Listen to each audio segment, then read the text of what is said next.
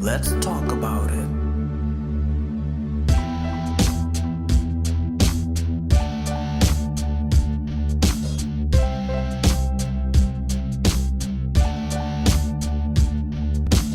Real truth and power. Health. Wealth. Knowledge of self. Uplifting the community. Let's talk about it.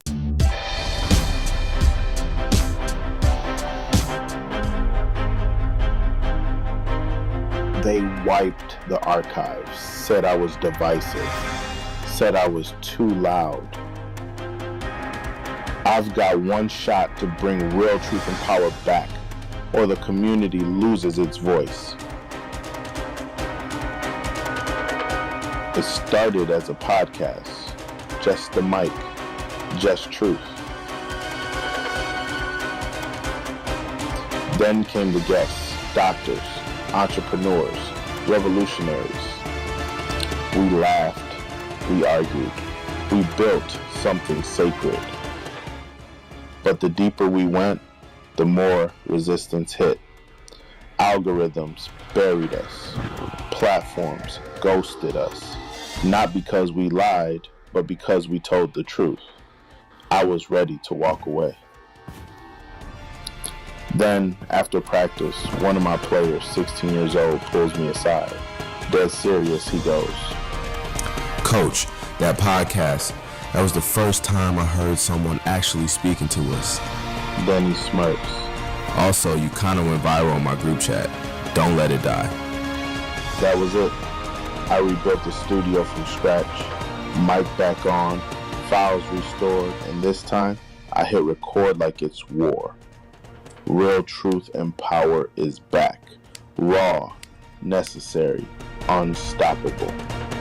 New shows drop soon. Subscribe now. Share this. And revisit the episodes they didn't want you to hear. Locked. It's real. Peace and blessings, family. Peace and blessings. Welcome to Real Truth and Power, where we provide health, wealth, and knowledge of self to the Black community. We got a powerful show, a very powerful show. As you know, I often post and start what we would call poking the bear about my shows on Monday for Friday. And we went viral again, some crazy things. So, I always say this is not my show. This is our show. I want to hear from everybody. But you know how we do. Let's start the show off right.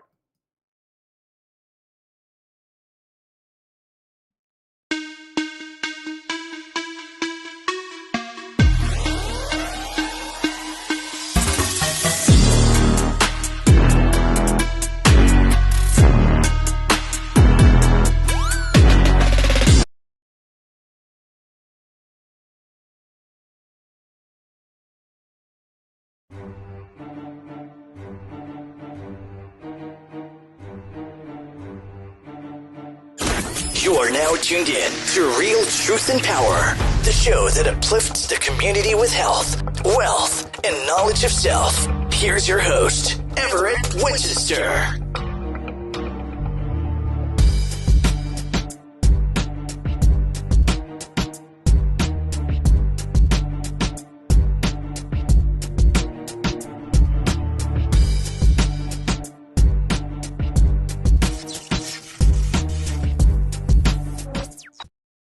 Peace and blessings, family. Peace and blessings. My name is Everett. Again, welcome to the Real Truth and Power Live.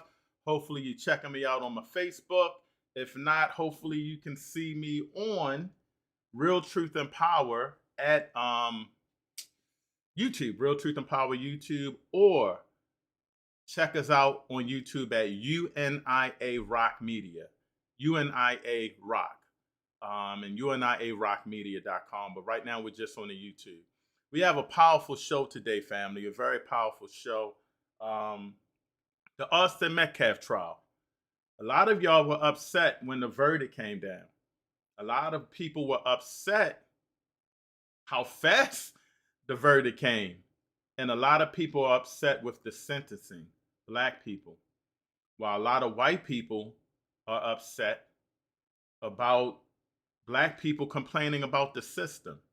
I was very careful about my post. The trial wasn't televised. I was following it through people and things of that nature. And one of the things that we were upset about was there was not an all-black jury. And we have a right to be, it's Texas. As one of our human beings that was white said on one of my Facebook posts, boy, this is Texas. You lucky we ain't lynch them. So I want to play a couple of things that went down on the trial. And I want you guys to be very careful because this type of stuff is hurtful. What you're going to hear, this type of stuff is not meant to be heard by kids, I don't think, but it needs to be heard. It's damaging. It's definitely harmful, but we have to hear about these things. We have to talk about these things because these things are what's going on in the world today. We cannot be blind by it. We cannot act like these things don't exist. One of the things I want to play right now is what I got today. This is Austin Metaf's dad. This is Austin Metaf's dad. Hold on one second. Brother Tim, I see you. I'm going to put that link out for everybody to join. This is going to be a powerful discussion. I want to hear from you guys. But this is Austin Metaf's dad. Watermelon. Let me make something racist up so y'all can go viral. I got a new name for Mello, okay? Because he was such this little boy y'all were trying to portray. How about watermelon felon? Let's stop right there. You see, when we start talking about racism and having a fair trial,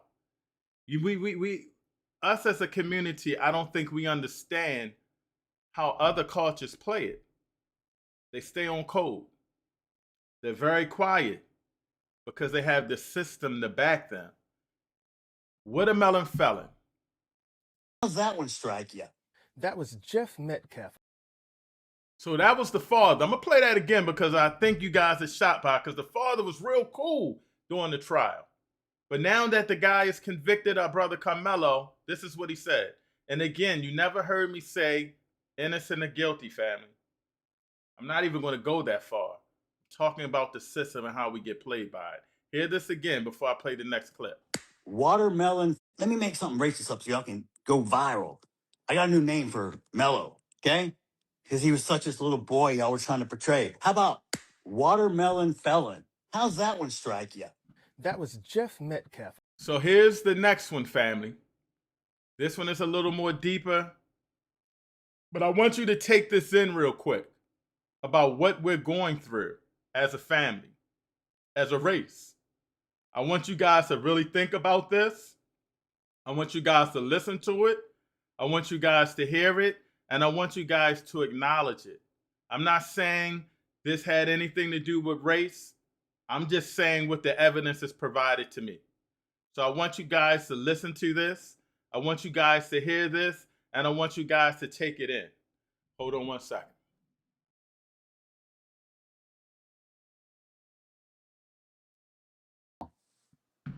You're going to support, even though they did wrong, you're going to support someone who does something against the law. You're encouraging and saying it's okay because he's a certain color. Oh, you've got more melanin than me. Ooh, so you get more in privileges, more entitlement? Because 400 years ago, someone actually sold you to us and we took you over here and put you to work. And then we had a civil war to free your ass. And now you want to talk shit? Oh, I've been so oppressed. You couldn't even vote 1960. Look how far you've come. Look at all the free shit we give you. You're not oppressed. You're fucking entitled. You know what DEI stands for? Yeah. It means I don't have to be fucking qualified. I just have to be a certain color or race or gender. Whose broad ass idea was that? I don't know about you, but when I grew up, There was no participation trophy. There wasn't a safe space created for me because my feelings were hurt.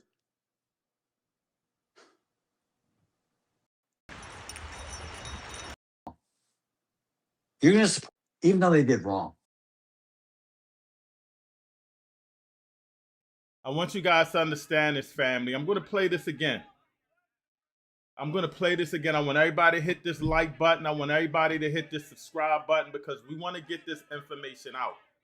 And while you're watching this, I want you to think, what did the kid of Mr. Metcalf think of black people when he told that boy to get out the tent? What did he think of black people when he told that boy to get out that tent? I'm going to play it again. Hold on one second. I'm going to play it again. And this is what we're dealing with when we talk about a system, family. I'm going to play it again. You're going to support someone who does something against the law. You're encouraging and saying it's okay because he's a certain color. Oh, you've got more melanin than me. Ooh, so you get more in privileges? Let's stop there.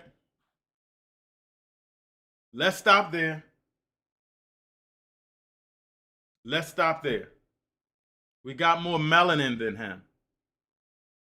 I thought the trial wasn't supposed to be about race. I thought we were making the trial about race. But what's melanin got to do with anything? So this is what this man's been thinking the whole time. I'm not saying innocent or guilty, family. I'm just playing where we're at and what's going on.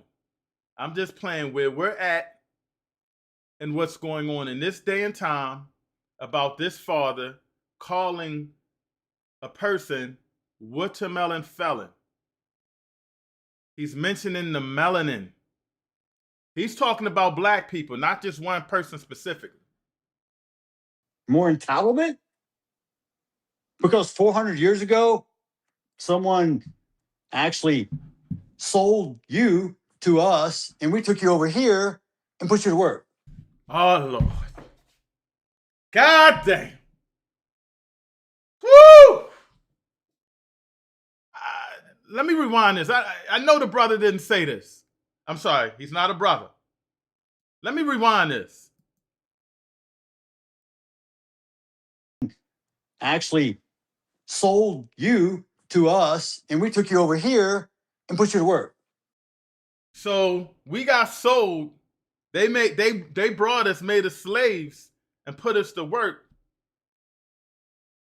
Slavery existed all over back then, families. This is an education piece straight off the bat. Slavery existed, not just in Africa. White people were slaves too. So let's stop.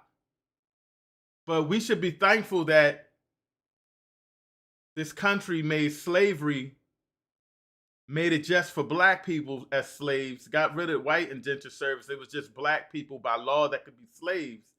And we should be happy that we were slaves in the worst slave condition, especially in this country, the worst slave master possible. We should be happy. And then we had a civil war to free your ass. And now you want to talk shit? Oh, I've been so oppressed. You couldn't even vote 1960. Look how far you've come. Family. This is Austin Metcalf. I didn't say who was innocent. I didn't say who was guilty. I'm just speaking, and I want you to listen to what he's saying. I want you to listen to what he's saying real quick. And imagine raising a child. And that child sees a black N-word coming up in his tent. And he says, "Get up out of here." And the young fella says, "Man, kind of bigger than me. Back up off me. Don't put your hands on me." I thought Texas had stand your ground. Maybe I need to research that. But listen to the pain that he's saying. I'm going to rewind this again, family. Vote 1960. Look how far you've come. Look how far we've come since voting. This is going to be a deep show tonight, family. This is going to be a deep show. I see my racists in the building. Shout out to White Power. I see the racists in the building. Yes, I will read your chats too. Look how far we've come since being able to vote. I'm going to break this down. I see you, Brother Tim. I got one more video. It's going to be quick, and then I'm going to bring you in. I want you guys to understand the significance of what he's saying. I want you guys to understand the significance of what he's saying. And I want you guys to understand where we are at now in this day of time. Mentally still lost, mentally still shocked, mentally still afraid to say, put our communities first. But let me continue. Look at all the free shit we give you. Look at all the free stuff you give us. I guess he's talking about welfare. They get that too. I thought the majority of them are on welfare statistically by percentage, but I'll digress. You're not oppressed. You're fucking entitled. We're not oppressed. We're entitled. We're entitled. We're not oppressed. Family, this is going to be an education piece as well. I want you to look at all the major cities. I want you to look at all the public school systems. And I want you to compare them to other school systems. We have the worst educational system. And I blame us for settling for it. But we should be happy. You know what DEI stands for? Yeah. Means I don't have to be fucking qualified. I just have to be a certain color or a race. Let me stop right there. This affects me. I don't even know if my mom's watching. She probably doesn't watch because I go off too much.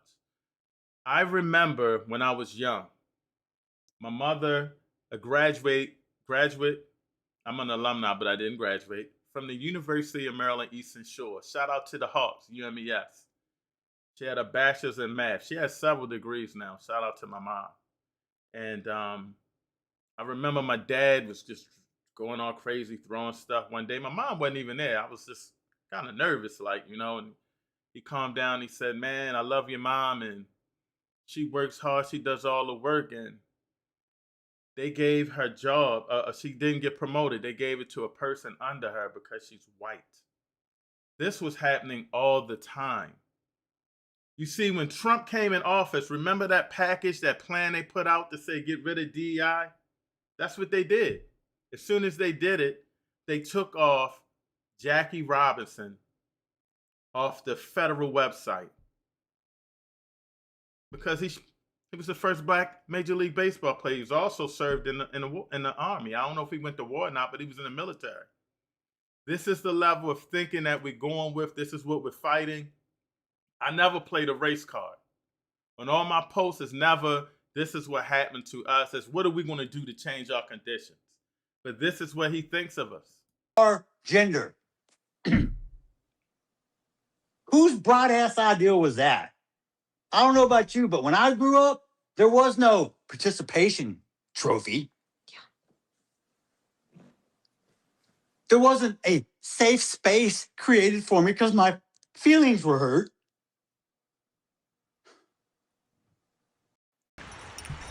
So family, that's what we're dealing with. But let me go a little deeper. I'm going to do this, family. And all of this, if you guys saw my Facebook post, this was on here today. Throughout the week. So I'm going to go on this a little bit. And let me see if I can get this one. Hopefully this is it. This is outside the courtroom. This is off my Facebook page. Fuck you! Check it out, man. Low impulse control. This is the reason why just to call out the bad members. You need to call out your murderous members of your community. You don't stand on shit. Whatever you talk about, the motherfucking lie. And you motherfucking know it. So the black brother is a little emotional. They're out there, man. We hope this brother gets a fair trial. This brother comes out and starts talking about black parents in our community. Some of this stuff could be hurtful. We got to do better. We got to do better. But let me be honest. The majority of people I see are powerful black parents. Like, this is the stereotype that goes around on the news. That's why we need shows like this, our own propaganda. But the black man is getting upset by this white guy saying all these racist things, and he says you're chimping out. This is outside the courtroom in Texas. This is outside the courtroom in Texas. Fucking lie! And you know it! Chimping out. Chimping out, man. Low impulse control. This is the reason why Austin Metaf is dead. Because this is a response. He said this is the reason why Austin Metcalf is dead, by the way we acted. But he's riling us up. White people can jump a black man. They teach their young people to have. This is a response that the mothers, the black mothers in this community does not teach its people to respect personal boundaries. It does not teach people to talk with respect. And that's why Austin Metcalf's dead, because of your failure as black parents. Damn!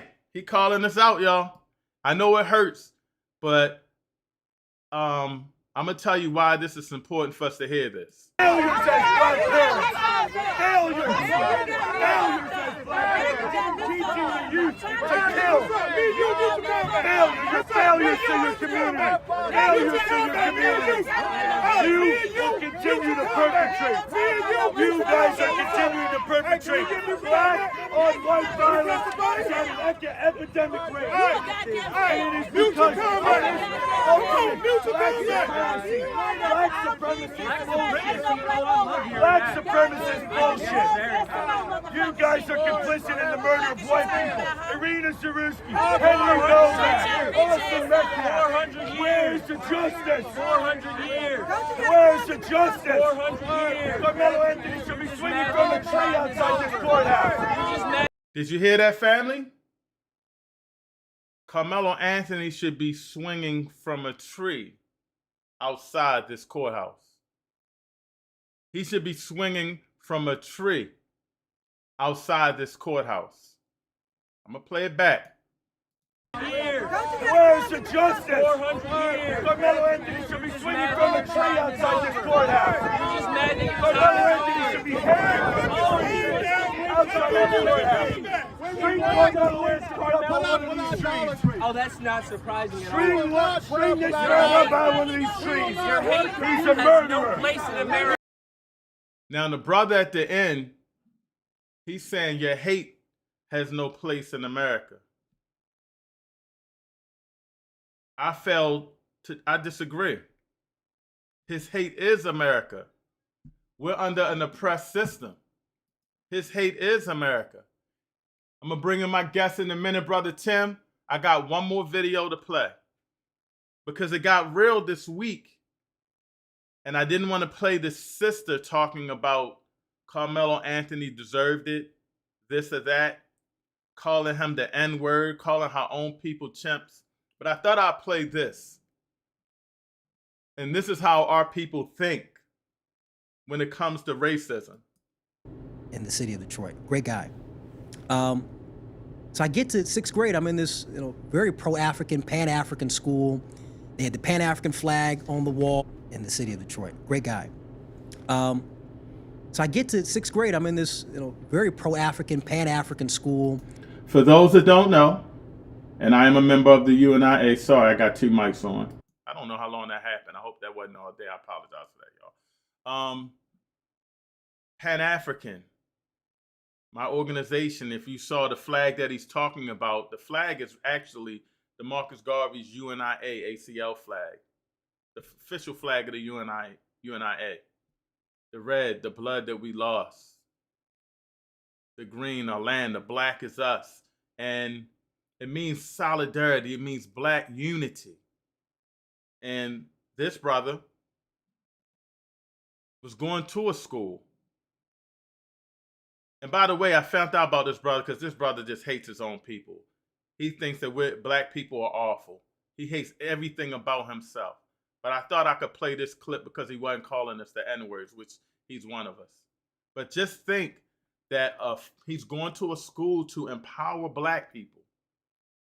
He's going to a school to empower black people to say, we need to be unified and get out of oppression and build. and put each other first.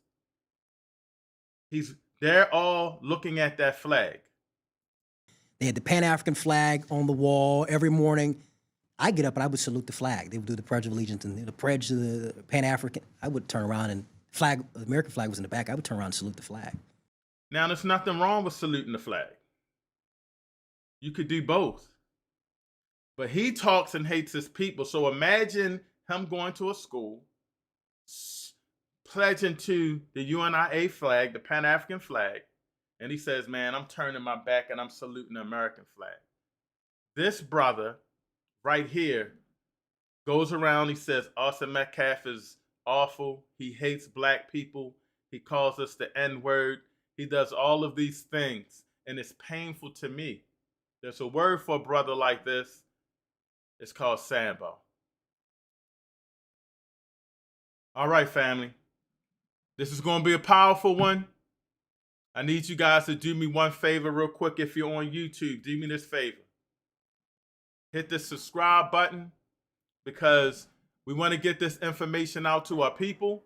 We want everybody to understand. We want to have some big boy conversations going on. This is going to be really, really powerful. And I'm going to send the link for you guys to call in. If you're on Facebook, if you're on YouTube, if you're on Twitter, I think I can see your comments. I'm going to put something in there and check. I need you guys to do me this favor, please.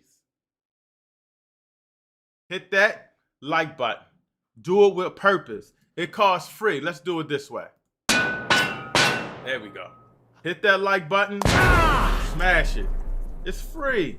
And we want to get all this information out to our people. The more you hit the like button, the more it gets in the algorithms and the more we can get it. Before I bring in my guests, I see a lot of comments, so I'm going to try to go over them real quick, and then I got you. Brother Tim, you are up. Brother Tim Stewart. Do for self, teach, salute, General. I appreciate you. I think that's General Tashak, I'm not sure. That's a spam. Peace and blessings to Dr. Daw. I was on his show last night. It was powerful. Good evening, everyone. Sister Selena saying good evening and free Karmelo. Brother Keith Scott says hello. He's in the chat. Sugar Lover Cafe Facts. I appreciate you. Sister Sarkat Tanya, peace to the family. Baba Ori, I'm going to put that link in. I'd love to hear from you, good brother. Immature, Metcalf dad, dude having idiots meltdown of net total fool. Yes, he's an a-hole. Peace to the family again, Sister Sarkat. Are y'all tired yet? I'm praying we are smarter than hitting the streets for the purpose of looting and seeking. So this is one of our racist people, I guess. Metcalf's father needs to read a white history book. Yes, he does. Uneducated. But imagine when they're talking about how we teach our kids, this is what they teach their kids. A way to sell a means. What good would looting do for our people? And for those that want to use or victimize as a way to profit in any way is the devil. Be it funding or taking money. I have no idea what you're talking about. We're not looting. We're coming together to build and get our stuff together. So I don't know what you're talking about. There's a video, they don't use that in court. Shows he got jumped by 4 guys. Yes. Yes, there was a reason he carried the knife. Idiot, we're already here to do. We're going in today. Sister Selena, the Breakfast Club has a video out interviewing Karmelo's parents. This is why ADOS is needed, but it doesn't represent all of us. I'm Indian and I have African roots.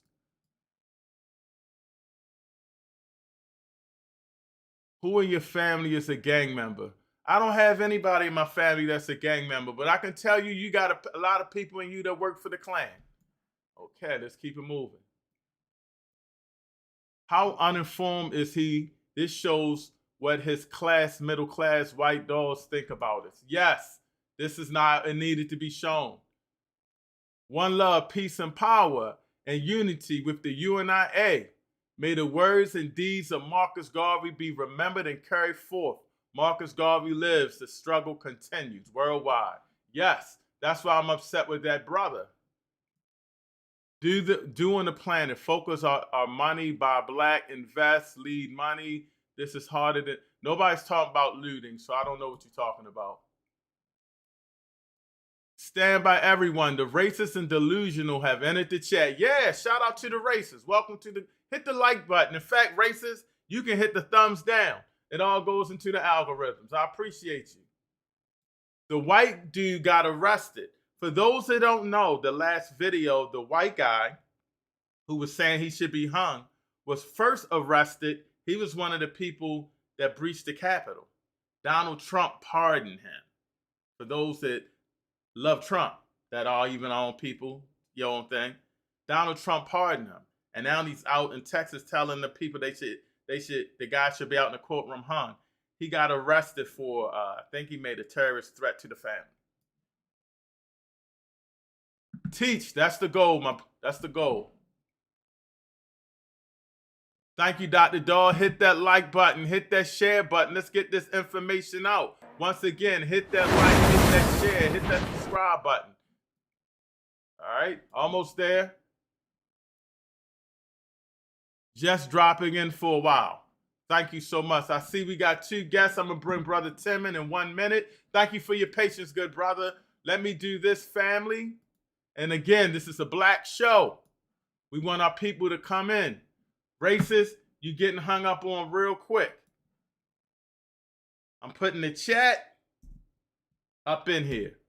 So hopefully everybody gets it.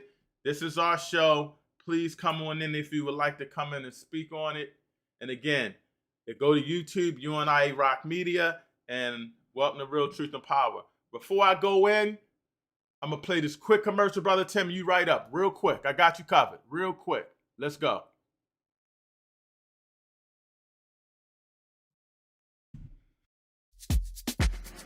I used to think vacations meant white sand and pool drinks, until I realized I was skipping my story. I've got 10 days to reconnect with my roots, or spend another year feeling like a tourist in my own identity. So I booked with Black Star Travel. They don't do tours, they build homecomings. Real connection, real culture, no filters. I thought I'd be the outsider, but the moment I stepped off that plane, I felt seen. They weren't just places, they were pieces of me I never knew I lost. Travel with purpose, travel with pride, travel with Black Star.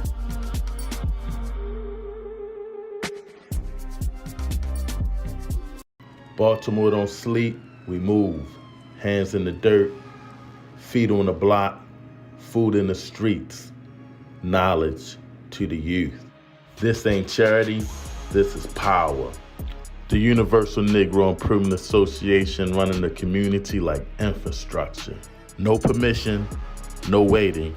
Black self-reliance in real time. Legacy heavy, boots planted, all in the name of Marcus Garvey. UNIA Baltimore Division 106, Barker Clark. We working.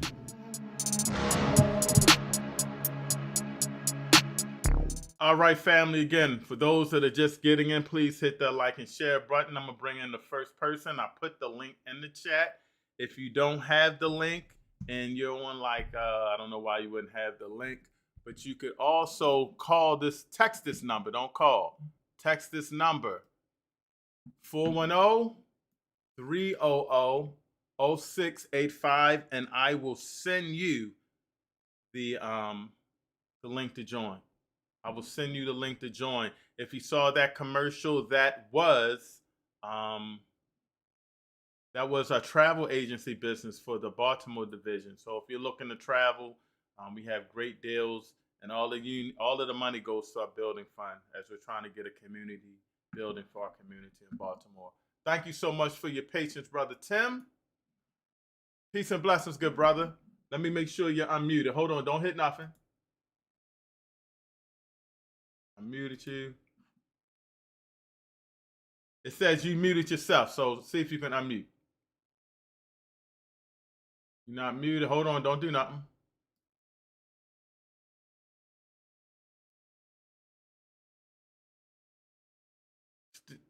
Keep saying you're muted. Try it again. Just be patient. Just hit it one time. It says you muted yourself.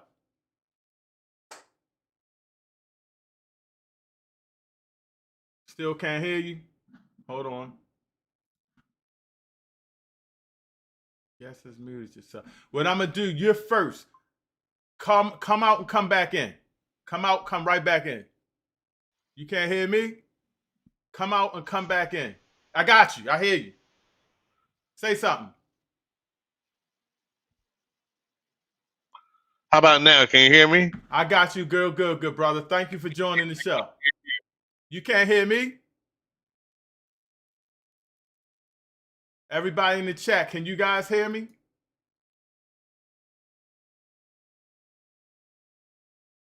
Let me know if you can hear me or not in the chat. You can hear me, Brother Tim? But I can't hear you now. Try coming out and coming back in. Hold up, one more thing. Let me see something.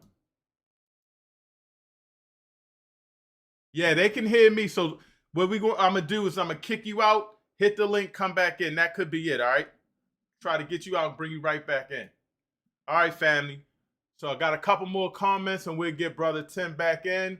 Brother Bill Gooden said, just dropping in for a while. Peace and blessings, Brother Bill. All right, that's Brother Tim again.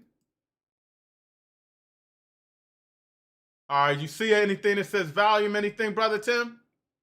All right, don't press nothing.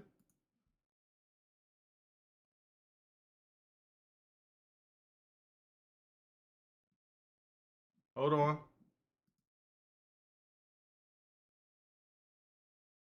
Yeah, it might be something on your end. Look and see if there's a volume button.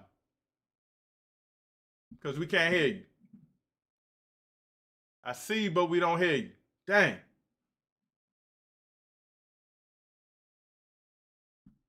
Hold on.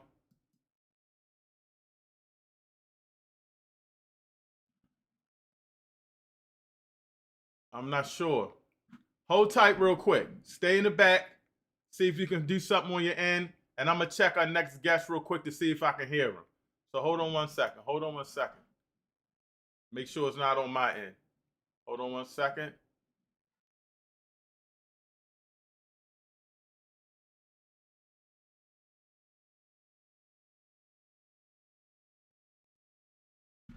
Hold on 1 second.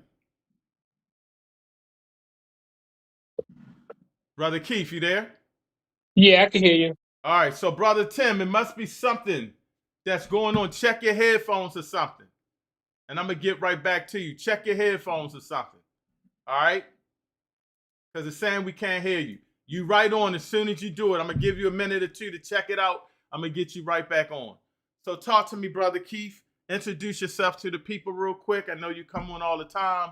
And talk to the people real quick. How you doing? My name is Keith Scott. I'm the president of We the People Are Coming, and I am working hard to support Black people. I'm just going to say that. My man. So a lot going on in this trial. It's very deep. You know, when I first posted things about the trial, it wasn't about the brother being innocent or guilty. It was about people reacting to the verdict. Reacting, man, it wasn't fair. They had an all-white trial. All-white jury. It wasn't fair. How fast did they convict him? He did say, don't touch me. You better not touch me. If he couldn't get self-defense, there's also something going around where a white kid in Texas stabbed a Hispanic kid, and he only got 10 years. He'll be home in like 3 or 4 more years. They gave this brother, who didn't flee the scene, 35 years.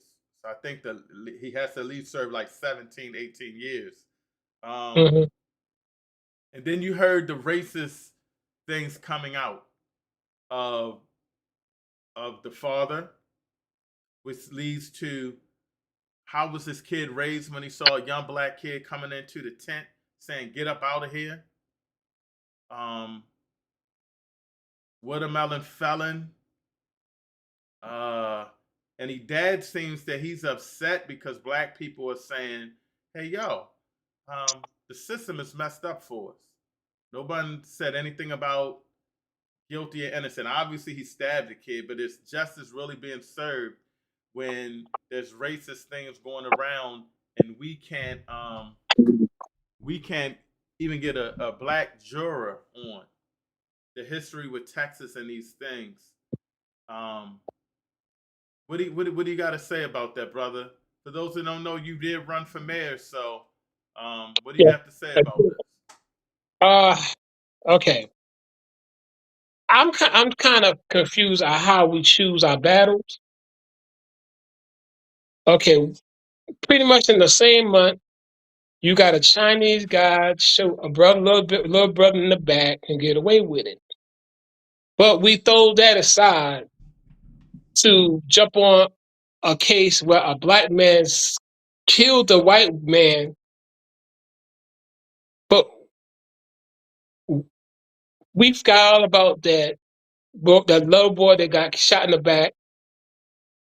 But this is the person that actually killed somebody. A black person actually killed somebody. One got murdered, but we picked the one who actually killed somebody through back. I'm kind of confused. The little boy who got shot in the back, everybody forgot about that kid and his family.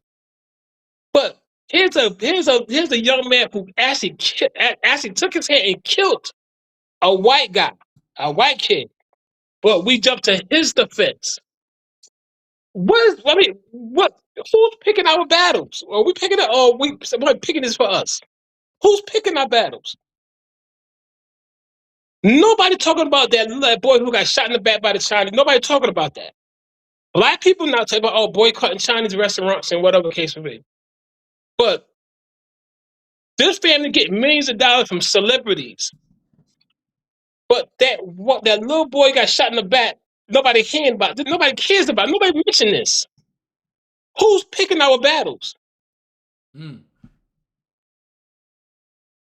Okay, you got movie stars backing this kid that actually killed somebody. Who's picking our who's doing this? We're talking about this right now because it's the most popular. But a little boy got shot in the back, and nobody talking about his family. Who's helping his family out? But here's this kid that actually killed somebody, and he's on his defense right there. Who's picking our battles? Let me ask you this though, brother, because you mentioned a couple of points. You're saying we're upset. We're picking a battle. I think both are true. I think we can't pick one battle. We did. We just did. I think you're wrong, good brother. Even Baba Ori said on the whatchamacallit, we did not throw Cyrus aside. It's on the screen. But I think you have to realize, as much outrage as went last week while one of ours got killed, the other issue is another one maybe in self-defense got 35 years. So while you're saying we're picking one side, I would say we don't pick any side. We need to pick both. We need to pick both. We don't have time to focus on one. We got to pick both. We got to pick both sides. Should the kid have gotten shot? No. Should this kid have went and stabbed the person? Maybe, maybe not. Maybe. Hold on. But in Texas, what is that law? Stand your ground. So you do know, if I'm in Texas and somebody looks like they're about to fight me, and I tell, not Maryland, Texas. Mm-hmm. And I say, you better not touch me, and a guy grabs me, I can defend myself. So while you're, hold on. So while you're focusing on one, somebody got to focus on the other, and we all got to focus on everything. So I understand what you're saying. It's upsetting that a child got shot in the back. I'm with you. It's also upsetting that a kid had to do self-defense possibly, and he's doing 35 years. In self-defense. No one said he didn't say, you better not touch me, and grab the knife. So while you're frustrated, and I understand, good brother, you're frustrated because we lost somebody. Maybe he was in the store acting wild or not, but he shouldn't have been shot in the back. Other people are just upset because you turned the law where he obviously said, don't touch me. It's raining. I'm not leaving this tent. Don't put your hands on me. Because the guy said, if you don't get up out this tent, it's on. In a threatening manner. So hold on. According to stand your ground law, if I had a gun and the guy grabbed me, I could put a couple up in him and walk away free. No, it doesn't mean that. Hold on. It doesn't mean that. Hold on. So if somebody grabs you in Texas,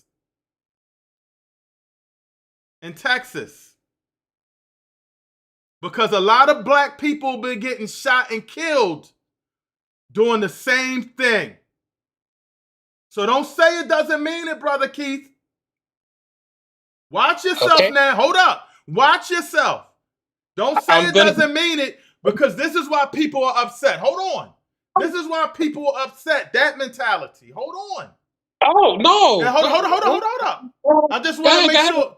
Hold on. I just want to make sure we understand each other.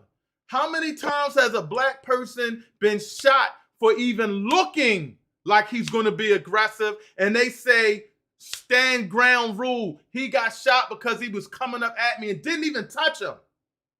How many? Can you count? I can't even count as much. Okay. This guy said, don't put your hands on me. And the guy grabs him, a much bigger person, and he stabs him not more than once. I didn't say he wasn't guilty. I didn't say he shouldn't have walked away, but no self-defense. And we got people in Texas that are black getting shot and killed for not even touching them. Mm-hmm. So you saying we shouldn't fight this battle at all? No, I didn't say that. Okay, I said, hold on. I just want to make sure you don't get yourself in trouble. I want you to make sure you don't get yourself in trouble. Because on the other side, a person got off for shooting a black person in the back. So I would say, good brother, they're both the same. One person said, one person said, don't touch me. You much bigger than me, man. I'm not leaving this tent. Don't touch me. You know I got a knife. You calling me bluff, and then I get you. The next person is running away, gets shot in the back, and he gets let off free. One gets 35 years, and he could say self-defense. The other one gets off free. You tell me what's the difference, why we shouldn't be fighting both of them.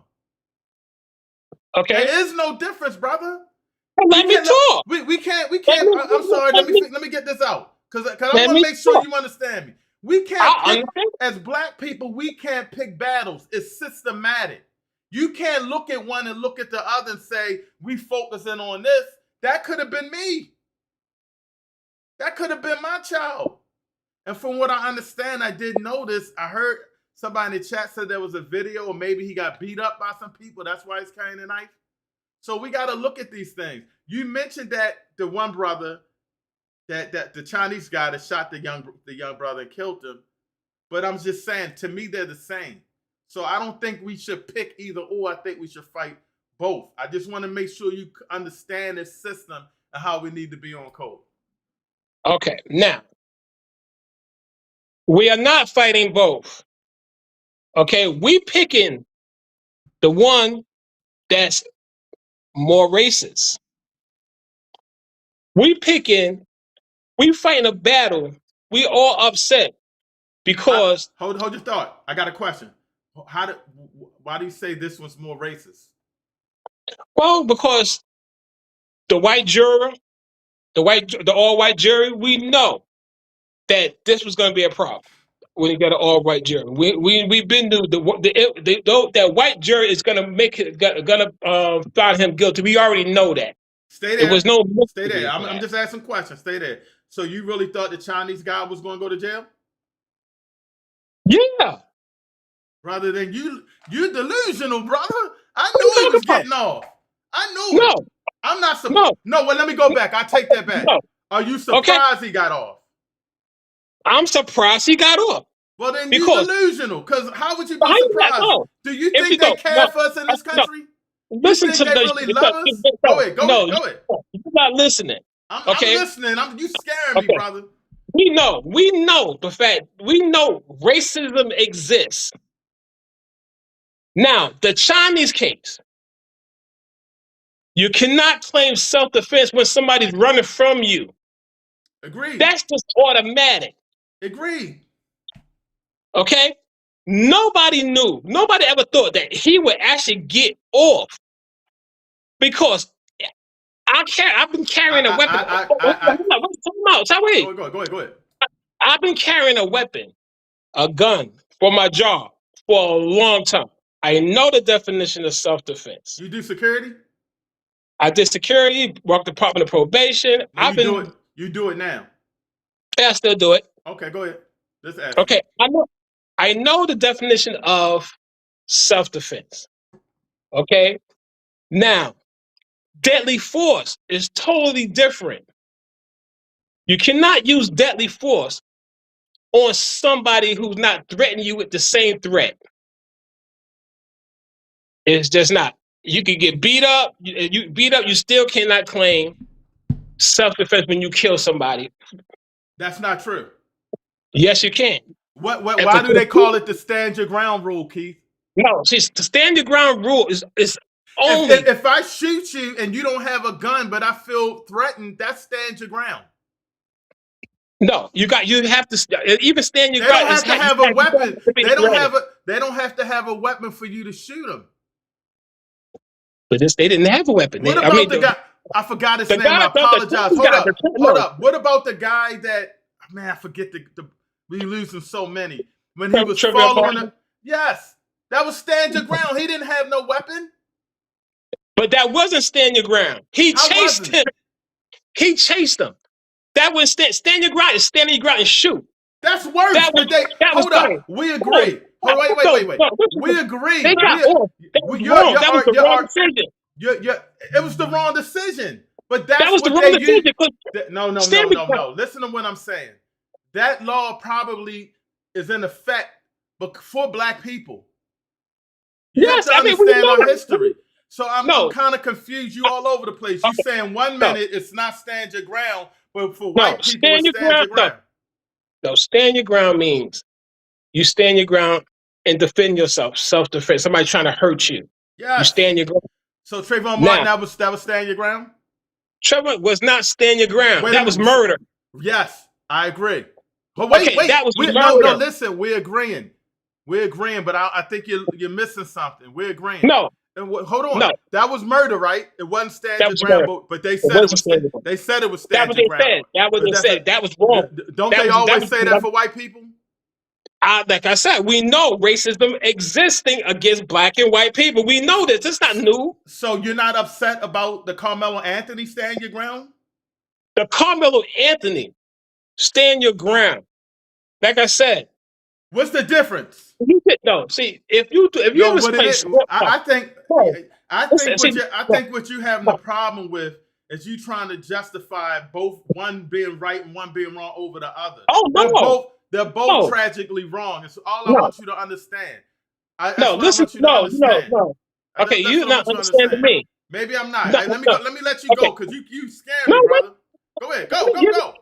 Let me make my point. Go ahead. Okay. We know the Karmelo Anthony trial. He was going to be evicted for murder. People upset about how long he getting. Because white people get less sentences for the same crime. We understand that. That's just racism that we already knew about. He did it, but They're saying that why he getting 35 years while a white person did the same crime getting 10 years, How right? about a white person getting no time? Well, we're gonna just say the The 10 only years because the reason white person got 10 years. the white person I'm talking about wasn't stand your ground. That white person just zapped out and started So, stabbing a person. So that's not even like I, stand your ground. He's going to jail. I'm talking but about a white no, man that we comes out, know. sees me walking across the street, bumps into me. I say, yo, No, you bumped into me. He says, you threatening me and shoots me. He's going to be okay because I threatened him. but we know. We've been knew the fact that white people get less time doing the same crime than black people. That's not new. Well, I don't understand why you saying one. We should be focusing on one when we should be focusing on both. Is all I'm saying. Because we know the whole thing is racist at all. I mean, the sentences, but he actually did the crime. Okay, the unfair sentence against a white person, black person is different. It's not like he didn't do it; he did it. This is why the other case where the Chinese shot the man in the kid in the back, not getting our attention at all. I think he He was. got a whole bunch of attention. I didn't. No, I didn't say. No, what? Like I said, You didn't hear all these people saying we need to boycott Asian stores. yeah, but we're not to this account. I think it's not the disaccount. Maybe we normalize it, and I also No, think. Hold up, we don't even talk about it no more. you might be right, but I think what happened is They're talking about the boycott. They're not talking about the murder. I see what you're saying, but I think both are just back to back. I mean, both are back to back, and you don't hear the Chinese guys saying anything.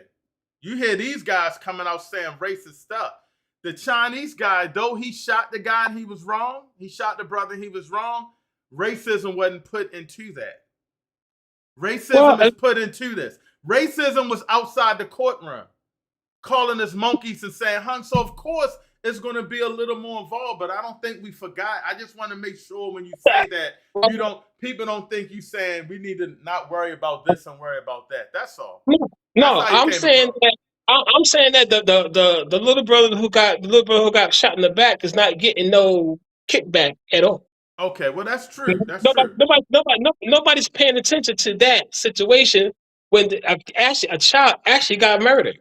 I disagree, but I think both were going on at the same time. There was outrage, and I think that as soon as that verdict came, this one was up and popping.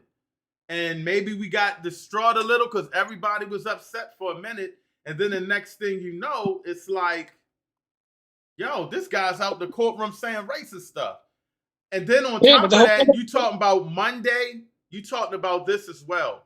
You talking about the trial ended, it was a very fast trial. The trial ended Monday. By Monday night, they had a verdict. I think Monday night they had the verdict. Tuesday, he was convicted. Wasn't a lot of thinking in this, brother. There wasn't a lot of thinking. And then And then after the fact, you see what the father's saying. So of course the energy and emotion is going to be riled up. The father's talking about 400 years, brother.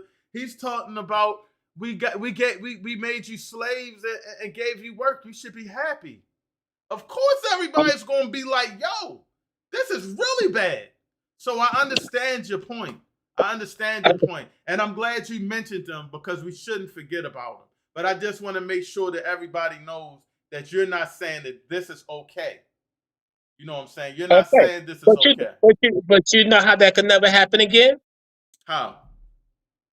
We got to get off that system. I agree, but how? I already gave you the reason why. I already gave you the how. I already gave you how. Okay? Removing the Republican and Democratic Party out of Black lives. We have chocolate cities that we don't even have control of.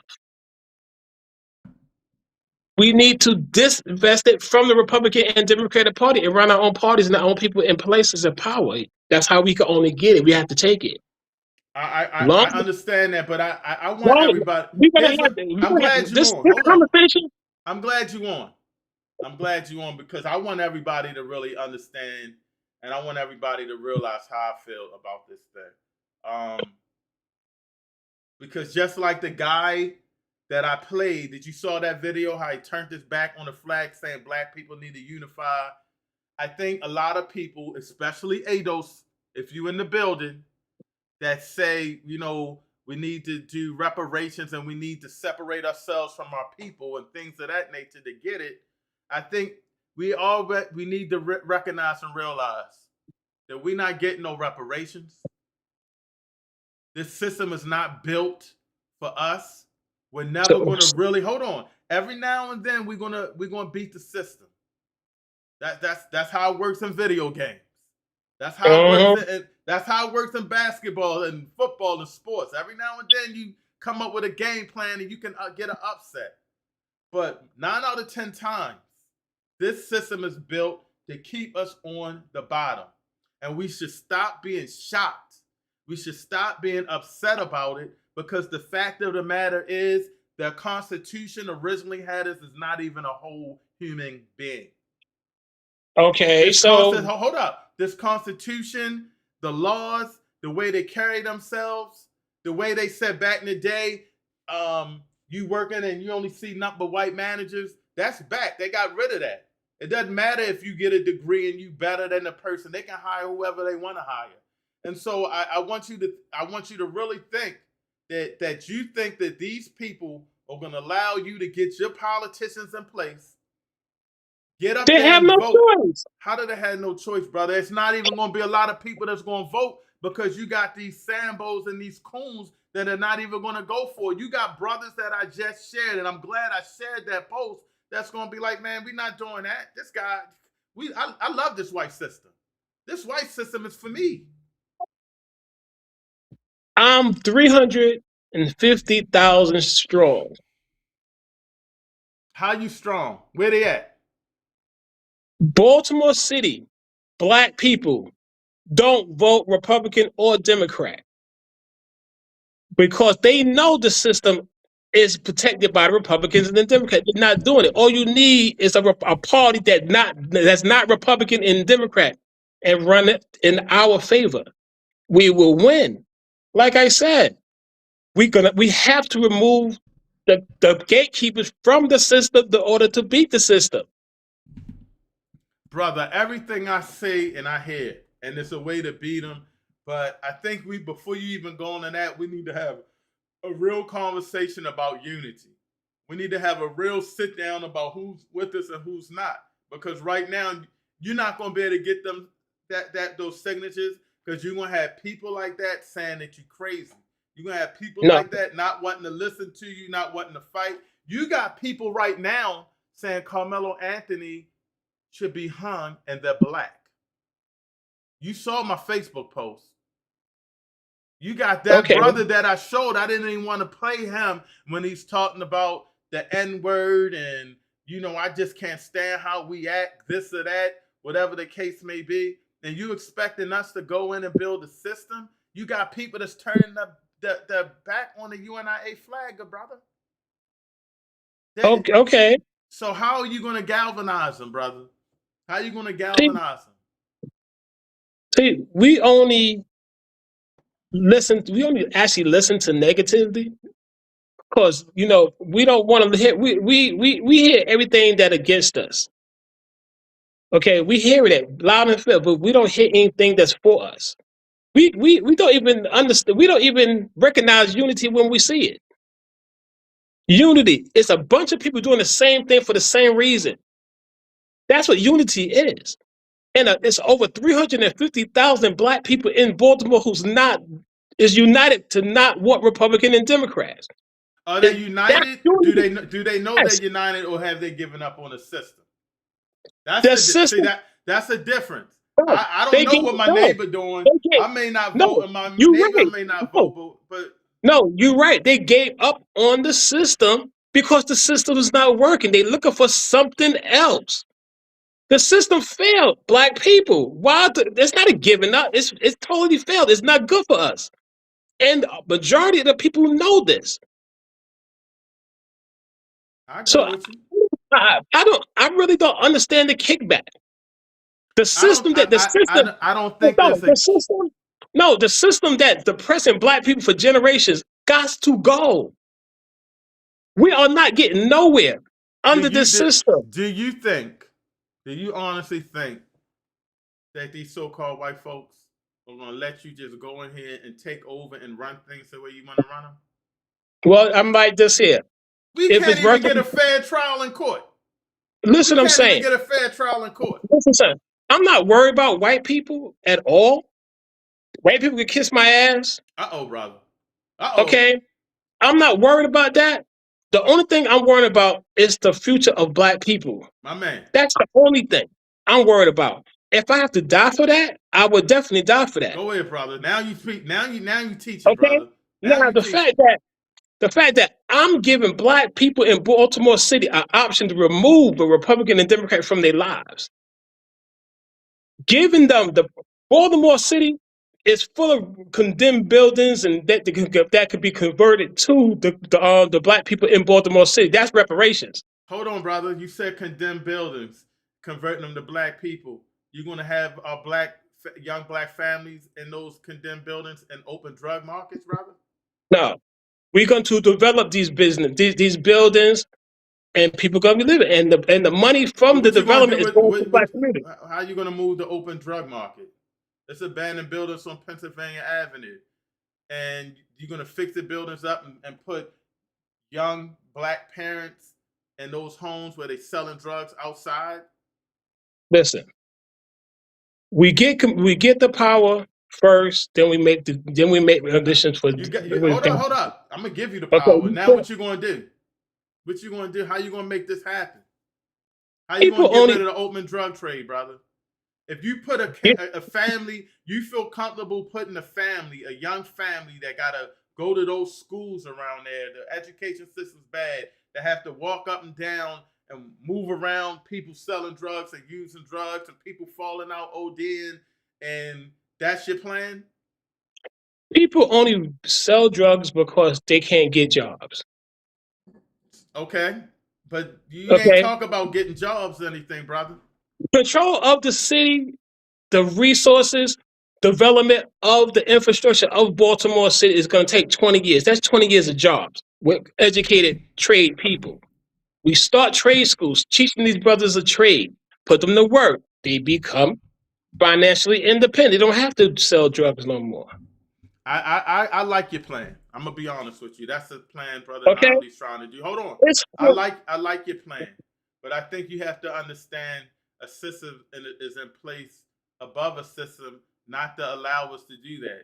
You still got to deal with the judges. You still got to deal with the governors and all of that. And so, then hold on, and then you got to get the people to unify, and that's where the leadership comes in. And I'm praying that people like Brother Namdi can get this done, but you got guys saying he turns his back on us, brother. I mean, he's the only reason he turned his back on us because he don't see us fighting for nothing. That ain't the reason, brother. It is. That ain't the reason. I heard him say the reason. I heard him say the reason. He thinks. No, see, he thinks. Hold on. I didn't want to play that video because it was too disturbing. The reason he said was that he just hates how we move. He hates everything about being black. That's what he said. Because like I said, he never seen black. He loves white. He loves the oppressor, brother. Because like I said, I'm not against you. I'm not against you. And hold on, family. I'm going to get everybody's chats in. We got my good brother Keith Scott. Keith Scott came in passionate, so I gotta make sure he understands that we gotta fight both battles. He's explaining himself. You know, we got some people. One brother had to drop out, so I got Rum in the chat. I put the link in there. I'm gonna check. I don't think I got any texts that anybody wanted the link, but I would definitely put it up if you're not seeing. If you're on like Twitter or something, and I'll go in there and see if they can text anything. But I just think that that you have a great plan, but I also think that you're very you're not aware of how beautiful this beast is. Like, for example, this one. Can't gamble feeding that baby on dope money. Ain't always sufficient. Outcast. Jobs. You got people that that are not going to be with you, brother. You got people that are not going to be with you, and that's I mean, you got what I want to. I don't understand. So let me okay. ask you this. Let me get back on though. It's just I understand you came in, but talk about the trial in general. What were your thoughts when you first? What were your thoughts when you heard the guy outside the courtroom? You saw that video. What were your thoughts about that? Not at all. That's just hate speech. Everything. Everybody's emotion. That's emotion. Okay, we So already know racism. We already know racism I agree. exists. I agree. Okay, I mean, I agree. you after that verdict, you're gonna expect white people stand up for white people and black people stand up for No, black people. It's just all hold on. that. No. I just went. How did you feel about what he said? What did I feel? Did it hurt my feelings? No, Okay, didn't hurt. no, because in So fact, you know it's black people but now. how do you feel about him being one of the ones that went into the Capitol and got pardoned by the president, and then is out here making threats to the family, and that's why he got arrested?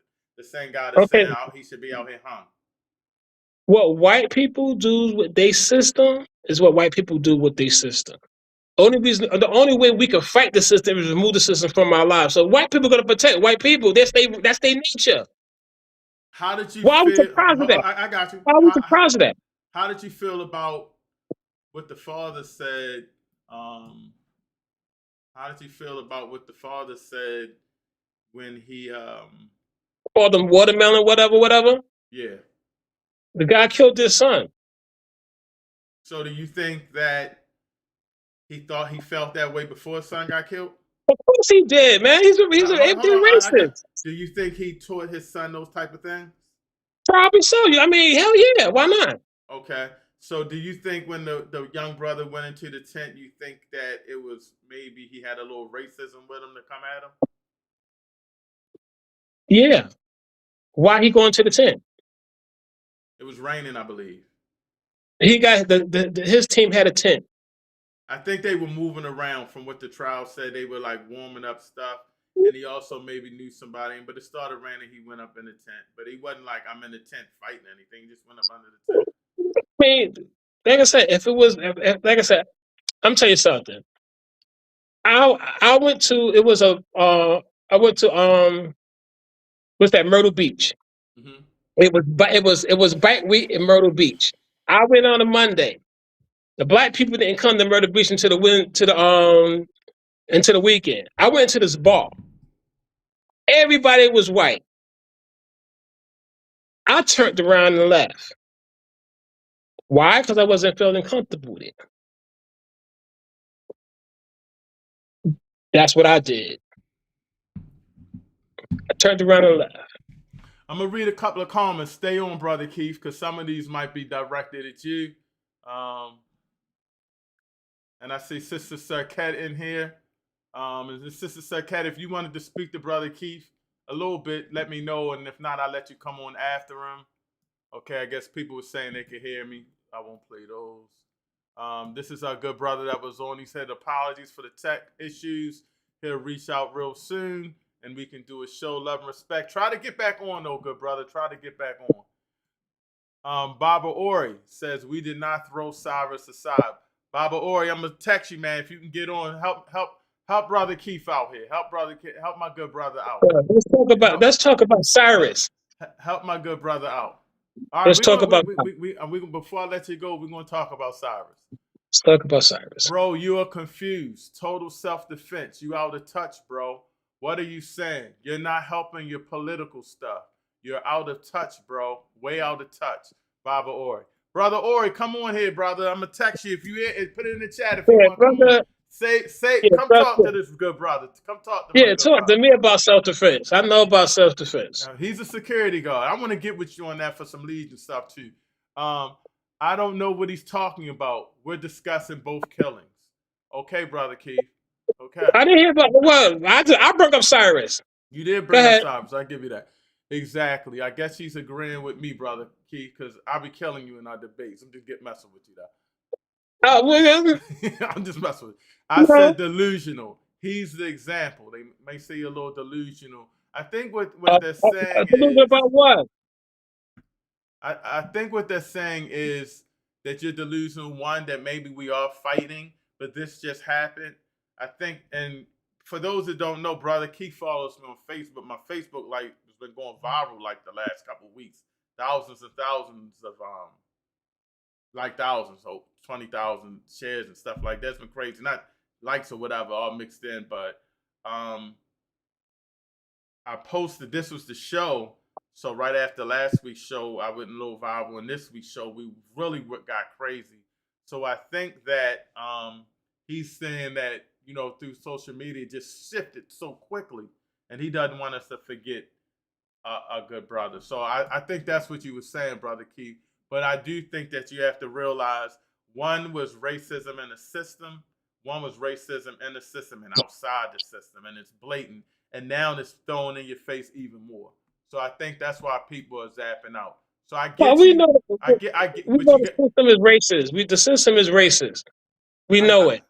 Why do hold up? Why do I have to see a weapon before someone kills me to react?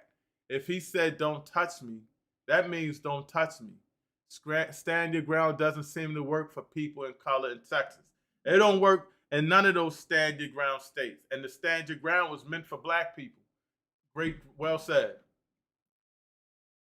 And the dad is a racist. Yes, the dad played it. See, real quick, the dad played it cool. He said, I don't want to hear none of this.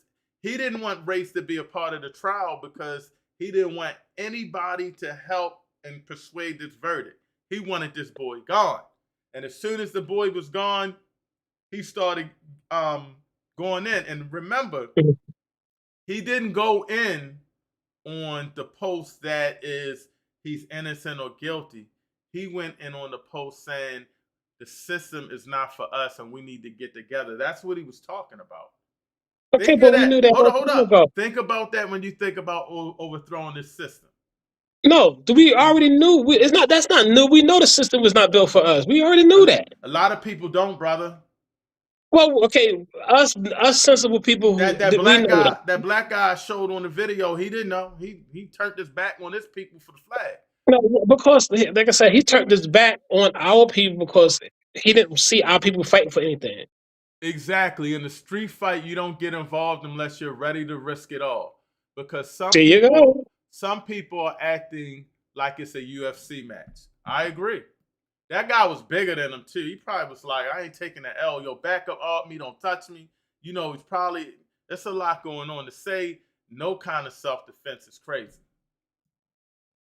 Well, I mean, unfortunately, Baltimore don't have one of those. They don't need stand your ground in here. They just shoot you and they getting off. I mean, let's just put it out there. The entire Karmelo incident is on tape.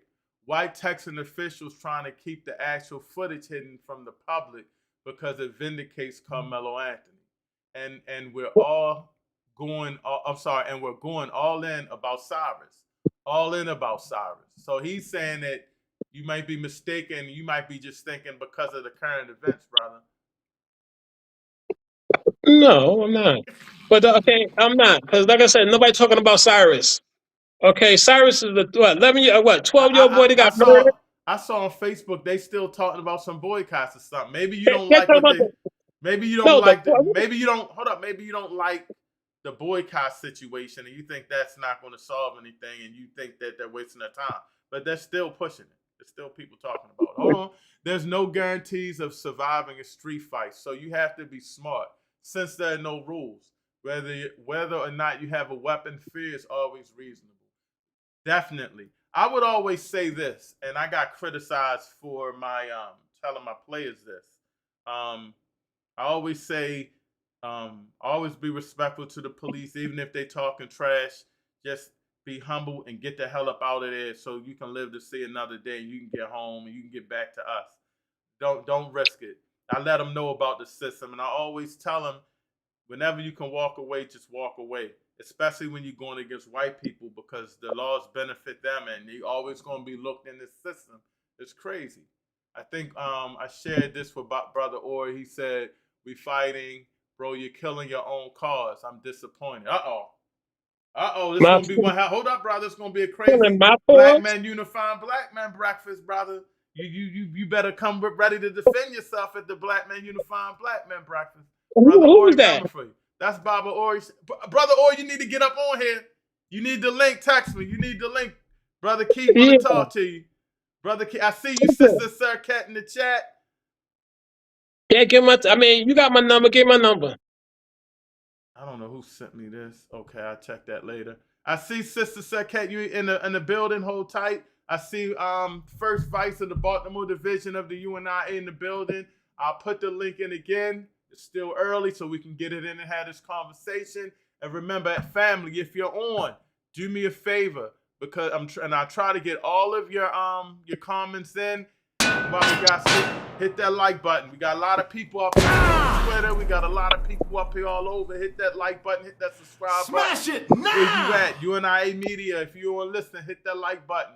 All right. Sister Selena says, not true. Hands to harm another weapon. Hands to harm. I'm not sure what you meant by that, Sister Selena. Put that back in there for me.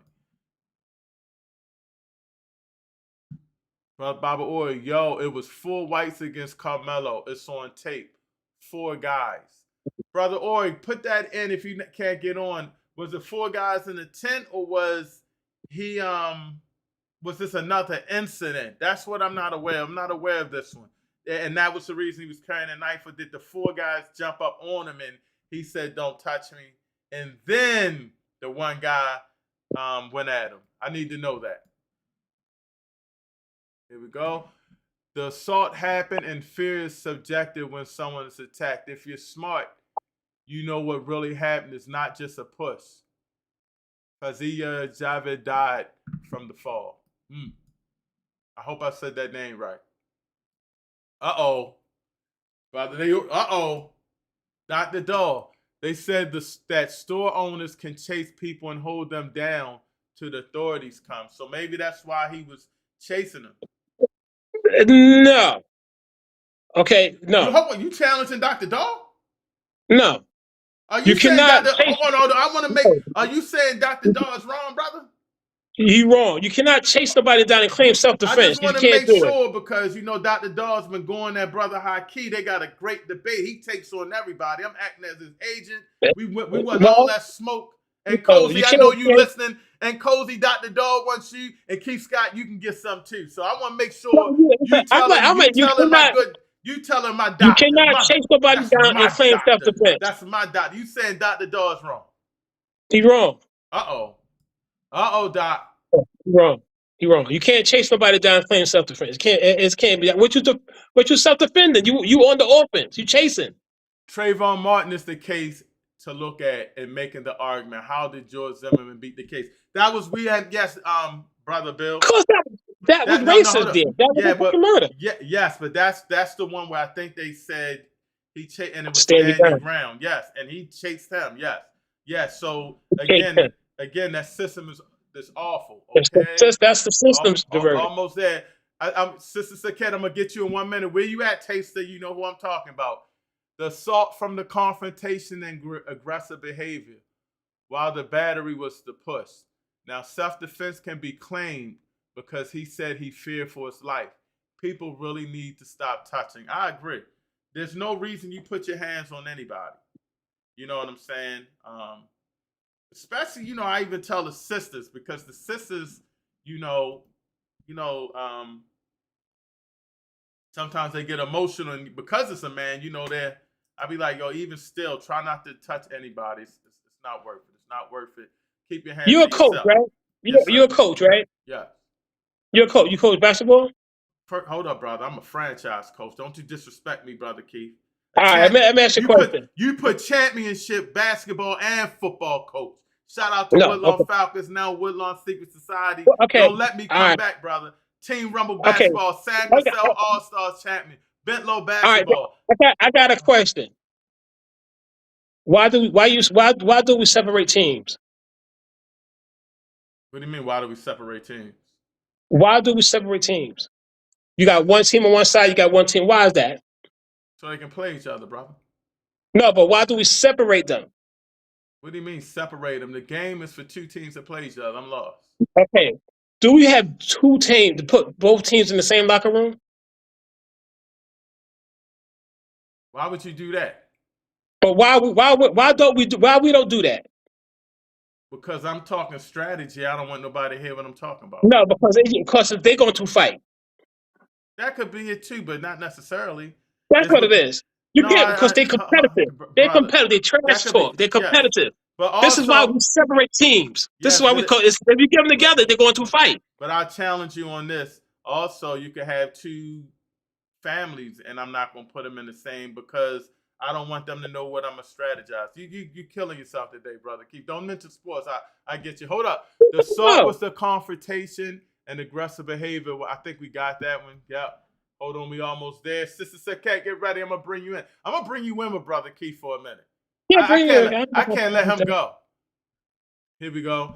We're not boycotting. That's the tension. I agree, Sister Selena. We need to really make a stand. And that's what they did back then. But sometimes we do it. We need to do better. We need to really get out. Get out. What'd you say, Brother Keith? Boycotts don't work. I think they do if you do it right. Yeah, but nobody did it right so far. Nobody do it right. Everett, your guest is splitting hairs. We are dedicated for justice for Cyrus too. So people not believing you, brother. Nobody mentioned Cyrus until I mentioned Cyrus. Come on, y'all. Come on. I believe nobody mentioned Cyrus because the show ain't about Cyrus. It's about what just happened. It definitely should be about Cyrus. I mean, that was, brother, we could talk about Cyrus. both. We could talk about both, brother, but I just think you came in like nobody thinking about them, and we were thinking about it. This came out today, brother. This came out today. Respect to you, President Winchester, holding things down. Respect. Hey, call in, man, and I need to get on y'all show, by the way. And I couldn't remember it, and I know I'm following it. So come on here if you want. Talk to the people, and I need to get on your show. It was something medicine, I think. So definitely put it in the chat and come on here. I really want to support y'all too, and I appreciate the respect. And last one, I hope. Oh, it's going down for a minute. I'm going to stop in like 2 more.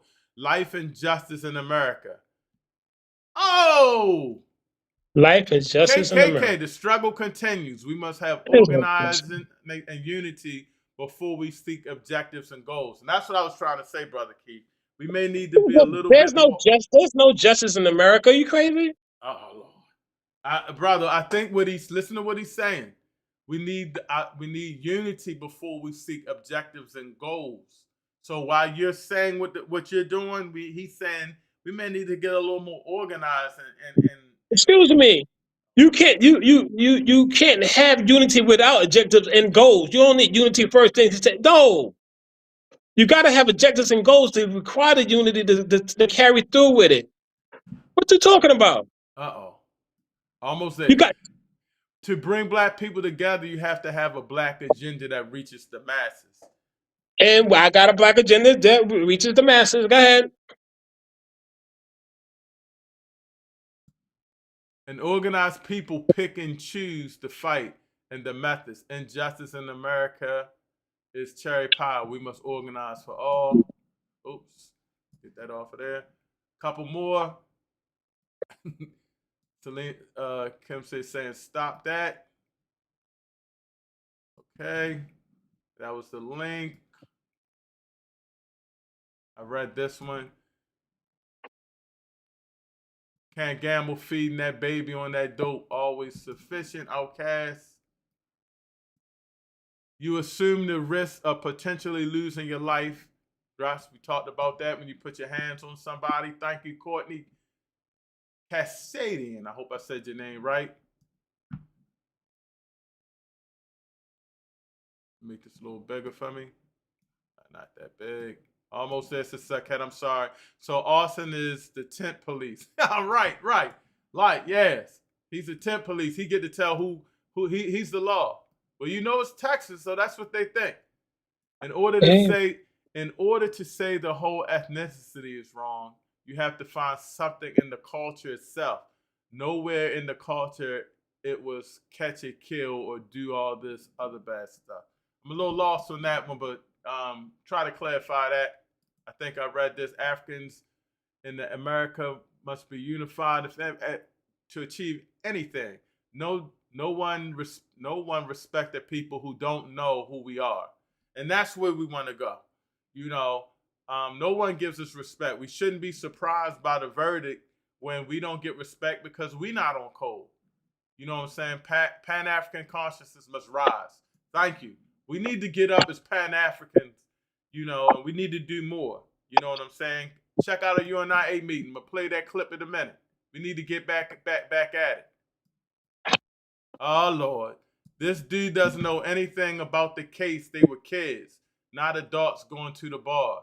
I would never follow your lead. Brother Keith. Who said that? Sister Selena. Who said that? Who said it wasn't kids? What are you talking about? She said you don't know anything about the case.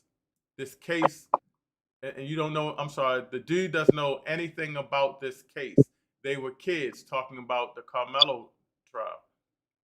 No adults going to the bar. I would never follow your lead. I don't understand what you mean by that. Sister Cat, 2 more, and then I'm gonna get back to y'all because I didn't know I had this many. The sad thing is, black people know Karmelo was wrong, but we need this situation to validate a pre-existing resentments. We need to wake up and stop being so emotional. The sad thing is, black people know Karmelo was wrong, but we need this situation to validate our pre-existing resentments. I don't know about that. I think wrong is wrong and justice is justice, and it keeps happening. And I think you're not black. I think you're white, but put that in the chat. Well, it's going to be another trial. You know that, right? I'm not sure what is wrong with us. I dream of what it would be like to see an all black city or country. I do as well. Me too. In order to have that happen, we have to deal with unity. We have to deal with getting together, and we have to deal with this oppressed system. That's also people separating us. So what if the dad is a racist? Karmelo is a murderer. We need to cut this nonsense. The valuable lesson is learned, and we keep allowing our emotions to get in the way. I would like somebody to put their hands on you, and then you punch them in the jaw, and they fall down and hit their head and die. You're going to jail, and you're getting 35 years. I'd like to see how you feel then. All right, I'm going from the back. 6 more. Organization unification. I'm a Garveyite. We must unify. All raised to the UNIA. Mm-hmm. Some people say we can't win, so why fight? Marcus Garvey said, unite Africans, unite. Then we can change things. Thank you for that. And is this Shaka Barack? Shaka Barack, let me know if this you. I want to give you the proper respect. We got a strong soldier. Race in America. Everything is America. It's about race. Feel good and unityday.com. Last one, Sister Sarkat. I'm sorry. I just like to get caught up. And I appreciate everybody for speaking in the chat. And that's why I like to go over the chat, because you're a part of the discussion. But I still would like for y'all to cam up. So I wouldn't have to do all of this. Keith on separating teams is based 100% on white lies. I am disappointed in Keith's discussion about Karmelo. Separating teams, etc. is totally irrelevant, baseless. Brother Keith, you got to work on your debating skills, brother. Debate? Huh? Well, because he disagreed with. I know. I played on team before. But this is an important one. Brother Keith, Sister Cat, you're on. Hold tight. I'm going to keep you on with my good brother. Boycotts don't work. MLK. There you go. Those boycotts work. They don't. They work back then, is what she's saying, brother. Yeah. Like what one? Like which one? I don't understand. Which one? What do you talk about? The Montgomery boycott? That shit didn't work. Up, you mighty race. We are sons and daughters of the Honorable Marcus Garvey. We must have organization and unity before we can change anything. The struggle is in our unity. And sorry, Sister Cat. 100 years from now, the black race will be where it is today. Success doesn't come from hypocrisy and constant complaining. We have a serious accountability issue. Oh, goodness. This is probably one of our good Sambo brothers. Innocent until proven guilty. You can't lock your customers in your store.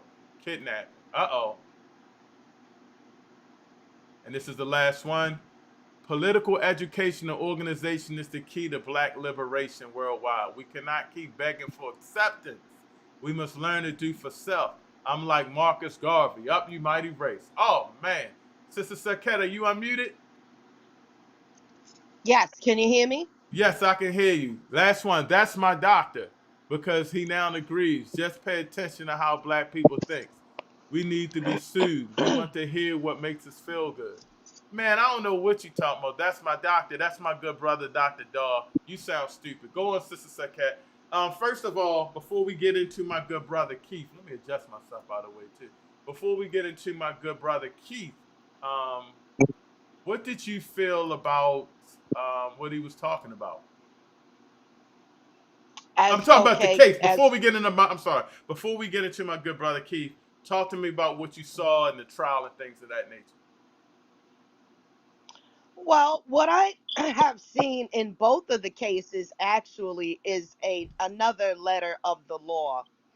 Because what I'm seeing is there's got to be some silent law on how they convict and try our people, because it's never fair when you go through the case law. If they're using other case laws to determine, a factor in a present case, it never works out for us. So what I'm seeing is they're using some other laws for us, Yes. because it never works out. The child, his back is turned. It's justified that he's shot and killed in the back. There's case law against that, and probably in that state. They could take an excuse and say, oh, there's different laws for different states. But at some point, all of these laws need to culminate together at some point, because all these different state to state, different laws, it's not working. Yes. And it has never worked for us. Sister Sharice is agreeing with you about the laws. How can you hold a person without consent? Is kidnapping. Kidnapping is illegal. I believe she's talking about the store owner. Like, you can't trap somebody. Absolutely. You can't trap somebody in the store. And right, and a black man then he hunted him down. You know. Yes. And so with the Karmelo Anthony case, that whole thing is like, there's evidence out there that wasn't used in court. And then we have these images of the judge being in the picture with the warden and all these other, there's a photo out there. I don't know if you've seen it, but it's the parents with the judges and, all these different connections. And supposedly it's a family member who is going to be the warden to the prison where Karmelo's being sent. Right. So that's the latest thing that I've heard. And so all of these things are, all of these things are, evidence of that case needs to be thrown out and the young man needs a fair trial. And then he needs a jury of his peers, in which he didn't have. Well, according to my Facebook, he had a jury of his peers. What do you say about that? Well, he didn't have a jury that represented himself in any way. There were no black people there in his lineup, and I thought that his lawyers had something to do with picking the jurors. And if that hadn't come up from his counsel, then there's a thing about someone told him that he should hire a Caucasian lawyer, or that, he was ill-advised from the very beginning. And then they said his parents weren't present. So we got to verify all these things, because that's just terrible at that level if his parents weren't in the court with him. I don't know about that. Y'all only care now because one of the kids in the altercation is white. If it was two black kids, you wouldn't give a F. I disagree, because we're always complaining about black on black crime, and that's why we're here. Absolutely. My good white racist friend. My good white racist friend. That's why we're here, because we're not really upset with the verdict. We're upset with talking about justice and being treated fair. That's what you don't understand. And I'm shocked I thought you guys would be like white power. Stop being in denial that you run the system. Be proud that you run the system. I mean, stop with it. Stop with it. Black Also, people I just just go wanted ahead, to Sister say, Cat. oh, No, go I'm ahead. Go sorry ahead. about that. No, that's me. I Go just ahead. wanted to add one more thing about the father and his rant on IG. That class of Caucasian people seem to think that all of us is on welfare, that they gave us something, or that we are all slaves from Africa, when we know for a fact that a lot of our people were already here. We were not all slaves. And so they're very ill educated, and then they act like they are above other people when they really are very ignorant. And so they need to look into some education, maybe get a new history lesson, because it is true what we all were taught was a bunch of bull, but the bull was to their advantage. So, Yes. you know. Yeah. Black people Well, just show how we are biased. We are.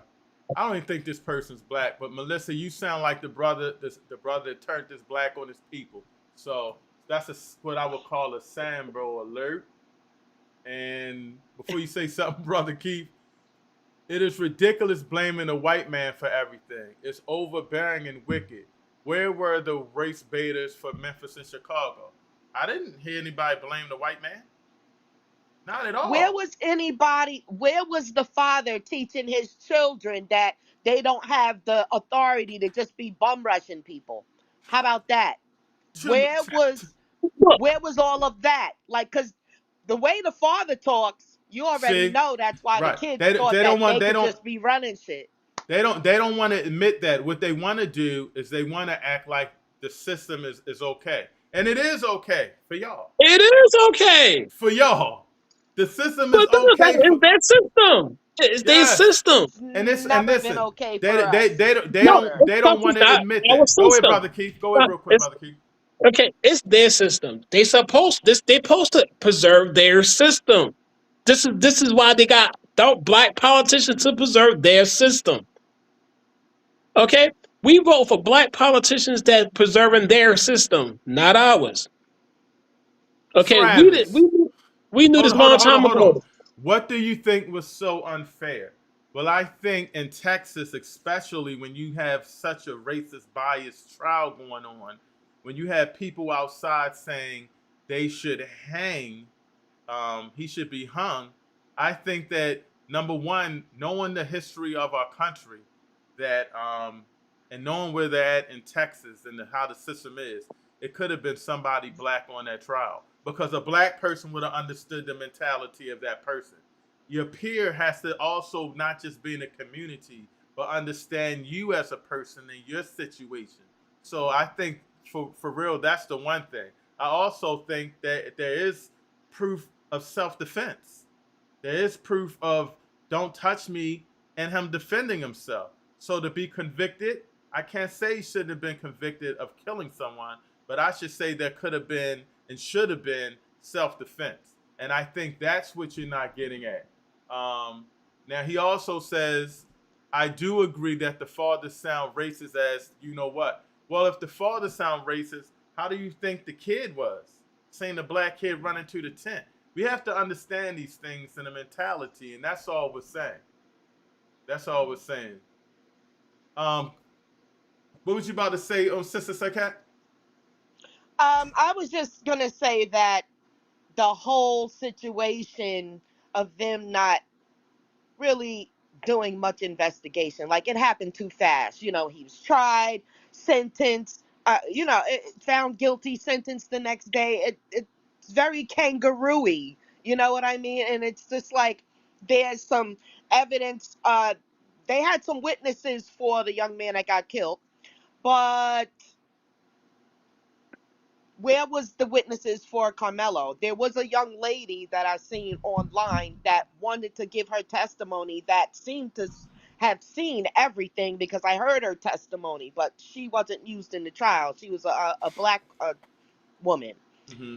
and she was there, witnessed everything. She had a count by count situation, and she did say that she saw 4 guys approach him, and then she saw like some commotion or whatever, and then she seen like Karmelo take off and like go get help or something like that, or tell him what he did so they could go try to help the kid or whatever. And that's another sign that, you know, it wasn't just out and out murder or whatever. It was self-defense, because as soon as he stabbed the kid, he ran and went and got help once he could get away, you know. And I don't know if they said anything about that, but that's what's floating around, you know. I don't even think they had enough time to gather information, you know, interview other people that could be there, because everything happened so fast. It was like bam, bam, bam, you did it. This was happened. This is how it happened. They got the white kid's testimony. Boom, bam, boom. That's how it was. Like, come on now. We're in 2026. That was a kangaroo court process. Yes. And then you had an all-white jury, and it just seems so like happened before type of thing. Now we all know that there keeps being incident after incident after incident, and I do believe it's trying to get black people in America so mad that we start to erupt, and I think that's what they want. But no, Yeah. we can actually help Carmelo in other ways. Uh-oh. You know, Captain we just got Ados. to get together. Captain Ados is in the building. I think this is Captain Ados. Uh-oh. This is ironic. I just got jury duty in the mail. Uh-oh. Well, Wow.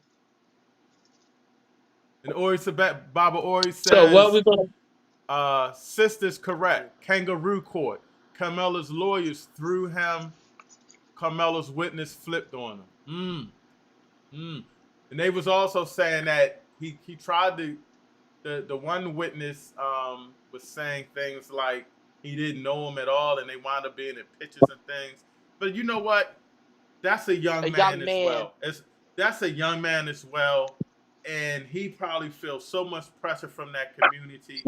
Is he right for that? Is he right for not standing on code? No, but I'm never going to blame a young child in that instance. I'm never going to blame a young child in that instance. Well, it's self-preservation, ain't it? Yes, it's self. It's self. It's self. Self-preservation. Well, why? Okay, the whole thing, the whole case should have been moved to a different vendor. Okay, if you can't find black people in that town, it need to be taken someplace else to be tried. That's the whole thing was supposed to happen. I Okay. agree. I agree. Okay, we know an all-white jury is gonna convict a black person. It's just automatic. We knew this. But see, Okay. they say it's a jury. It is a jury of his peers. It wasn't all white. They had a Mexican on there, maybe a Muslim. But I'm not gonna lie. And if Everett Winchester on Facebook, if you go to my Facebook page, there are a lot of Latino, Mexican, Hispanic people that are really going in on the black community, calling us the N-words and everything, to the point that We know that though. Hold on, brother Keith. That's why they need to go back home. Hold on, brother Keith, because what you're doing is saying we know though everybody doesn't know. I'm gonna tell you why. Everybody doesn't know because there's a lot of black people that are out here voting to stop ICE. They're voting to fight for these people to have their rights. And these people abundantly, I'm not saying all, I'm not saying all, but a lot of people were coming in throwing he should die, like they're white.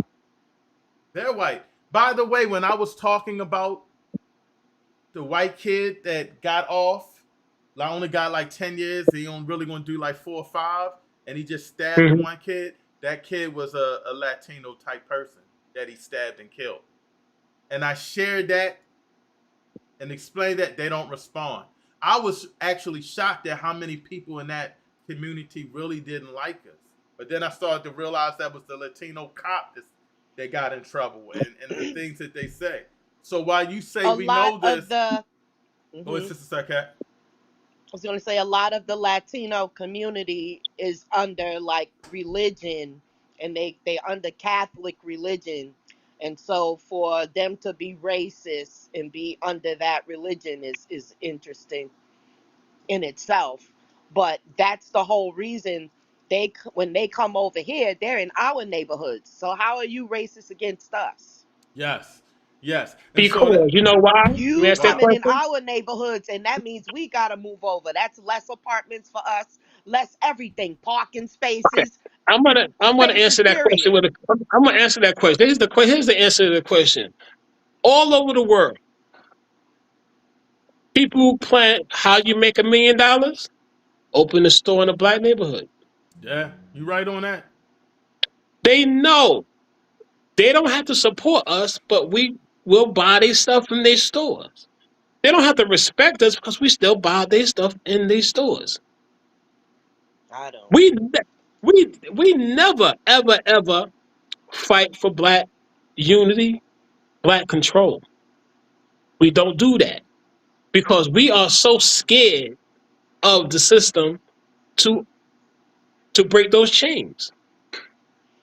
Well, we should never be scared about where we spend our dollar. If you have Mm. no power at all, you control that, and you control your thoughts, and you can control your beliefs. Now, if we haven't come to the conclusion as a people that they're not for us and we need to do for self, then there's a big problem there. We should, as a people, we should have come to at least a conclusion, is that we need to be together at least on a base level, to at least when we spend our dollars with each other. We haven't even got to that point yet. So I'm not understanding about everybody else respecting you when you're not respecting your own. We don't have a toilet paper company, a soap company. We don't have anything kind of company or Well, actually, industry as far no. as I know. Actually, we do have a toilet paper company. Mm.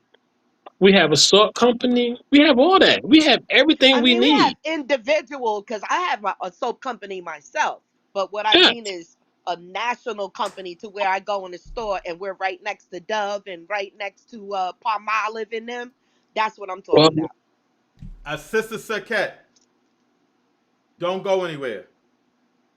I'm going to premiere the game show, and if James doesn't come on, both of y'all are going to be on it. I'm going to ask y'all a couple of questions. I'm going to put y'all Okay. back real quick. Don't go anywhere.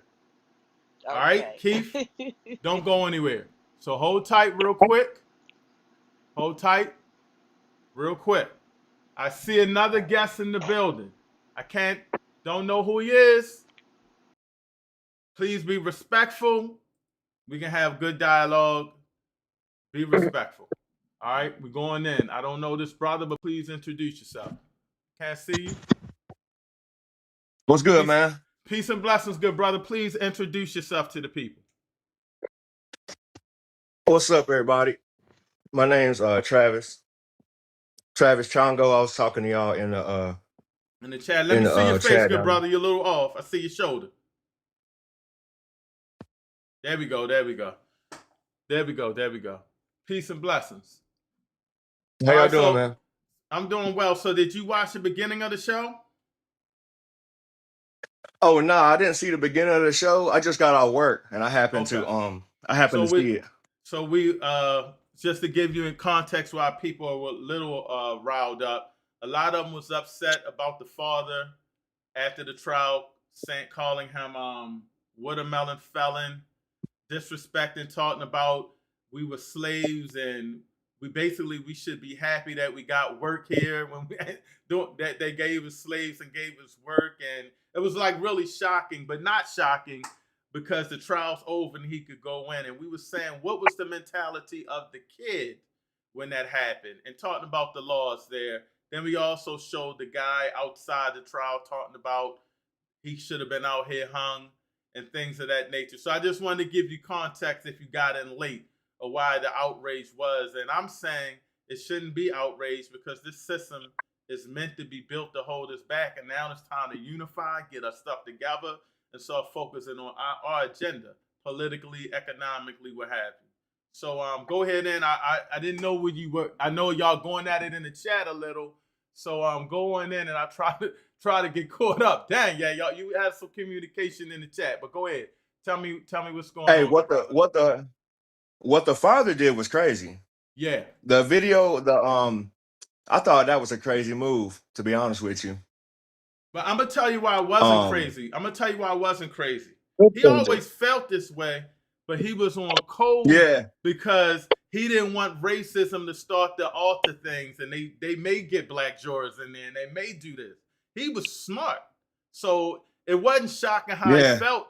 It would have been shocking if he did it beforehand, because then they would have been like, "Yo, they doing him wrong." But he was smart. I would say that. But go ahead. I'm sorry. Like he felt that way the whole.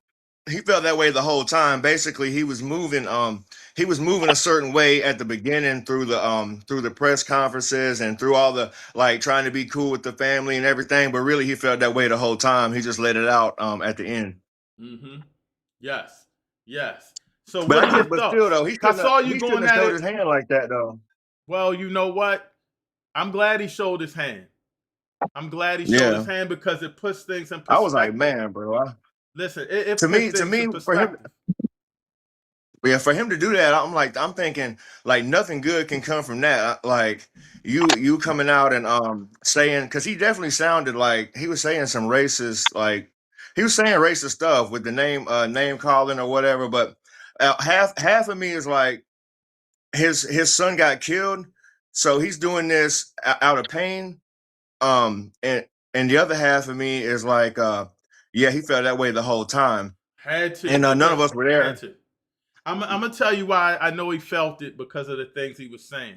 400 years, somebody sold you to. He said somebody sold you to us, and we had you as slaves, and we gave you work. That's not something that you just thought of because you were in pain. And what he was talking about were people not saying if Karmelo Anthony was guilty or not, but was saying how the system was messed up. You know what I'm saying? And he just went in like, you should be. He said, you should be happy how you are right now. And so that let me know. Okay, well played. I said, well played. Well played. So what do you think about the verdict? Yeah. What do you be honest now? Be honest. Don't let my black people scare you. Speak your truth. Nah, I thought that from what I saw, I thought it was probably a fair trial, because I figured that from what they told me, it wasn't an all white jury. They told me it was a like Middle Eastern person, an Asian person. It was just some random people. Now I thought for sure they had to interview blacks to be on the jury. I was like, for sure they had to do that. But when they interviewed the blacks, go ahead. They probably kicked them off because they said something during the interview that showed bias. Like they said something that like I can't see myself convicting a brother. I can't see myself convicting a black man. As soon as you say something like that, you out of there. They're gonna get you off the jury because they want someone like totally neutral. I don't want to speculate, but there are 3 jurors that spoke up and said that they were surprised that they weren't on the jury.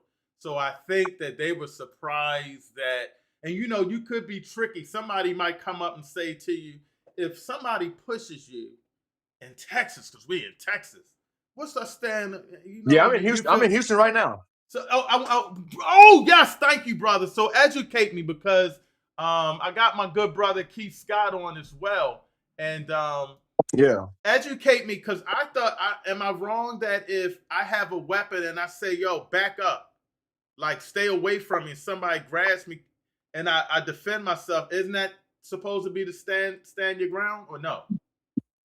Absolutely. So that's the law in Texas, correct?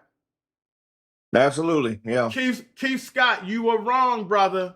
No, bring me back on. You can hear me. Hold on, brother. I'm gonna bring you on in a minute. I'm muting you. Hold on, brother. That's what I thought. So even if he could have walked away, once he said, "I'm here in this tent, don't none of y'all touch me," they need to know. And then he went into the backpack from what I understand and had the knife. Like, don't touch me. Right. That means they need to say, whoa, am I right or wrong? I think what people are looking at is when he said, I think people are looking at it as he provoked the altercation by saying, go ahead, touch me and see what happened, touch me and see what happened. They're saying that like at that point, they're looking at Karmelo as the one that's causing the issue because he's telling him to do it, like provoking him to do it. But I'm sure that's what I think. But I'm sure you're in Texas when a lot of black people were killed from a white person saying, "Take one more step, and I'm gonna put a hot one in." Right, and then and it's a whole separate, I'm glad you came on in from Houston, man, because I've been asking, but we're in Maryland, and the stand your ground law is not in effect. So actually, if somebody everybody steps here, to me, everybody behind every blade of grass is a gun over here. yes. So and sometimes that means you got to be on code and know not to mess with somebody because you can get it.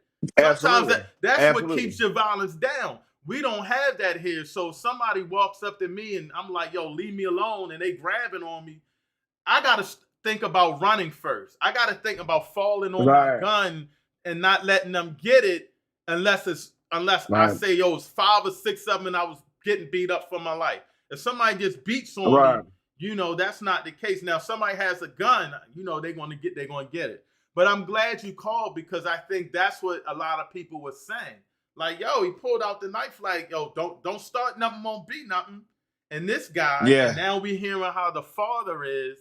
The father showing his hand like that was crazy. I think what people really have the issue with is, number one, they probably think that he shouldn't have even had the knife. But see, we don't really know all the events that led up to, like, we don't know what might have happened between the Metcalf brothers and what they might have been known for, or if they was known for being violent or beating people up. He might have had that in his mind, like, oh, they really about to beat me up. Right. We don't know what he was thinking. We don't know why he might have had the blade on him. But then again, in Texas, everybody got one anyway. Like, everybody already got one. Everybody already everybody got a gun. Like, it's understood that everybody's got one anyway. So you shouldn't be messing with people. And Austin Metcalf, I think he made the claim, like, I know you ain't got nothing on you or something. So he probably was trying to call his bluff and went to him and put his hand on him. But around here, it should be understood already that, like, you don't play with nobody because everybody already got one. I mean, the police can stop you over here, and the police don't think nothing about it. If they can see a gun right on your center console, and they just gonna be like, "All right, have a nice day," Like, the police don't even think nothing of it. So we got a couple of people on here. Let me first unmute my brother Keith and say, Kat, you back on as well. So, brother Keith, again, I told you that I'm almost sure I was correct. You're thinking Maryland and you're assuming. My brother is in Houston, Texas, and he comes straight up and tells you what the stand your ground law is. Everybody's carrying down there. What do you say to that, brother? Because obviously he was wrong. You've been wrong a lot tonight, brother, but I still love you. I love my good brother. Okay, the brother from Houston. Okay. Does the stand your ground law, is it in effect when the person's running away? No, brother. No. We ain't talking about that, brother. We talking about this case when you said the stand your ground law doesn't mean you could poke somebody. Your exact words, brother. No, I recorded this. the stand your ground law, like I said, when the person is in pursuit, he cannot he's not standing his ground himself. But brother, you can't be in pursuit. That wasn't the case, brother. He wasn't. Hold up, he wasn't in pursuit. He stood his ground and said, "Y'all better not do nothing or whatever. You don't start nothing, won't be nothing." Then the guy grabbed him and he poked him one time, brother. And you said that wasn't stand your ground. Just say you was wrong, brother. You burying yourself. No, I'm not gonna say whatever y'all think that is. That's not stand your ground. We got a brother. Hold on. My good brother from Houston. What's your name again? Stand your ground means that. Go ahead. You up? Oh no, I was saying, stand your ground means that you have no legal duty to retreat. Like, you do not have to retreat at all before using any kind of lethal force. If somebody do something to you, like in other states, you might have to try to find a way to avoid them. You might have to try to get away from them. Stand your ground means you have there's no precedent that you have to leave. You can stay right there and fight. No, you don't have to retreat at all. No, but hold on, brother Keith, stop. Hold up. No. You specifically said, brother Keith, when we were talking about the guy using the knife, You specifically said that's what stand your ground. We know when you're running away, stand your ground doesn't mean that. And yes, why am I going blank already? But the brother we were talking about that got shot in the back, Trayvon Martin, that wasn't stand your ground, but he got off on that. But you specifically said that about the knife. I said I didn't say I said it wasn't self defense. He had an offer to leave. Okay, I didn't. Hold up. But What? it is self defense in Texas because of the law. It's self defense in Texas because of the law. But I'm saying, okay, that whole case, right? That the what's that? The Karmelo Anthony case. Okay, we're talking about that. Yes. Now, he pulled out a knife.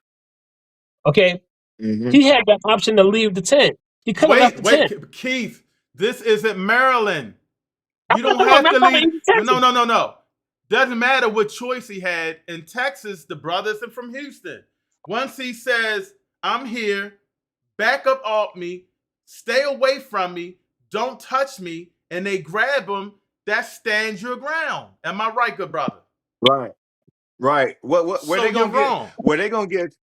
Like where they're gonna get Karmelo is like Karmelo has to kind of prove that he believed that they were going to cause injury to him or he was in fear of his life. If he can, that's why it's so imperative that you kind of take the stand. Like Karmelo didn't take the stand. It's like self-defense 101 for the person to take the stand and tell everybody why they did what they did. I was in fear for this reason. I did this for that reason. This is why I did what I did. They supposed to take the stand. Karmelo didn't take the stand. So if we could have heard from him, he could have told everybody, yo, because of this reason, I believe that they was going to hurt me. Like they have to, that's where they're going to kind of get Karmelo is that, like, they're going to say that, oh, well, he wasn't in fear of losing his life and he stabbed him. They're going to say, oh, he wasn't going to get hurt because they didn't, they got to prove that he believed he was going to get attacked, Thank you, Brother Travis. Before I let you go, I want to thank you. And next week, we're on another show. Always, this is not my show. This is our show. I tell all y'all, you can keep coming in. But before we close out, I want you to tell me one thing. What do you think about the system in Houston for our brothers and sisters down there? How is it? Are we overreacting? What's going on down there while we're not getting the fair shake with the stand your ground? Nah, you're not overreacting. I know, like myself personally, like it's been situations where like cops are being called and I don't got nothing to do with what's going on, and cops treat me crazy, like just because there's definitely a different standard for how you're going to get treated based on if you got the complexion for the protection. You feel me? Yes. Well, I thank you for joining, good brother, and I appreciate your comments as always. And get it in the chat. I'll get your comments out. Already. Hey, man, look, y'all have a good night, man. It's nice to talk to y'all. Thanks for coming in. I appreciate you. God dang, yes, Brother Keith, you taking L's all across this thing tonight. I'm not taking L's across the You taking L's. All right, family. I'm gonna get caught up in the chat. Sister Saket, hold tight. And then I'm gonna let Brother Keith close out. I'm gonna rock out with you and James for a minute. For those that don't know, be patient. I didn't hook it up like I wanted to. I was running late, but we're gonna try to give the Real Truth and Power game show. Not a lot, but a little snippet of how it's gonna go. I got 2 contestants on right now, but hold on, because I just want to get caught up. I want to make sure that I appreciate everybody that's putting their comments in the chat. I think I read this one. Baba Ori says all of Texas kept black people enslaved an additional 2 years after the Emancipation Proclamation. Thousands of black soldiers went to Texas, Galveston, thus Juneteenth. Texans still in the dark. However, this bro definitely in the dark, saying the trial was fair, idiotic. Okay, I think he might have changed his stance on that a little bit. If you were talking about Brother Travis, This was Brother Travis here. They was going. The one thing, the issue, what has exposed a lot of people, the underlying racism towards white people. Y'all racist because there's never any outrage over the black on black crime. But I gotta disagree there. We all about it, and I hope we haven't normalized it. Check the channel. We did a couple of things. I did a show. Had we normalized the conditions in the black community, and you will see how the black people felt about that. We've been working, y'all. We've been working. March 8th is Unity Day. Help us organize. Yes, thank you, Brother Bill, for that. March 8th, Unity Day. Build the UNIA. I think I got that, but thank you. I think this Shaka Barack. If it is, I text you, Shaka, and get on here. Brother Travis, y'all only care because one of the kids in the altercation is white. I think I read that, but he came on and he explained himself, and he didn't hear the full gas stuff, and so I'm glad. And that's why I never get on people for the feelings or comments, and that's why this show is about discussion. It's about discussion. I could be wrong. Make me feel a different kind of way. I'm not right. I'm not perfect. You know what I'm saying? A lot of these things are emotion, but I will try to come with some facts. Melissa, black people just show how hateful and biased we are. Now I see why we were enslaved. You might be a Sambo. I think I read that one. I think I read these. She thanked Travis for his talking points. Okay. Who is this? Sounds familiar. Already here. Doing what? Oh, that was for you, Sister Sakat. Probably saying we were here doing what, meaning I guess maybe before the end, before slavery. Travis, and let me answer that, brother.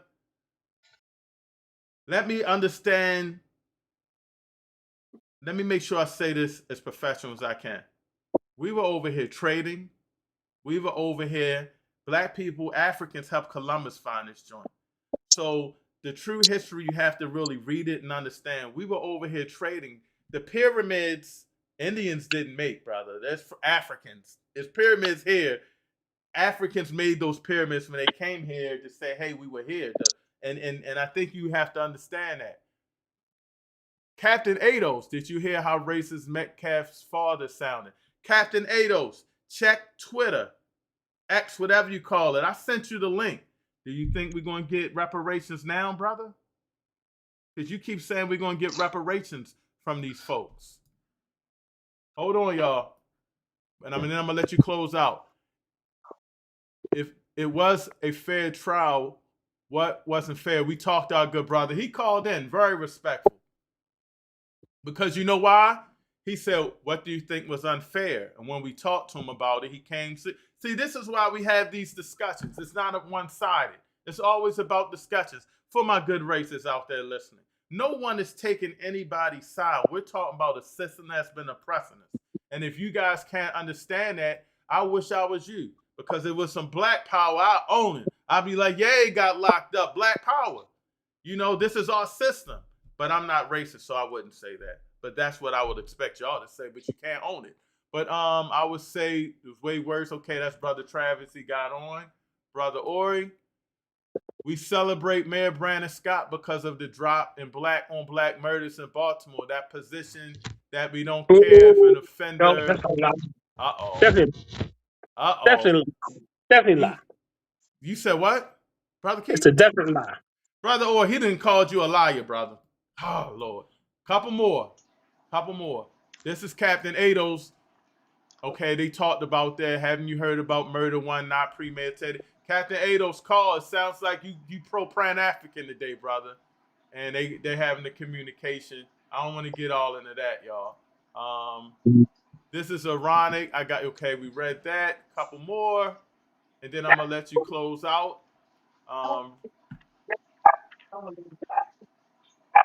Reparation polls show that most white Americans are anti-black racist. You got to explain yourself. Uh-oh. Anti-black racist. Yeah. Captain Ados, I sent you the link on X. I retweeted my thing. Bro don't know what kangaroo court is. Fair trial, please. Yeah, I think the brother came through. Uh-oh.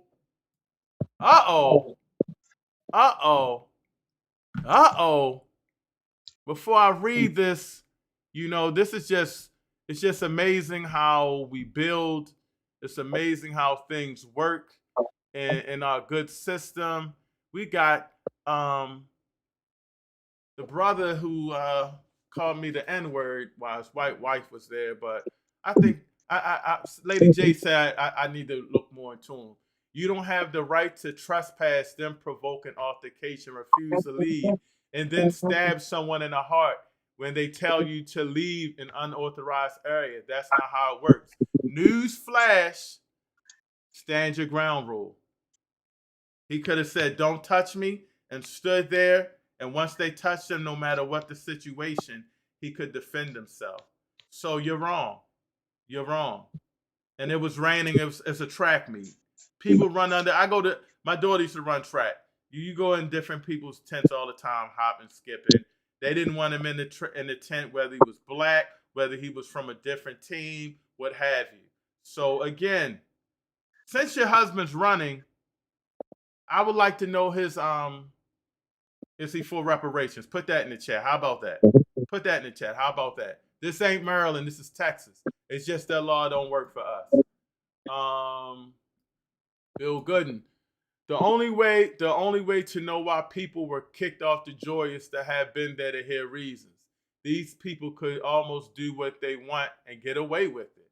I heard someone say that the parents were going to get a black attorney, but someone suggested they get a better white attorney. Speculation or something. I don't know about that, Brother Bill, but yeah, you don't know why, but I can tell you why, because it was set up. All of Texas keep black people enslaved. I think I read that, so I think we good. I think we caught up. That is so stupid.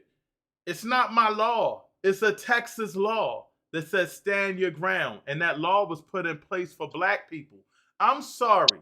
And I'm talking to you sincerely, Sister Hannah. I hope I'm saying your name right. I'm saying this sincerely. Newsflash, this is a racist system. We complain about it, but we keep moving and we keep living in it. That is the fact. And I know you're white and you don't see that, and I can understand that. You're married to a black man, and maybe where you're at, you don't see it as big. You don't understand it.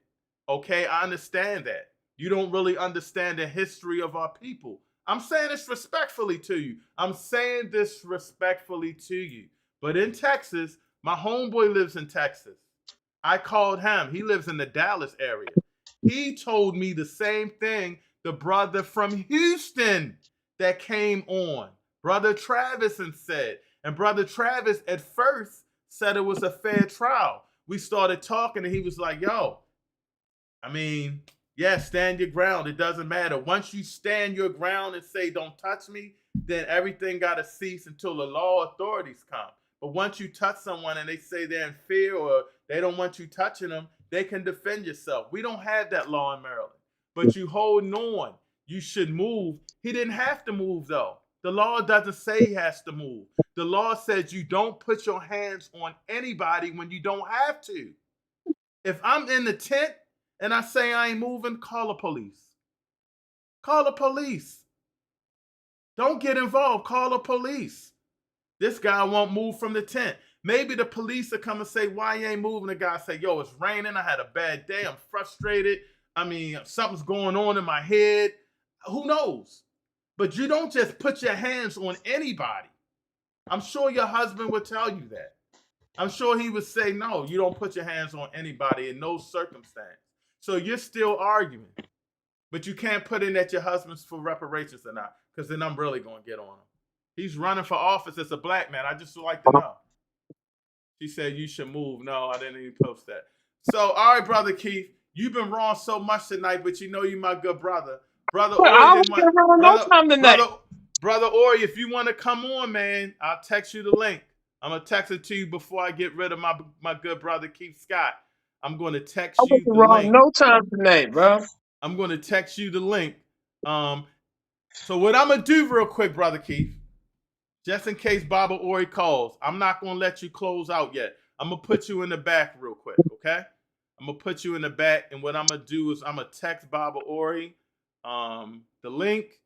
he may want to get on, and Baba Orr, he's not going to come with no ignorance. He's going to come with education. So I'm going to put you in the back real quick. Hold tight. Family, I hear something. For all those that are near, welcome to the Real Truth and Power podcast, where we provide health, wealth, and knowledge itself. We are definitely blessed to be here today. I hear something.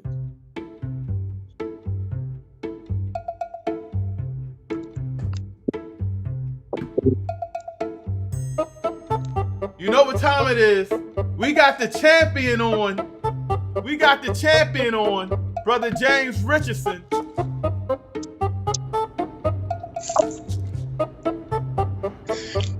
We got the champion on, Brother James Richardson.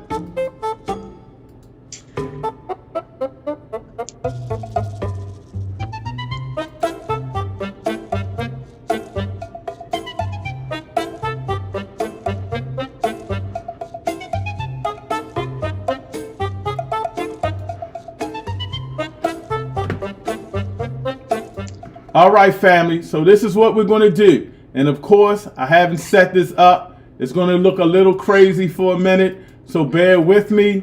Don't get stressed out. We're just giving a preview of how this thing is going to go. All right. So Sister Sarkette, let me adjust you real quick. And then we're going to get right back to it. But we all want everybody to know that our game show will be going on. I haven't really got it going well yet. But I think it's going to come out right when we fix it. But I kept talking about it. So I really wanted to get this going. So Sister Sarkette and Brother James, you guys are up. Uh-oh, she's talking about reparations. So we definitely going to get to her. Brother Kiefer, you still there? Because I text Baba Orr. So you might have saw the answer, but we're going to go on it anyway. Sister Sarkette, ladies first. The first African. Can you hear me? Yes. Okay. The first African American woman to be elected to Congress. And after the drum roll, we need your answer. Sojourner Truth, Shirley Chisholm, or Ella Baker?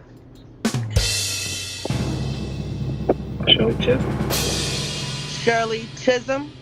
Let's see. Shirley Chisholm is correct. Let's give her applause for that. We about teaching here.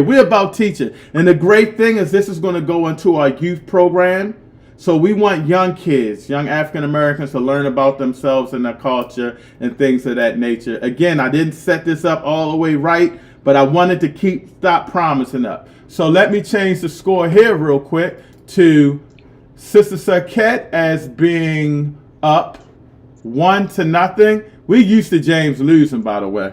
We are definitely used to James losing. So this won't even be a problem. And I'm going to put your name here so the people know who you are. Serquet, correct? Serquet, yes. Okay, so Sister Sarkette is up 1. And then Brother James.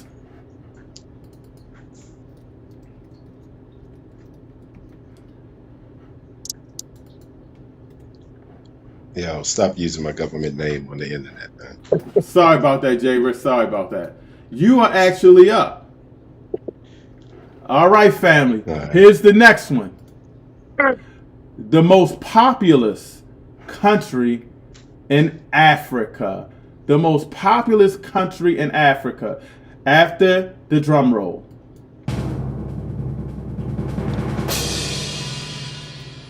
Nigeria, Ghana, or Ethiopia? Ethiopia. Somebody said Ethiopia.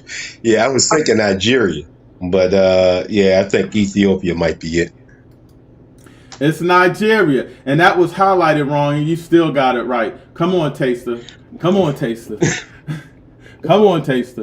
All right, we're going this. The sisters are up. This isn't a long game show. We're going right back to the topic. We just want to preview it. I got different templates and everything, but we want to educate and have fun. Sister Sarkette, you are up. Are you ready? Yes. The country to the Great Pyramids of Giza. I said that right, James? Sudan, Giza. Sudan, Mali, or Egypt. After the crowd noise.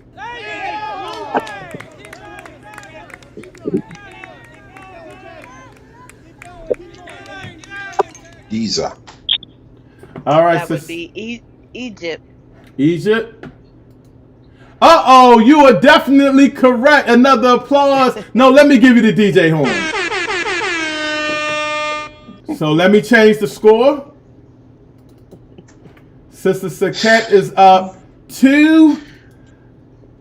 And Brother James, you have donut. All right, Brother James. I don't know how many questions I got, so this might be it. Let's see. And that is it. That is it. So, Sister Saket, you have definitely won the first premiere of Real Truth and Power game show. Again, we only did a couple of the show. Questions. I just wanted y'all to get a feel how we're going to do it. It's going to be way better organized. But I was rushing today. I was at the Art Social Club. Shout out to them. I did an interview there and everything. Yes, shout out to Brother Page. So I just want y'all to realize how much fun we're going to have with this. We may bring it in during it, and we may doing it for. So if you want to be on the game show, let me know. If you have a young child, you are the champion. I'm gonna give James a rematch though. I'm gonna give James a rematch. James, you let me down, brother. You let me down. You let me down, brother. You let me down. You let me down, brother. You let me down. Oh, she says reparations for white people. I'm worried about your husband. They already got reparations.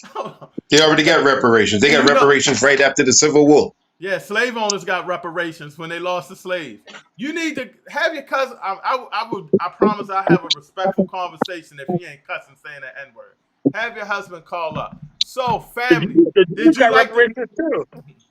So, family, I'm about to bring Keith Scott back from the closeout. Baba Ori, I sent you the message. If you want to join, I ain't checked my phone. But it's not too late to have a discussion with Brother Keith. But if you don't do it in the next minute. I'm going to close out. Yes, let me let you close out first, Sister Saket. Go ahead. Yes, I just want to say peace to everybody and race first. Race first. Thank you again for always calling. Don't forget, let me know. I know I'm busy though, but I'm going to get on your podcast. Talk about your podcast. Yes. Yes, absolutely. On YouTube, we are the Scarbarian Queens podcast. Get on over there and subscribe. We talk about everyday issues and how we can solve them in our communities. Thank you so much, Sister Saket. Thank you so much. Thank you. Peace. And now I'm gonna bring in my good brother Keith Scott again. James, did you hear some of the things my good brother was talking about? Yeah. You want to have a discussion with him, and hold on real quick. You gotta be specific. I think isn't your husband running? Reparations for black people. Hold up. Reparations for black people are a major topic. So I want you to understand that. Have him come on. If he doesn't know about it, then he should know about this. Captain Ados, educate him in the chat if he's still on about reparations. Go ahead, Brother James. Talk to my good brother Keith real quick about where you think he was. Are you alarmed? Brother Ori is really alarmed by some of the things my good brother Keith is saying. I think that that the understanding of how the law is applied in different states makes a big difference. When you have, like, take Florida, for instance, where you have a white guy that's able to shoot 14 sitting in a car because they won't turn the music down. He had a right to, he had the opportunity to retreat. He went in his house, he got his gun, and he came back out and he shot him. And he was exonerated, found not guilty for stand your own ground. when you have a young boy walking home from the store and you have this guy attacking him, the guy is able to, you know what I mean, and end up killing this young man. He ended up getting off for stand your own ground when he's the aggressor. You have in Georgia, you know what I mean, incidents of the same thing where the aggressor is actually the one that takes someone's life, but he's able to use stand your own ground. And in Texas has its own law. Here in Maryland, you're right. Here in Maryland, you could be, you know what I mean, that person could be dead wrong. And your first thing is to retreat. You have to retreat. You know, even if you're armed and you have to, and that person is armed, you have to retreat. Even if it happens in your own house, that person breaks into your house, you have to retreat to another room. And the only way that you can use deadly force is if you have no other options and or you're trying to protect someone behind. Yes. So if you're in the living room and there's people in the back rooms and you're trying to stop him from going to the back rooms, other than that, man, you got to book it. So when it comes down to my whole thing is that one, I agree with the one brother from Houston that said that he should have took the stand. He absolutely should have took the stand and prove his case and show why he was afraid. Because one of the things that the DA did he only had like 2 witnesses up there defending him, saying that no, man, they had him surrounded. You know what I mean? And they was coming at him. And the DA pretty much was like, well, you didn't see him being surrounded. You ain't see him being surrounded. You ain't see, you know what I mean? Did he stab them before he got surrounded or after he got surrounded? You know what I mean? And he just kept grilling the guy until the guy was like, man, I don't know. Which pretty much tossed out his, you know what I mean, his whole defense, you know what I mean, his whole testimony, because the DA just grilled him so much again and again on like the topic of, did you see this? Did you see this? Did you see this? Did you see this? Did you see this? Did you see? Oh, then you ain't see anything. The fact that the DA is friends with this boy's father, I think, you know what I mean, he should have recused himself from even being able to take this case. Right off the top. Right off the top.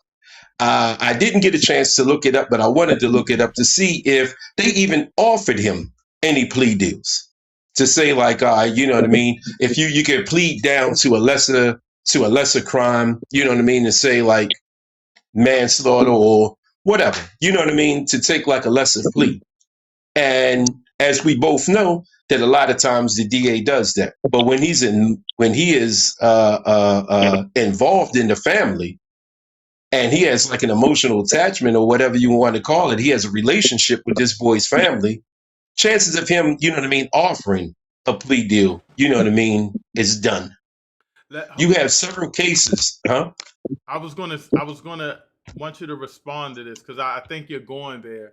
But the man in Florida was convicted of first-degree murder and sentenced to life. We know that. We're saying that the law is stand your ground. And under that law, he should have at least been convicted of maybe murder, but with self-defense or something. But actuality, that law says if you stand your ground and someone touches you, you have a right to defend yourself, whether right or wrong. And that's where you don't understand. You need to learn the law. You need to understand before you use your emotion to defend your race. Even though you're married to a white person, we're talking facts. I'm sorry, a black person. This isn't about racism. This is about the law right now. There were people that have been running away and chased that person, shot him, and got off for stand your ground, which that's not even the law. Trayvon Martin is a prime example. The guy chased them down. Stand your ground. You don't chase anybody. You stand your ground. I know it's a crazy law because we don't have it in Maryland, but that's the law. And if that guy's in Texas and he knows the law, when he pulls that knife out and says, you better not touch me, he understands if that guy touches him, he can defend himself.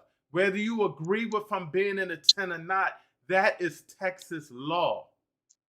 Brother Keith didn't understand that, but that is the law. Hold on. Hold up real quick. We had a person from Houston say the same thing.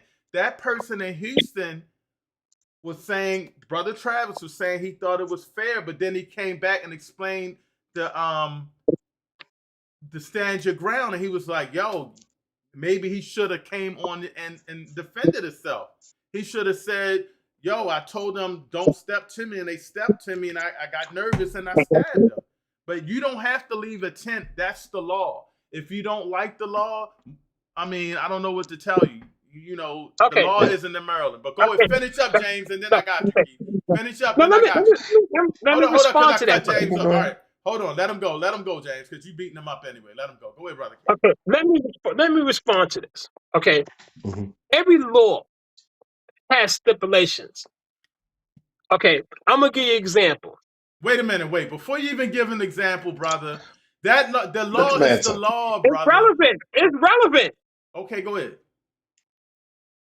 Now, you in your house. Okay, somebody come to in your house and have this is stand your ground law. There's no stand your ground in Maryland. If somebody we talking about in Texas. No, we talking about Texas. If somebody comes in your house in Texas, you can pop them. Okay, now somebody come into your house. Okay, refuses to leave, but stand your ground law. That means if the owner of the house approach him, he could kill him. Yes. Stand the ground law, right? If you're in my home in Texas, you can. They only got it. We don't have that conversation. But in Maryland, I'm talking about the person. I'm talking about the you're not listening, brother. You're not listening. No, Can I answer? Wait. Can I answer this question? Can I answer? Your house. But before you answer, James, Keith, listen. Keith, listen. Oh, you're not understanding Keith, me. You're not listening. If you're somebody not understanding. Listen. Let me just answer, man. I got you. Hold on, Keith. Understanding me, brother. You gotta listen and understand first, and then you'll get it. If somebody breaks into your house in Texas, you don't have to worry about it. You can shoot That's them not right what he's asking. That's not what he's asking. What are you asking? So you didn't. He's saying if you have a person, if someone's in your house, and I invite you over for the. No, they're just in your house. Okay. Like I invite you over for a barbecue. You know what I mean? You have a little bit too much of that E&J like you like to do. And I'm like, all right, it's time for you to go. And you refuse to leave. No, because you are not in danger. Yes. He is not threatening you. Yes. He is trespassing. But he is not, you know what I mean, threatening. No, you're not. Okay, let me finish. Just come on, brother, because you scaring me, brother. Okay, let me finish. Now, a person's in your house. Okay? You told this person to leave your house. You try to force him out, and that person kills you. Can he say stand your ground? That's a good question. I don't know. I don't That's know a great Texas question. Law. That's exactly what happened in the tent. He was not wanted there. No, that's not what happened. It was the same thing. Now hold up. Now you pissing me off. I'm gonna tell you why. You messing up. Now listen to me. Hold up. You said if I tell somebody to leave and I put my hands on them and they kill me, that may be stand your ground because I could pick up the phone and call the police. If that person tells me to leave his house and for whatever reason I don't feel I have to leave and he puts his hands on me and I kill him, that could be stand your ground. That's not right. It doesn't matter if it's right. I don't make the law. Okay. Go ahead, James. Go ahead, James. Go ahead, James. That's murder. I think that you make a great point, but the only thing is that when you have all these witnesses that are testifying against him, but they're friends with this guy. You understand what I'm getting at? If they're friends with this, I hear your question. I hear your question. And it's just like me and I'm the first one to agree. He did not get a fair trial. Everything was stacked against him. I agree 100% that. All white jury, everybody. He did not get a fair trial because everything was against him. I agree 100% of that.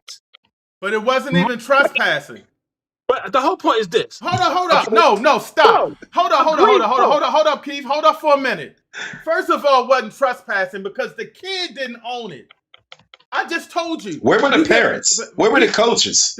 Right. That's number one. Number two, if somebody's in your home and you want them to leave and they don't leave, you can pick up the phone and call the police. If that person doesn't leave and I say, yo, you got to get out, and I grab him and whatever, and I say, you trespass, and then he grabs me back, and then I defend myself, that stands your ground. If that person feels that if that person feels that he doesn't have to leave, maybe he's your brother or something, and you grab him and he shoots you, that could be considered stand your ground. Here's what we do know.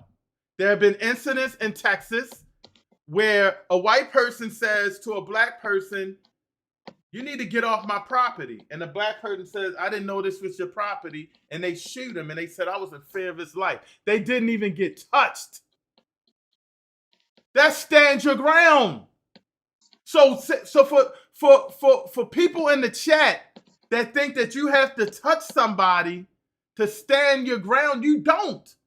There are white people that have shot black people. It's been in the news. Do your research, and they didn't touch them. They were in fear of being touched. Somebody was delivering a package. Somebody was delivering a package, and that guy shot him. So, Brother Keith, what you're doing is you're arguing about a law that I didn't make. I'm not saying what you're saying, bro. Hold on, Brother Keith, because you're muted, by the way. What you're saying, I'm not saying you're wrong. I'm not saying you're wrong. People have to understand the rule. This is what they were doing in Texas and getting away with killing black people and saying they were in fear. This is known. And so what happens is when the kid does it, it doesn't all of a sudden apply. And that's what we're saying. That's it. He might have said, yo, it was raining. I was under the tent. They get up out the tent. I'm like, yo, man, F you. And the guy said, man, you better get up out this tent. And he said, yo, one of y'all touched me. That's stand your ground now. You've been warned. And in Texas, that's the law. So we may not understand it because it's Maryland, but it's the law. Brother Keith, you're right. If you want to say it's murder, it's murder. But don't focus on this. Focus on the other people that got shot. Go with Brother James. And I'm going to let you close out. And go with Brother James, and then I'm going to let Keith close out. Hold up, Keith. And Belton, Texas. James go ahead. In Belton, Texas, Casey Allison, him and another student got into a fight in a bathroom. Mm-hmm. He stabbed the other student, killed him. They didn't charge him with murder. And he got charged with assault, deadly assault. Thank you. He only got 10 years. 10 years. And they were fighting. Did he flee the scene? Stabbed and killed. Did he flee the scene? He fled No. the scene. He fled the scene. He fled the scene. The white kid fled the scene. Well, I might be wrong on that, but the point being, they didn't charge him with murder. They charged him with assault with a deadly weapon. See, when we talk about the system and the laws and stuff, people get upset. They get upset and want to make it about racism. We're just making the point that if he stands his ground in Texas, that doesn't mean he didn't kill anybody. That doesn't mean he didn't murder anybody. What it does mean is the law says you can stand your ground and you get convicted differently. That's all. That's why when the people were shooting people, and we can go through and name a whole other incidents where they weren't even touched. For the person, that's still you, that's murder. It was murder when a white guy told the person to get off his grass and the guy didn't, and he shot him and killed him, and he got stand your ground. Because he said, I felt like he was going to run in my house. He wasn't touched. He wasn't anything. He was actually playing in his grass. So that's murder too, right? But why did that person get stand your ground? Hold on, Keith, you're muted. Hold up. Go ahead, brother. Alec Hedman. Hold up. Go, do Alex Hedman real quick. Adamson, I'm sorry. Mhm. Same situation. He rolled up on somebody. He shot the boy. He shot and killed somebody. But Again, explain that situation for people that don't know. all right.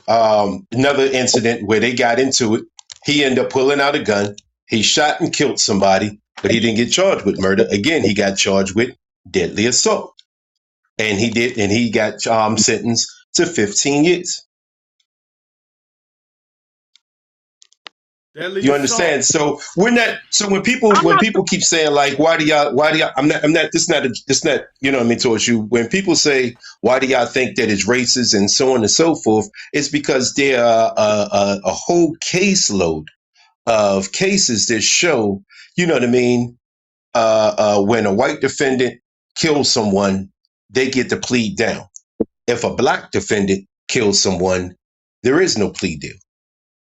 That's all. That's my viewpoint. That's all we're saying. No one's saying he didn't do it. No one's saying he shouldn't have been convicted. What we're saying, and Keith, you gotta listen, because what you're saying is, I want to ask you this: was it murder when the white guy shot the guy outside, was in the window, and shot the guy and said, "I was in fear for my life," and the guy didn't touch him? That was murder, right? He got stand your ground. That's murder. He got stand your ground. But the stand your ground law, you arguing with the law. You're arguing with the law. You need to go to Texas. You're arguing with the law, brother. Okay. Stand your ground. You're wrong. Yourself. No, stand your ground. Let him finish the sentence. No, I can't. I can't. Hold up. I can't. You keep saying what the law is and you're wrong. Self-defense, no. Self-defense and stand your ground are two different things, brother. It's not. It's just another form of it. It's another form, so they're different. It's not different. Brother, if you come up on, hold up. Let me ask you this. Hold up. You're a police guard, security, right? No, self-defense means. Self-defense means. So the brother from Houston was wrong. What did the brother tell you from Houston? What did the brother tell you when he called up and he said, but didn't the brother agree with me from Houston that I don't know? Listen, I'm saying, stand your ground. Bye, brother. I can't. We done argued over this. Everybody was telling you when you first came on what stand your ground means. A brother from Houston who first said the trial was fair, named Travis. I do not know this brother James. He comes on and then he started thinking like, yo, you know what? He should have went on trial because you're right. Stand your ground no matter what. In Texas, he said, I'm from Houston. We strapped up out here. And the reason that probably it's not a lot of chaos out here is because we know you act out of order, you can get taken out. And that stand your ground law exists. This isn't me. A person from Houston called and said this. And you keep arguing. Like at some point, you got to accept the fact that Maryland and Texas is different. That's why a lot of white people were getting off because they felt like the person wasn't even touched. They was like, yo, I felt and I shot him. They like, yo, you didn't even have to shoot him. You could have walked in the house. Well, I felt like he was going to run up on me. That's different than self-defense. Self-defense is when you're defending yourself.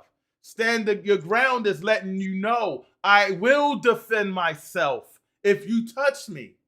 And once they let you know that in Houston, you got a right to not touch him or you got to touch him and see what happens.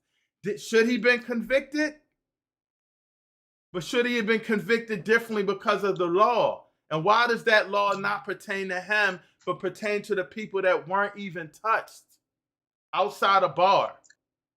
And so that's all we're saying. But people don't want to recognize that. The people don't want to recognize that. That's murder, you idiot. That's why your dumbass ain't coming on the show. I told you to bring your husband on, but that's why your dumbass ain't coming on the show. Go ahead, Brother James. All right. Taylor Chase Butler, down in Spotsylvania, Virginia, had a bunch of teens trying to break into his garage. Mm-hmm. Then they tried kicking in his back door. He went and got his gun, and he shot him through the door. He hit two of them, killed one, injured the other one. The third one was unharmed. Police came. He called 911. The police came. They looked at the situation. He got charged with murder. That's Maryland. No, Maryland laws this is Virginia. crazy. I'm sorry, Virginia. This is Virginia. And Virginia has a castle law. You can protect your castle. These boys, and the thing that got me was that they claimed that they were just doing the knock and run, but you didn't knock. You were kicking in his back door. That's different from knocking on somebody's door and running. What color were the people knocking on the door?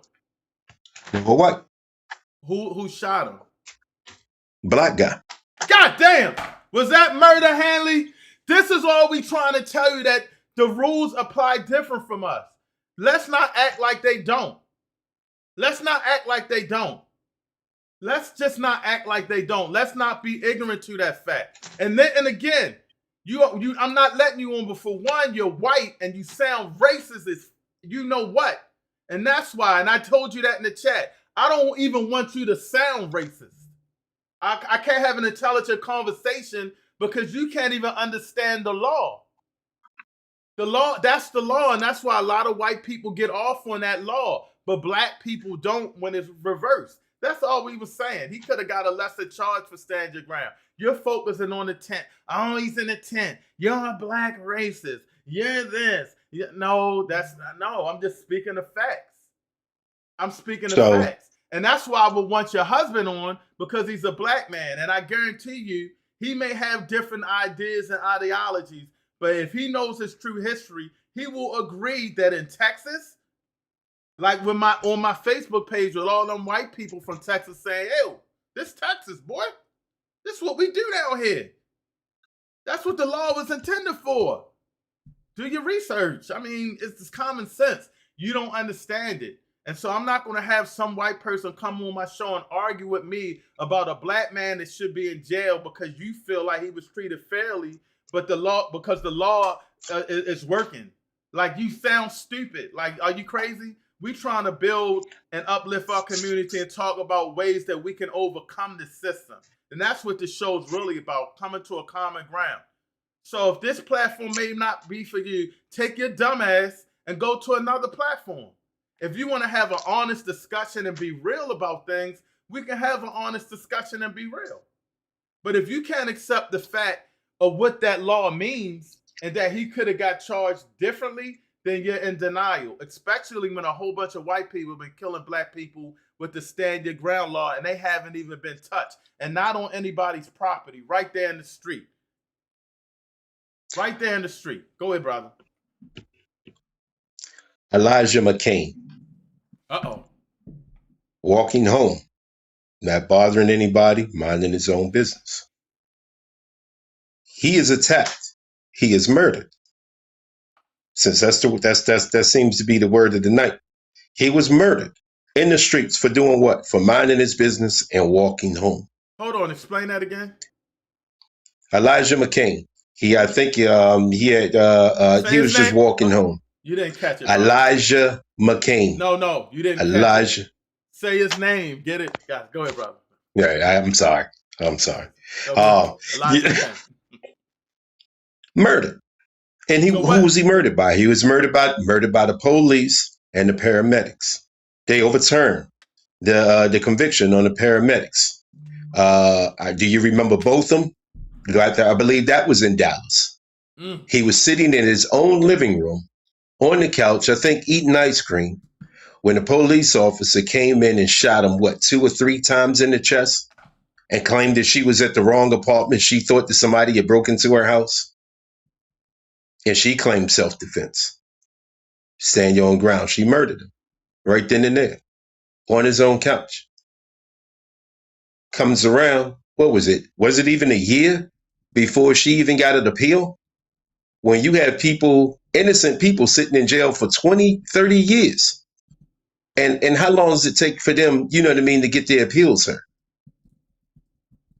Less than a year, she was already back in court, trying to appeal. She lost, don't get me wrong. But the point being that, it was emphasis and importance placed on hers. When you have the senators The state legislation, the GOP legislation in Minnesota, they take a moment of silence for the officer, you know what I mean, that was accused of murdering somebody else live on TV that was seen all around the world. These dudes these dudes had a moment of silence for Siobhan. I'm probably mispronouncing his name, but for the officer, they got convicted of murder. And we all watched him murder somebody live on TV. They had a moment of silence for him, not for the victim, because we can never be seen as a victim. And when we point out the victimization of our people, then what do they call it?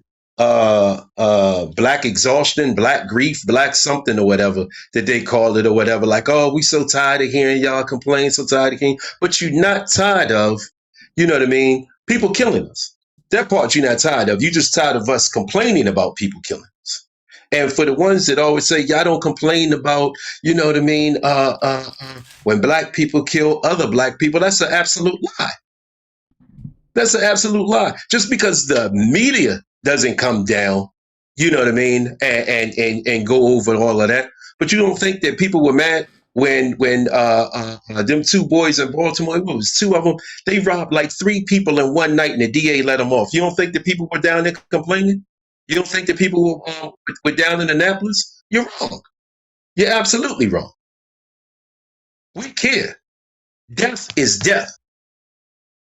And I don't care if it's my son or yours. I don't care if it's my daughter or yours. My mother, my grandmother or yours. Crime is crime. Murder is murder. But when you have 2 people that have committed the same crime, there are cases where a black guy and a white guy have committed crimes, the same crime. They partners. And the white guy still got a lesser sentence. There have been crimes where a black man and a white woman are both involved in the same crime, and she ends up getting a plea deal and getting off, and he goes to jail for the rest of his life. Don't tell me that the system isn't, you know what I mean, isn't rigged, because the system isn't rigged. The system is working exactly the way they want it to work. And that is to lock us up. And that has been the case ever since Reconstruction. Do everything you can to find a reason to put them in jail. Do it all. Even if you have to provoke them to doing something, then do it. But don't act like, you know what I mean, that we don't have 2 different systems of law. I refuse to call it justice, because there is no justice in the law system in America. I'm going to we read have 2 different. Real quick, Brother James. Dart, I would love to hear from the Hanlon, but you won't give. It's a her. You won't give her a chance. She's definitely standing his ground. He's definitely standing his ground. Facts. The reason I don't want to bring her on, for one, I already got into an altercation with her husband. I thought I talked about this, but you might not have heard the show. I had asked her husband in the chat, like she's doing, what was his political, something about, was he Republican, something. He just went off on me. Called me an idiot, called me the nigger. I was like, yo, I ain't no nigger or nigger. And so I actually called in. It wasn't my show, it was somebody else's show. And he's married to her. It's a brother married to her. And so I wouldn't want to have her come on here with what she's saying, calling me an idiot. I never called her an idiot. Calling me ignorant. I never called her ignorant. And so if she was to come like that, I would actually be aggressive to her and go back at her. I think that she has racist ideology because she's not even listening. I never said the brother shit. I never said the brother didn't commit murder. Obviously, he killed somebody. We're just talking about the system for black people. And if she was on earlier, she would have understood where the show was going. She might have came on late. And the first thing she did was go against me. And I told her I would rather argue, not even argue. I love to have a discussion with your husband, who I got into it with. And he actually apologized to me. So I can't say anything negative about that. But I'm not going to sit here and argue with some white woman over a brother being persecuted, which she thinks he committed murder. I just think the show will go far left. And I want to keep the show. I don't mind having people to disagree. Brother Keith Scott, I sent you the whatchamacallit to come back on. I don't want people to think that, you know, that they're not valued for their opinion. But like Brother Keith said, once we get bringing somebody from Houston, Texas, and he tells you what the law is, you can't just keep arguing when we telling you the law. I understand it feels different because we're from Maryland and we don't understand it. Like people in Houston don't understand if somebody comes into your house and we can't shoot them. We got to run away. Like we got to go into another room, let them take our stuff. Like it's different laws. Like people from Houston don't understand it. Like that's not, you're not wrong. You're wrong. No, we're right. I go to jail if somebody breaks in my house while I'm sitting down. Yes, you will. And I just turn around, oh snap, and shoot them. I will go Yes, to jail. you will. I will go to jail. So I don't want anybody to think that that's not the case. I will go to jail. And so I want to make, I don't see you, good brother. I want to make sure that, you know, that people understand that. And so I want to bring, first of all, my good brother, Keith Scott back. When I apologize for hanging up for you, brother. When I'm wrong, I'm definitely wrong. You know, I'm passionate about this, but I just wanted you to understand that what we're trying to tell you is, I understand your ideology and what you're thinking, but I'm telling you from people that I know that live in Texas. The guy that came on that I don't know that lives in Texas is telling you that's the law. So you can't keep arguing with it. It's different here in Maryland. That's all I'm saying, brother. I understand what you're thinking. Murder is murder. What we're saying is he killed them, but because of the stand your ground law, it would have been different. That's all, brother. You can't keep arguing about something that's facts. And that's why, hold up, that's why people were getting on you in the beginning of the show. That's all I'm saying. Go ahead, brother. White people use the stand the ground law to kill other black people. We agree. You hear that, Hanley? Okay. We upset because a black man can't do the same thing. I agree. That's the argument. Because white people now get you away. Go, but you got to say that. Because I was trying to tell you. Like I said, we gave you like 2 hours to say that, brother. I mean, you got to. Y'all wasn't listening. Y'all were not listening. What you kept saying was it's murder. It's stick. White, like I said, white people use the stand the ground law to kill black people. Yes, we agree. We upset because that black person can't use the same stand the ground law to protect himself. That's why we mad. He killed somebody, but we mad because he can't use that same defense that white people use. We know the system is rigged. Why are we upset? Brother Keith, can I ask you a question? What do you think about the Asian guy that killed the boy that he thought was shoplifting? The conversation should have been that. That should have been the conversation. Because that was murder. But both are wrong, brother Keith. So you keep. But the whole point. See, I was upset because simple fact. Wait. Hold up. Wait, I agree with you. I want you to know this. I agree with you. That was murder. But you just said something very interesting. You said we're upset because the law don't apply to black people. This is the sister right here on the screen with her husband. That black people don't agree that they think that the law should apply to them, right? Yeah. So why are you talking about the other situation? Black people, you're upset because the laws don't apply the same way. No. The law, we already knew the laws is different between white and black. It's totally different. The systems are different. We knew that. Well, what's the difference in both cases? You're complaining about saying that that's murder, and we're saying that guy's gonna get off murder because the laws are different.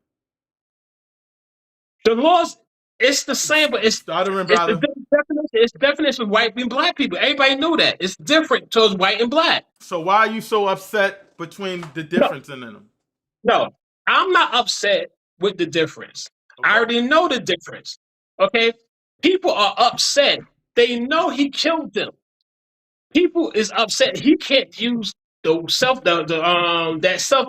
standing ground law for his benefit. This is why people upset. He did the job. He did it. But people only upset because he can't use that defense. But white people can. Exactly. We agree. Okay, that's why everybody's upset. He didn't get a fair trial. We know he didn't get a fair trial. We know that. We know that he actually did it. Yes. Okay, this is why I didn't even want to talk about that. I wanted to talk about the Chinese guy that shot the brother in the back, calling that self-defense. Stand your ground. Why hold up? Why you want to talk about that? The laws don't apply to us like it applies to them. So it's because he got off on it. It's because the same he got thing. off on it. Hold up. It's the same thing though. One got off and one got convicted. No, one got killed. Yes. And one actually did the killing. And the one got off because the laws don't apply to them like it applies to us. Yes, but like I said, that was the Chinese. I understand. Listen. I understand what you're saying. One is a little more egregious than the other because we lost a brother. But at the same time, the system is still the same in both incidents.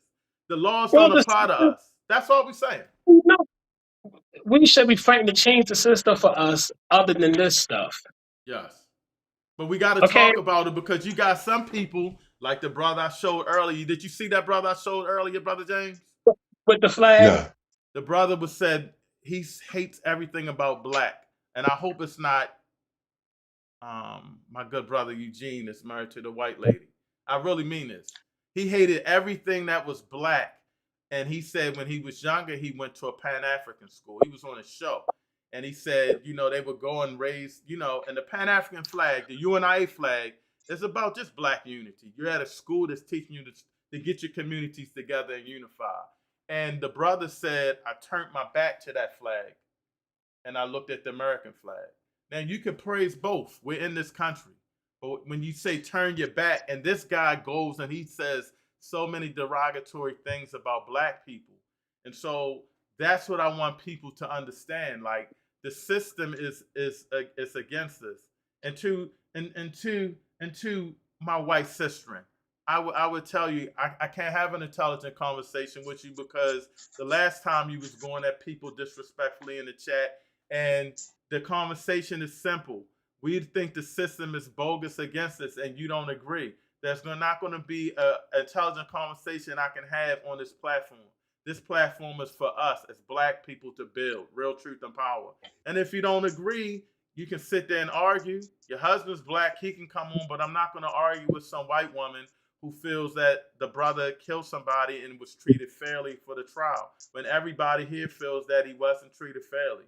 So it's not just me you're arguing with, and I just think that this platform is not for you, and I'm not going to give you the privilege and honor of me cussing your ass out. I say that lightly. Sorry about the cuss word. And yes, Sister Brenda, you were right, as you can see. I listened to my elders, Brother Keith. I had to bring you back on, brother. I told you and I apologize. I get emotional. I'm emotional. Bring it back on. I'm emotional. No problem. The worst part about like the Asian guy is that this wasn't his first time. You know what I mean? With this type of baby. This is like what was like the third or fourth time that he's done this, and he's gotten off every single time. Every single time. You said something earlier that I don't agree with. You said that boycotting doesn't work. Boycotting actually does work, Lord. But you have to boycott. You have to boycott. So me and you can't say that we're going to boycott and everybody else still goes. That's not boycotting. You understand? Okay. So it does work. Okay, let me ask you a question. Mm-hmm. Exactly what is boycotting for? What is it for? Yes. It's to cut off the money stream to a certain business. Okay. In order to get, you know what I mean, because you're fighting for something. You know what I mean? So I can't say that it's because of this or this or this or this. But it's to cut off the money stream. Okay, now let me give you boycotting don't work because nobody respects the boycott. Nobody want to give it a luxury that they enjoy. Okay. This is why boycotting does work. Hold on. You just got to get somebody to agree with it. I'm sorry. Go ahead. I'm sorry. No. I want to just make sure. No, I'm gonna let y'all go in. I want to make sure I understand what Brother Keith is saying. You said, say that again about the boycott. You said because no one wants. Are you talking about black people? Black people, anybody. It's a harmful thing. But did the bus thing in Montgomery work? That boycott that worked, right? See, it didn't work. How did that work? Because the NAACP profited off of that. Nobody else did but the NAACP. So black bus businesses didn't profit. Well, the NAACP got forever funded from the Jewish population. That what they won from the Montgomery boycott. This is why you don't see the NAACP supporting any black anything. Because if they do, they lose that funding. This is Let me why ask you you don't see them this. doing. Let me ask you this: did the bus company that they were boycotting, did they hurt? Did they feel the pressure? Did they lose money? They lost money. Then it worked. That was the whole point, wasn't it? How did it not work? Did they accomplish their goals? I hear what you listen. I hear what you're saying. I hear what you're saying about the NAACP. They would have lost their funding. They stepped in and they watered the whole thing down. And that was from their viewpoint. From let's say my mother's viewpoint, because it benefit black people though. It benefit the NAACP, but that's not. it benefit Hold black on. people. Okay, so now we're talking about two different things, because you're saying that boycotting doesn't work, but it does work. And the example that you gave shows that it worked, because their whole point was to get rights on public transportation that they did not have. And at the end of the boycott, were they able to get those rights that they were fighting for? No. Yes. What do you mean no? Did they not desegregate public transportation? Black people still got kicked to the back of the bus, even generations after the fucking. Excuse my language. Sorry about that. I ain't mean to do that. You're all right, good brother. I know we're emotional. We already emotional. Damn it, you gotta go. I'm tired. No, I'm messing with you. I ain't mean to say that. Okay, you good. I know, good brother. You good. We all emotional, brother. Black people still got kicked to the back of the bus even after the Montgomery boycott. They even got took off the bus and arrested. It didn't make any difference. This is why. Okay, now the fact that we had to go all the way to the Montgomery boycott to find an example. You brought that one up. No, I didn't. I didn't say anything about the Montgomery boycott. You did. I said it. No, I said it didn't work. You mentioned that. Hold up, brother Key. Hold your thought. I mentioned it because the company was going out of business, so they caved in. But Thank you. Yeah, that's why it worked. If you hold on real quick. I'm sorry. Hold your thought. I got to read these two chats. A group of bigger kids come up to you and not only threaten you, but physically put their hands on you. And that's not self-defense. That's not murder. Baba Oi, come on the show, man. This is crazy. Keith says Montgomery boycott didn't work. Come on, y'all. Keith, you wrong, bro. You dead wrong. Boycotts work. Hold on. I got an important chat. This my daughter's grandmother, Carolyn. Miss Carolyn, what's up with you? If it's the law, it should not matter what color. How could that be the law? Yes, that's right. If the law is the law, it shouldn't matter. Okay, so here's a better example. Here's a better example. So you have name any one of these little bodegas or little corner stores where 100% of their financing is coming from that community. That community says, I'm tired of these people disrespecting us. I'm tired of this. I'm tired of that. We're not going to go. Now, the whole community agrees not to spend money in that shop. How long do you think that shop is going to stay open? Because people from the other side of the city ain't coming like, oh man, yeah, man, this the best smoke shop. And they ain't coming on this side or on that side to go to this place. These white people ain't going to come and go to that shop to make sure that they stay open. So the only people that can keep that place open is that community. If that community comes together and says, we're not going to support you anymore, how long do you think it'll stay open without black dollars? About a couple of days. Okay, then don't tell me boycotting doesn't work. Yeah, but give me an example that happened. You said, give you an example? That's what I said in the beginning. I said boycotting does work. I said boycotting does work. You listen to what I'm saying. Boycotting does work. You have to get people to boycott. boycott. It's not a boycott. That's why it never worked it, because like I said, stop saying it doesn't work, because they fundamentally crippled that bus line. Okay, we're gonna say this here. Okay, we're gonna say this. Okay, how much money did Target lose when they said that they was boycotting Target? How much money did they lose? Is Target in business still? I didn't ask you that. I said, how much money did they lose? Because we have both agreed that the point of boycotting is to cut off financial, is to cut them off financially, correct? So did they lose? Did they lose money? Of course they lost money. Yes or no? Thank you. And that's the whole point of boycott. They still existed, right? They still did making money, right? I didn't say that they put them out of business. But they made their point. And Target caved in, right? Did Target cave in to the demands that people were giving? What they gave in for? It's the same thing. It's the same thing. It's the same thing. I don't even know why people were boycotting Target. I hate Target, so I'll never go anyway. So I understand what they gave in. They're saying what? No, like I said, I just knew people saying that they were boycotting Target. It didn't matter to me because I don't shop at Target. So I'm like, yeah, all right, I'm a boycott too. Yeah, because I'll never go anyway, so it don't matter to me. My point is, the whole point of boycotting is to cut off the money stream. And you can't say that it doesn't work if you said that, Birmingham, the company lost money. If you say that Target lost money. You asked me to give you a better example. Target lost money. So boycotting does work. Now, now say bringing people together to boycott, that's something completely different.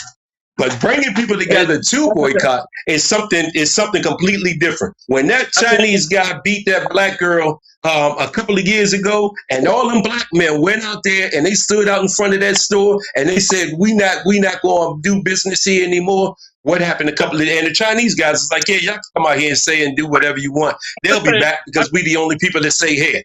And what happened? They didn't boycott. And that's the reason why the store stayed open. Now, I'm gonna give you an example. This what happened in New York. A Chinese woman got beat up by a black woman got beat up by Chinese women. Whatever case to be, they put her in the hospital and killed her. Fix your camera, Keith. Go on up. Bring your camera up. Yeah.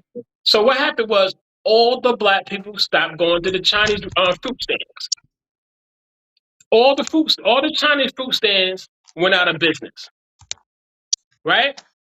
They opened back up with black workers. Once everything quieted down, the Chinese people came back.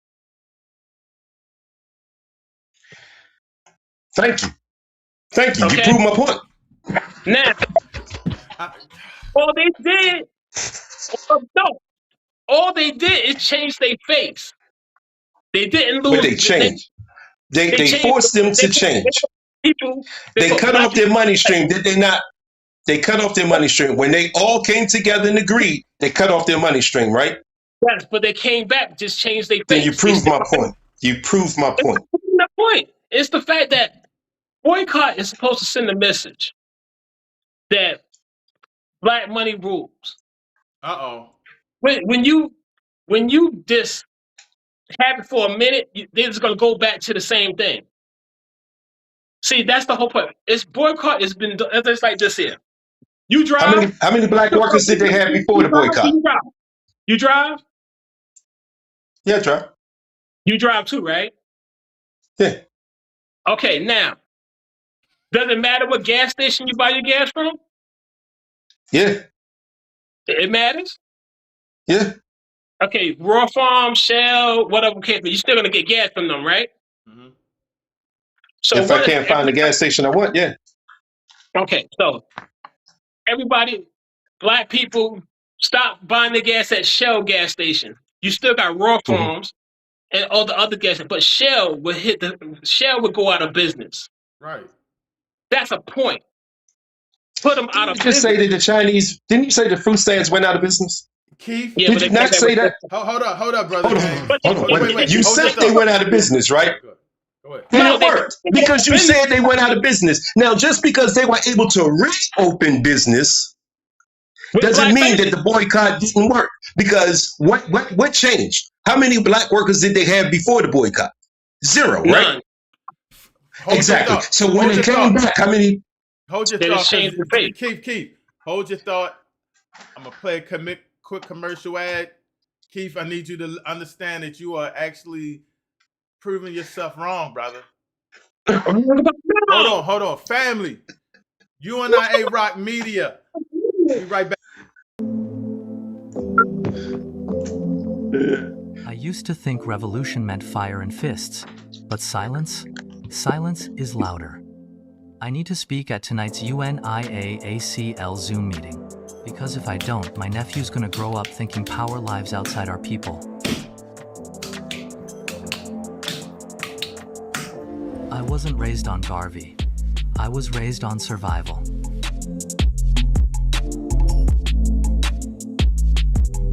But last month, someone on that Zoom said, "Black unity isn't an idea, it's an action." That line hit me harder than anything in school, church, or the block. But right before I log on, I freeze up. What if I say the wrong thing? What if I ain't conscious enough? Then I hear my nephew in the next room say, "Uncle Malik, when I grow up, I want to be just like you." That was it. I hit join, and I told the truth. Not the polished version, the version our people need to hear. Turns out, that voice in your head, it's not fear, it's your ancestors. The meeting didn't just change me, it reminded me who I've always been. Join us, Baltimore UNIA, mass meeting. Join the Baltimore UNIA. Don't let your legacy pass you by. Your ancestors are waiting.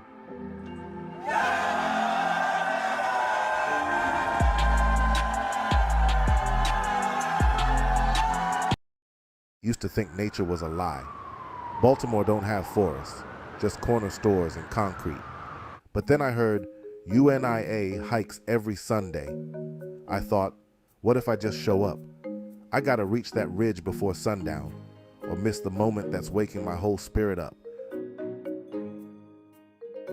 Bro, it's not just trees, it's legacy. Elders dropping Garvey wisdom while we climb. Youth beating drums, sisters laughing under waterfalls. We see hawks, foxes, fire in the sky. City stress, gone. Every Sunday we reclaim the wild like it's our birthright. First time I touched river water, I cried. This ain't no hike, this is revival. Every step, we get louder.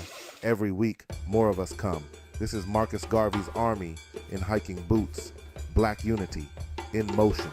Now I don't walk alone, I lead the line. Dwayne, UNIA. Follow for more and come hike with your people. Sundays, Baltimore. Marcus Garvey's UNIA.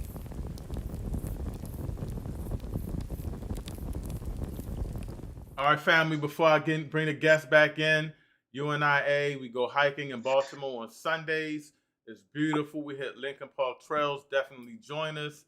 UNIA mass meetings are every Sunday on Zoom. So, get at me. What did I say? Every Saturday. Sunday. I'm sorry, I said Sunday. Every Saturday, the last Saturday of the month. I'm sorry, it's a little late. So definitely join us because we're about uplifting. Remember, we can have these discussions. We want to have fun and talk about these serious topics. But at the end of the day, this is a UNI program, and our goal is to bring our people together. And if things like this bring us unity and bring us clarity where we can build these discussions, that's what it's all for. Now, let me bring back in my guests. Where y'all at? Boom. And Rock Radio on Tuesdays. UNIA UNIA. Thank you. Join the UNIA Rock Media on YouTube and UNIRockmedia.com. Mondays and Tuesdays, 8 o'clock. 8 o'clock. Definitely check that platform out. And we are on UNIA Rock Media platform right now. We're trying to build our own. We're working on our website. I'm going to be doing some things so we can definitely stream to it. It's going to be more like a YouTube. Just give me a little time. I'm figuring some things out. So for right now, I'm only streaming to the YouTube, but definitely you can check out our platforms. And they're great. You'll get to hear the leaders of the UNIA, the President General, the 10th successor to Marcus Garvey, the 11th President General, and the number one in charge under him, our first Assistant President General, Raymond Duguay, and they do a phenomenal job. One of the last shows that's really trending is when they interviewed Professor James Smalls and our brother Dr. Caban from Bibi Tume, our African ambassador and our ambassador in Ghana. So we working, y'all. We working. Let's bring it back up, Brother Keith. You saying you all over the place. I don't even know why we on the boycotts, but I think that's important. Go ahead. The commercials y'all be showing. Mm-hmm. Okay. How can I get one? We get one made. Well, brother, you just led me into another commercial, brother. Hold on 1 second. We'll talk about it. See, this is what I'm talking about, brother. You know, this is what I'm talking about. Here we go. You think viral videos take days? Pixel's here to prove otherwise. No time. Everyone's watching. Your story has to pop. Every click counts. Every second spark a share. Boom! 100,000 views before lunch. But what if it still gets lost online? Not with Dynamic Media Legacy. Start your viral video now.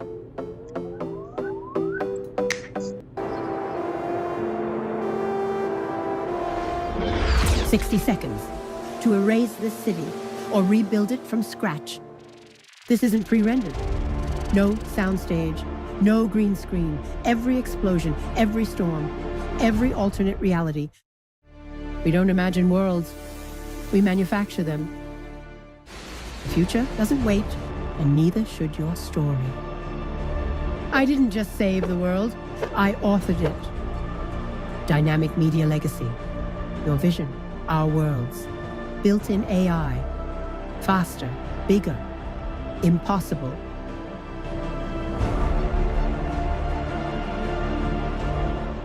Dynamic Media Legacy, that's me, baby. And for you, Brother Keith Scott, I do you an affordable commercial, and I'll take your UNIA dues out the price, brother, because you need to be a member. Stop playing.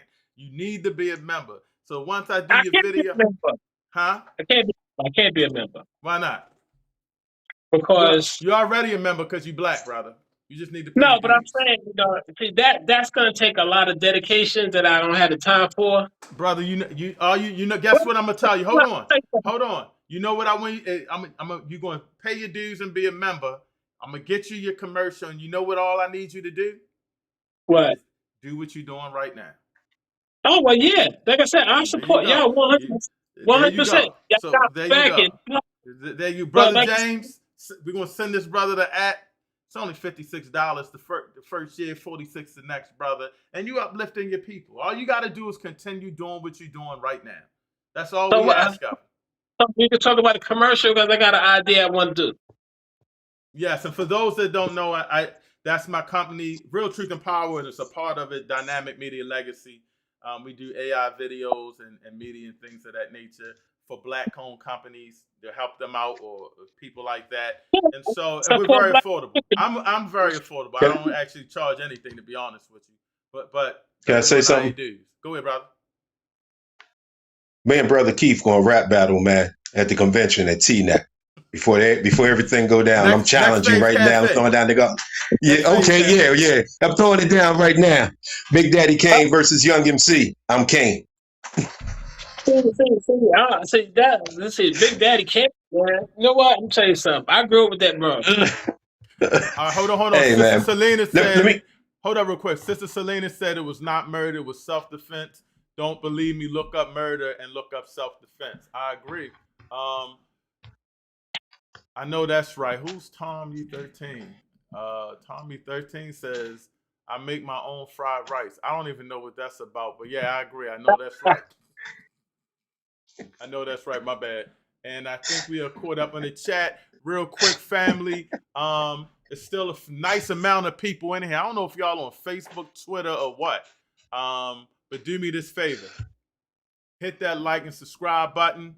You know, we want to get this algorithms out. If you're on YouTube, UNIA Rock Media, UNIA Rock, hit the subscribe button. Real Truth and Power, hit the subscribe button. And as always, and this is real important, Brother Keith, this is for free. Show me a little love. If y'all just jumping in, Hit that like button. Hit that like button. Go ahead, brother Every James. time I'm on YouTube. So, Brother Keith, do you know anything about Hyattsville, Maryland? It's down in PG County, Hyattsville, yeah, off of Kenilworth Avenue, goes all the way up Route 1. Yeah. East West Highway. So, me growing up, Hyattsville was a predominantly white community. And slowly but surely, Hispanics have started to move in. They started having problems with, getting loans and getting mortgages for like their homes. Most of them was putting their money into Bank of America. So they got behind one person, and that person went to Bank of America and was like, hey, listen, y'all not giving us loans. We got our money here. What we're going to do is pull our money out and go and find another bank that's going to give us the mortgages, so we can start buying up property. The Hispanics now, Bank of America, heard them loud and clear and started approving more and more mortgages for them. Not only did they start approving more mortgages for them, from Kenilworth Avenue up to Route 1 through College Park, almost every Bank of America has Hispanic workers in there that weren't there before. So not only did they start giving a mortgage, they start hiring them in there. So when you say that boycotting doesn't work, it does work. They didn't have to put Bank of America out of business in order to get what they wanted from out of Bank of America. You understand? So the mindset that we have to shut them down doesn't mean that it doesn't work just because you didn't shut them down. It means that you were able to get them to come to your terms. So in the example that you gave about the Asians up in New York, okay, they shut them down. And what did the Asians do? They started hiring black workers. I understand what you're saying, that at some point they got rid of the black workers, but they made them change. And that's the point. They made them change. Once they got rid of the black workers, all they had to do was go back to withholding their money because the Asians already knew, hey, listen, man, if we don't listen to them, we don't give in, we're going to be out of business. So boycotting does work. The part that doesn't work is bringing people, is organizing people to boycott. It's the problem. And on the problem of organizing people is because they never seen it work in their benefit. Okay, it's like because they don't do it. A boycott is supposed to be to destroy your enemy, eliminate him, because then you could take his spot. Because you could take his spot. I don't think that's a boycott, brother. I think that's a revolution. No. A boycott is to hold out things. The order, the order to get rid of all these people, all these businesses in your community, you got to get rid of these other people and replace them with black businesses, right? That's the whole point of removing the foreign people from your community and start businesses there. That's the whole point So, okay, so let me ask you this. So the boycott actually worked. It actually worked. And I'm not sure why you're not seeing that. It actually worked. Because they went back. No, it didn't. Because they went back and continued. No, the Chinese didn't have to put back into the black community to start over. Okay, they still was able to take money out of the black community and situate their communities. If they would have said, okay, we're going to give the black elementary schools books, computers, and whatever, then that would have been a victory. But they didn't have to do that. But a victory for who? A victory for you, or a victory for the people that was boycotting? See, that's the thing that you're getting mixed up. You're getting what your goal is mixed up as compared to what the people that were boycotting. The only people boycotted is a person got hurt. Okay, then they boycotted. That mean all they did is work off most boycotts is just worked off of anger until you calm down and you go back to business as usual. It doesn't benefit anything. No. I haven't eaten in a Chinese restaurant in I don't know how many years. Oh, you don't like Chinese food? That has nothing to do with it. I don't like their service. I don't like the way they prepare food. I think that Okay, so the let's food not that keep they on. serve us is I think the food that they serve us is something that they wouldn't eat because I watch them. They And don't. you know They how many don't. Asians do I see go into Chinese restaurants buying food? None. Thank you. Why would I eat there? But people eat it So though. don't so when you say that it's built off of emotion, I'm not emotional over it. No. I just realized that, you know what I mean, how they treat us and what they're doing doesn't work for me. So I just stopped going. I don't go to smoke shops. I don't go to most of these little corner stores. Hold up, Because brother none of them James. are black owned. Hold up, brother James, because I want.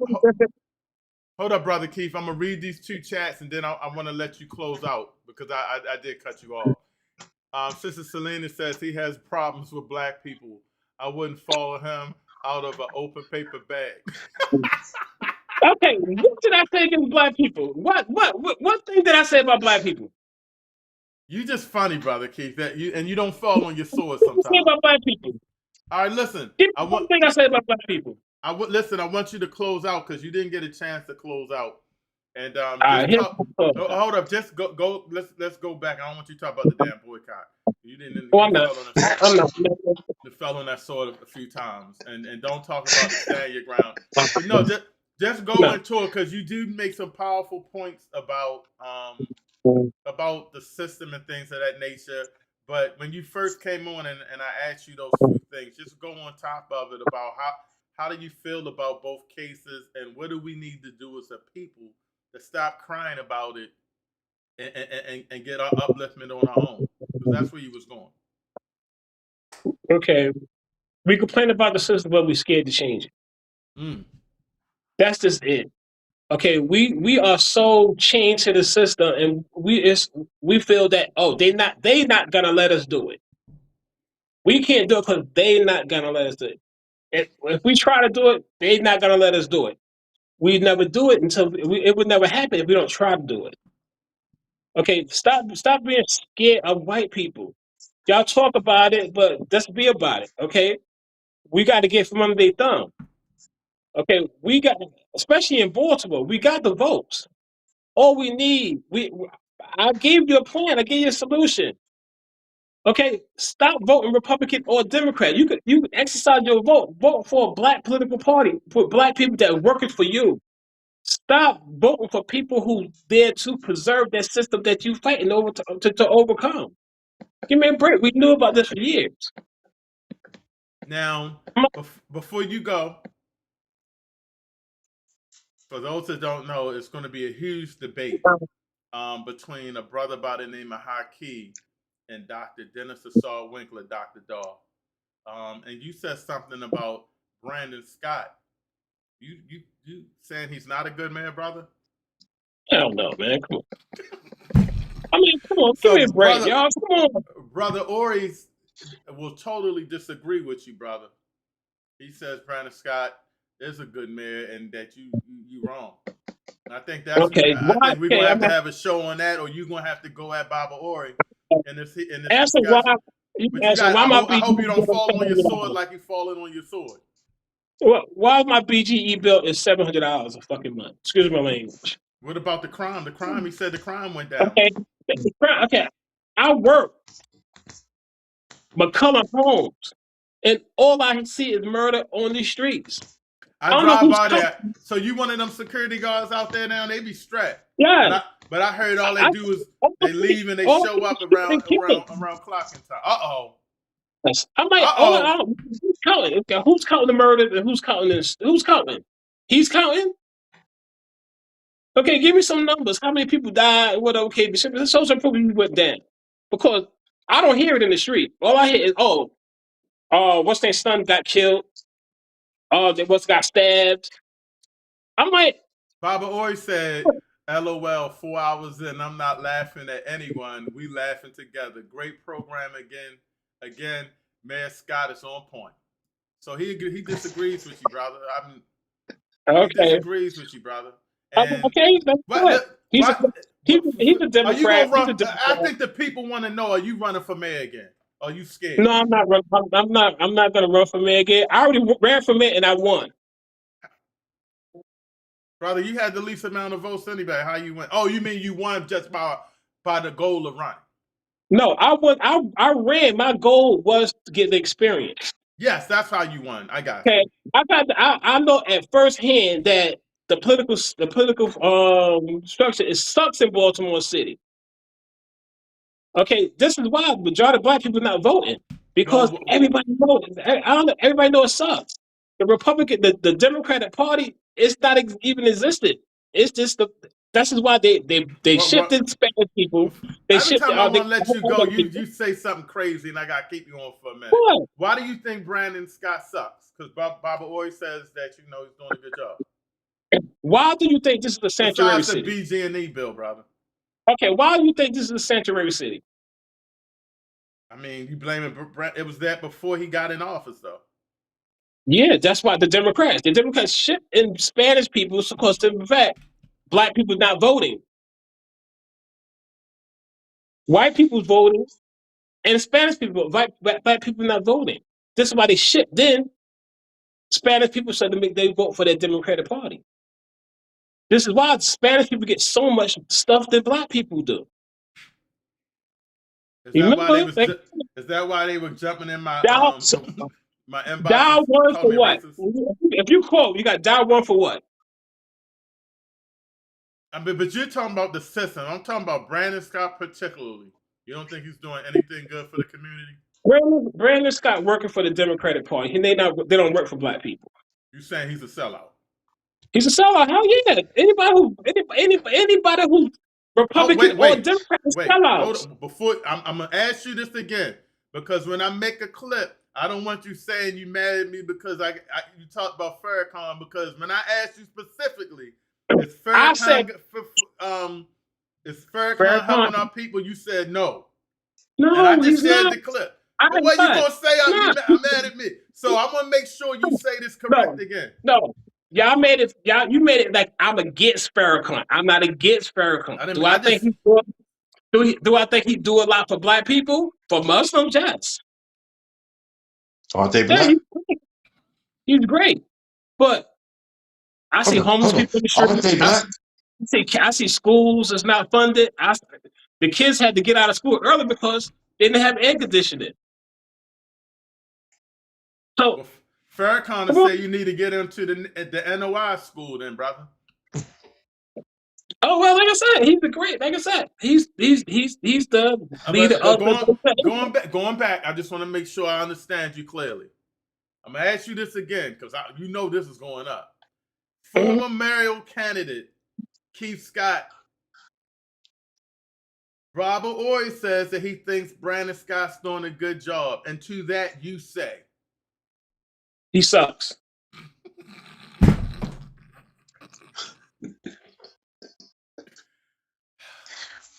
You know, Brandon Scott never did. We had to do debate. Brandon Scott didn't go to not one debate because he know that people was going to talk all about. He refused to do all the debates. He didn't want to come to the public because the public going to ask him these questions. And he didn't want to answer them. He never showed up. Anything that he was invited for because the people love him. I don't think so. I mean, he's probably from Park Heights, right? I believe it's from Park Heights. That's what he said. Boom, there you go. See, that's the whole point. He's from everybody in Park Heights love Brandon Scott because he's from Park Heights. Make it make sense. Ladies and gentlemen, you're not gonna get anybody to say anything about Brandon Scott that's not from Park Heights. Anybody outside Park Heights, Brandon sucks. You been to Park Heights? Yes. Let them say nothing ever happened in Park Heights. It's great. You mentioned Big Daddy Kane. He had Big Daddy Kane at Park Heights, bro. Oh, well, Before the show came on, then you were just praising Big Daddy Kane, bro. I was in Red Parrot. It used to be a club in New York called Red Parrot, right? Mm-hmm. I witnessed Big Daddy Kane. I don't think I'm gonna get killed for this, but they robbed his ass and took his fucking chain and left him in the fucking court of crime. All right. I was there at the Red Parrot. Watch him out, brother. You've been cussing up a storm today. What's wrong with you? I ain't never heard you So cuss before. I don't listen to hip hop no more. Even I listen on to you, but no, I'm not a Big Daddy Kane fan anyway. Never been. So I want to go see him anyway. Ladies and gentlemen, his name is Keith Scott, and about 30 shorts will be up on Real Truth and Power and UNIA Rock Media over Keith Scott. All right, brother Keith. You know I love you, brother. You know I love you. You can quote that. I'm not gonna go. Brandon Scott, son. You know I love you, and I think we got. Are you going to be at the Unity? When the next Unity thing? And what you remember that? Yeah, I'll be there. All right, I'm gonna see you there, and I'll talk to you soon. I'll hit you up. Yeah, the commercial. About the commercial. Yeah, I got you on the commercial. I got you. All right, good brother. That was Keith Scott. Let me bring in my brother James. Wow, man, this was a crazy show. Oh snap! My fault, brother James. Good, man. Interview screen. Where are you not there? There you go. Yeah, that was crazy. My good brother Keith Scott. Keith Scott is crazy, but he be making some good points. But sometimes when but he making points against himself. Yeah, I mean, I was like, Keith, we done talked about this over and over again. You falling on your sword. The brother from Houston told you what stand your law is. I understand what you're thinking. And then he goes and says he wasn't treated fairly, and but that's my brother. But he be on point about a lot of stuff. But I didn't really get a chance to let you go in, brother, because it was a little crazy. But just let me get your input on this one right here, because were you on the show early when I played the father? No, I had seen the clip of the father, and you saw the one with the watermelon thing and all that. No, I ain't see that. And the 400 years. Yeah, see the thing with that is, right? You saw the 400 years. Yeah. Okay. Here's my thing, E. Here's my thing, and that when they say, you know what I mean, you're looking for a handout, you're looking for something free, it ain't nothing free in America. I pay taxes here. I've been paying taxes since I was 14, 15 years old. My first check when I was working at the car wash, I had my little work permit and everything. I got it. I went to home and asked my mother, man, what in the world is FICA? And she just started laughing. She just started laughing. It was like, yeah, you're going to have to pay taxes. You know what I mean? So I've been paying taxes in this country. So if I qualify to get, you know what I mean, SNAP benefits, or if my kids can get on Medicaid, it ain't free. I paid for that. I'm still paying for that. You know what I mean? If my kids need to go to like a decent school, it ain't free. I'm paying for that. I'm paying for all of it. Ain't nothing free in America. And the thing that kills me about the ignorance, when they talk about free stuff, they don't realize that corporate welfare dwarfs public welfare. Is not even close. So every time your bank says that we're going to make $3.5 billion this year, and they only make $3 billion, that's $500 million that they get to write off. That's corporate welfare. That's more money than goes into public welfare. But they don't know this. I mean, and they always sitting there talking about you looking for a handout. It ain't a handout. That's my money. That is exactly what you took it to do, was to take care of me. This is a republic. This is not a democracy. This is a republic. And the government is supposed to represent me. And the people that go in the office is supposed to represent me.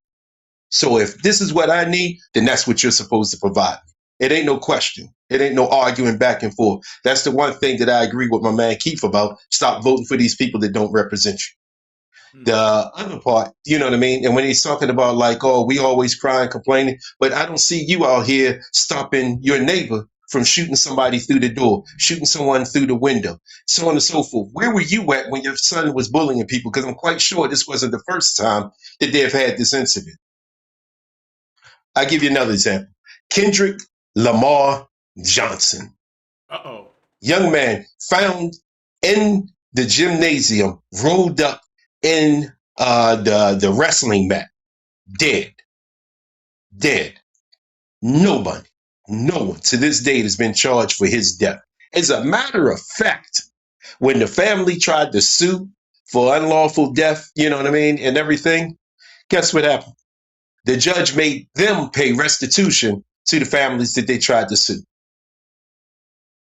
over his homicide, over his death. Now you're telling me that this dude died and rolled himself up in a wrestling mat, and it was called an accidental death with several blows to his head and on his body. Hold So up, Brother James. I guess. I'm sorry. I joined the chat because I was told I have no soul by Everett. What's this all about anyways? Lee, I don't even know who you are. I don't know what you're talking about. At least I showed up. LOL. I don't put your name in the chat. I don't even know who you are. I didn't tell anybody tonight that they didn't have any soul. Hold up, Brother James. Power to the misguided brother. He a work in progress. Yeah, Brother Keith, we love you. You're a little off, brother, but you entertaining as hell. The people love you. I mean, the people love you.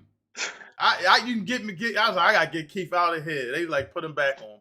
I was like, damn, let me get my brother back on.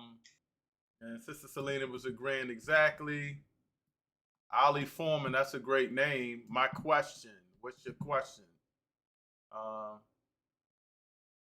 Can someone get me up to speed? Who are you? I don't even know who you are to say I said you have no soul. Man, we going on 12 o'clock, man. I know. You're I'm gonna have about to to watch let the you close replay. up. At the Hanlon, I'm up for intelligent conversation. Let's go. I have no idea who he is. Maybe that's the husband.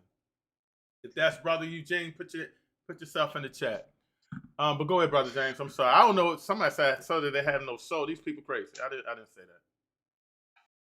Tamila Hartford went to a slumber party of the football moms. She was found the next morning on the ground dead.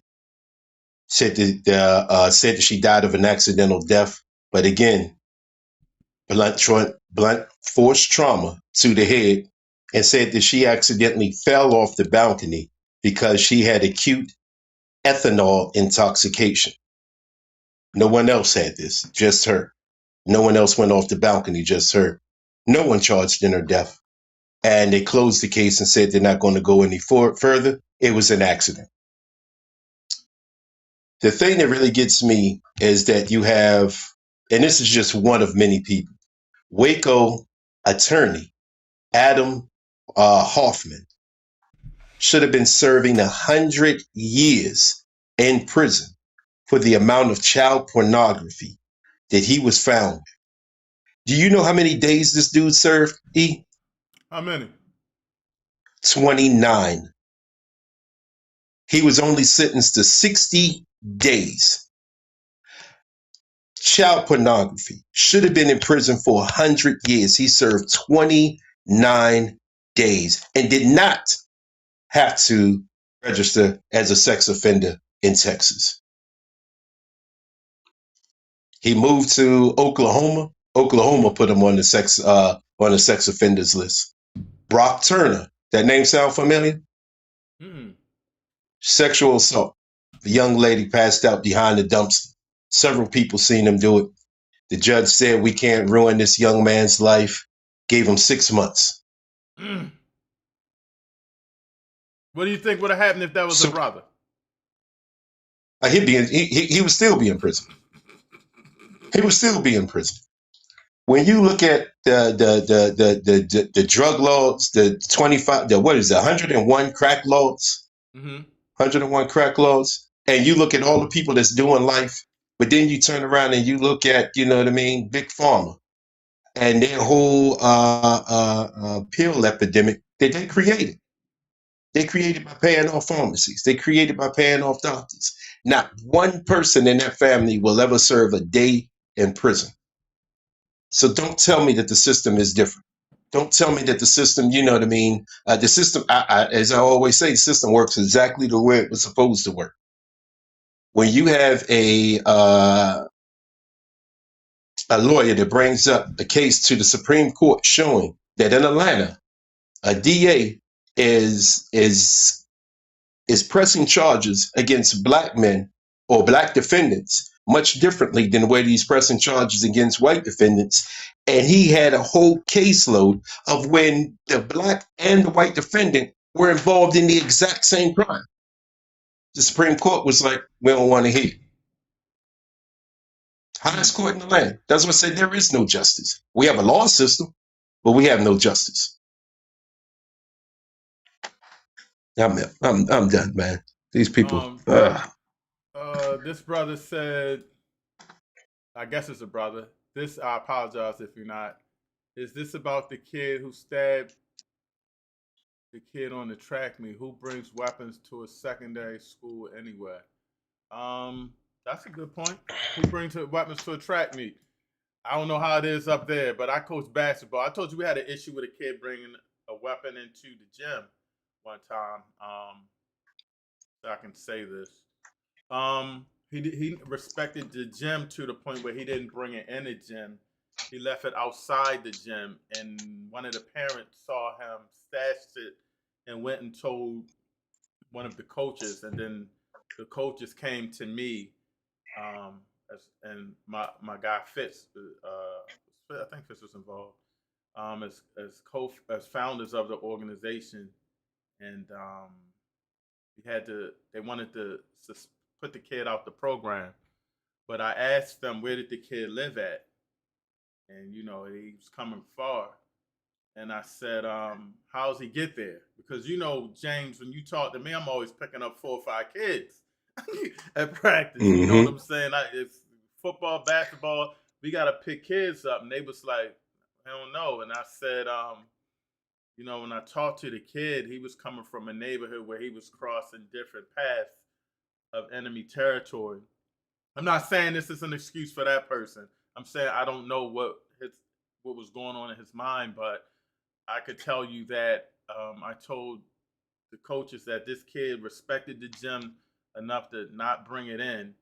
And when he explains how he has to come, I said, we need this kid in the gym, not out of the gym, getting in trouble.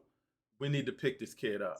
We need to make sure we give him a ride, talk to his parents, let him know what's going on. We have to have that duty, but we also have to let the kid know that it's a trust factor there.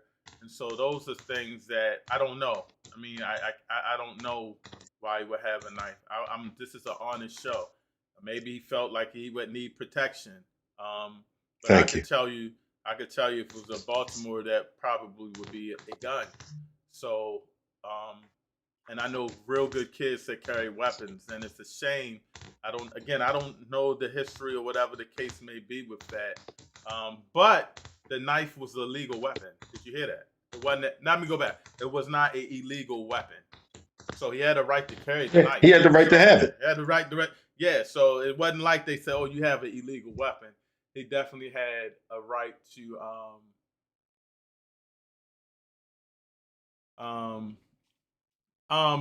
This person, Lee, I don't even know who he is. Put your name in the chat. Do I know you personally? That's all I need to know. Do I know you personally? I mean, it's late. I give you a little time, but I'm not arguing with some white racist. So that's not my platform. My platform is for black people to build. And if you don't agree and you agree, that's fine. But if you're coming from a racist standpoint, this isn't a debate show. This is a build show. We had a brother on from Texas that came on and said he felt the trial was fair. We started talking, and he made his point. He was like, this could have happened. We don't know about this. And he did say, according to Texas law, that it should have been at least a stand your ground. And he kind of, was very respectful. We had a great build. So this isn't a debate show. This is a build show. And whenever we can build. And speaking of Dr. Daw, hold up, before I let you close out. Hold up, family. I was on Dr. Daw's show last night. We can't do this. We can't explain simple things when these people never explain why them and their ancestors have always been another white racist. They come out of nowhere. Why are you even on the platform if you don't like how I feel? Okay, he's talking about a 3.5 knife is only a tool when not used. to be harmed. It could have easily been a screwdriver, and he could have avoided the sentence if he was given. Okay. Could have walked away, possibly. Could have got out the tent. But we're also saying that we're talking about the law and how it applies. Dr. Daw, appreciate the real world analysis of the lived reality of much of our youth. Yes. And that's the issue. And we understand that we have some issues in our culture. And that's why we're here to talk about these issues and build ourselves up, not to complain. No one is here complaining about the verdict. We're letting us know that we're not going to normalize the verdict anymore. And we got to do some things in order. But before I let you go, Brother James, I want to do something real quick. Hold tight real quick. I want to play a clip from Dr. Daw's show. For those who don't know, I was on Dr. Daw's show last night, and I got into it with a brother. The brother basically said, hold on, oh, y'all see my green screen. That ain't cool. The brother basically said, I'm going to do it from here. The brother basically said that he loved this country. He said, I love this country. And he was trying to tell me some things about the country. And I was like, we all had paved the way. This country was built on slavery. It was built on our backs. But the country wasn't built for us. And so when you say you love the country, did you love the country when they were lynching us? The brother said yes. So I want y'all to understand the pain that our people go through. You so busy caught up in separation that you love the country so much that you would say you love the country even though they were lynching us. I kind of went off, so I apologize. The simple question: if I treat you like crap and I'm the owner of a business, do you still love that business? Okay, let me answer it. No, I'm going to answer it directly. Okay, brother. Okay, brother. Can I answer the question? Answer the question. A company is not America. So if I work for your, I'm going to answer. If I work for you, if I work for you, right, which is not a country, which is not a home, but a company, it would be crappy. Yes, I agree. If I work for you, it would be crappy. But I don't work for the white man. This is my home, brother. So when we were getting lynched and hanging in trees down south, you love this country? Love this country, brother. I love this country. Brother, America didn't lynch our ancestors. The white man did. That was an interesting conversation with this brother. Dr. Daw does a powerful show, and it was a respectful conversation. Like I said, it's our respect here. We can agree to disagree, especially when black people. I did call a brother a couple of sambos, but that's okay. That's okay. It might be hope for him because the brother really got crushed in all debates. He mentioned DNA testing, and Dr. Daw pulled his card on that and went and had sources. He mentioned some other things, and it was really crazy. And I said, brother, it's global unity, brother. We need to unify. Stop trying to separate us. And I hope the brother can come back, take that little intellectual beating, and come back strong. And that's what it's all about. Somebody said something about Dr. Daw, but definitely check Dr. Daw. I forgot his channel, Dr. Dennis Asar Winkler, but usually when I go and search it on YouTube, I put in Dr. DR and space, or the period and space, D-A-W, Dr. Daw, just Dr. Daw. Powerful, powerful, powerful content. And the brother really goes in and he fights hard. And he's a UNIA member in convention that Friday, August 21st, I believe. We're going to have a powerful panel discussion at his spot, TNAT. So I just wanted to say that. But I love the discussions because the discussions is where we get to talk and build. But I just can't argue. I can't argue with things that don't make sense. We just have to agree. I don't want to argue. I want to have intelligent conversations. And if you can't understand, stand your ground law as opposed to how it works for black people and white people and think that it's the same. I mean, if you go to my Facebook, there were white people saying, yo, this is Texas. This is what we do here. Like, this is law is for us. He's not for y'all. And I got checked on it. Like, okay, you're right. I guess you are right. Thank you for telling me that. Dr. Dennis, I literally live in a former sundown town. If I ran too much in the summer, the local law harassed me for dumb reasons. I also have a very black friend who works in the prison system. Dr. Dennis, I guess he's talking to Dr. Dog, but I don't know who this brother is. And he said that I said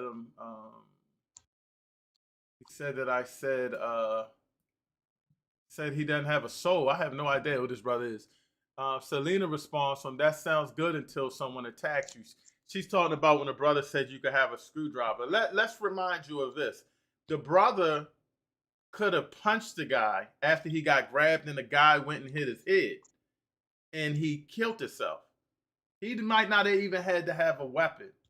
You know, when you think of murder, I mean, it wasn't like he was like this. He like, get off me, and probably went like that. He only poked him once, but he got him in a good spot. But he could have hit him and the guy fell and hit a pole or something.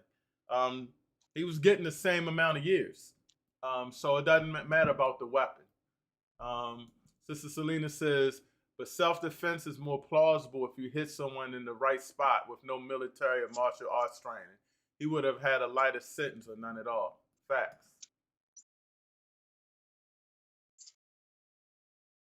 Ali, I hadn't had a chance to look up this FBA movement yet. I don't even know who this person is. He all over the place.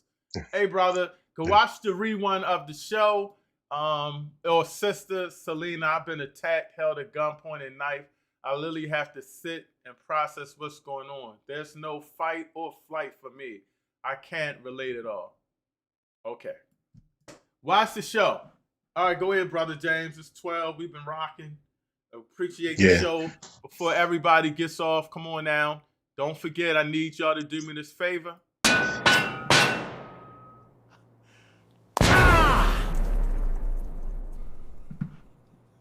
Smash it now! That's right. Hit that like button. Hit that subscribe button. Get the lights going. We getting powerful content.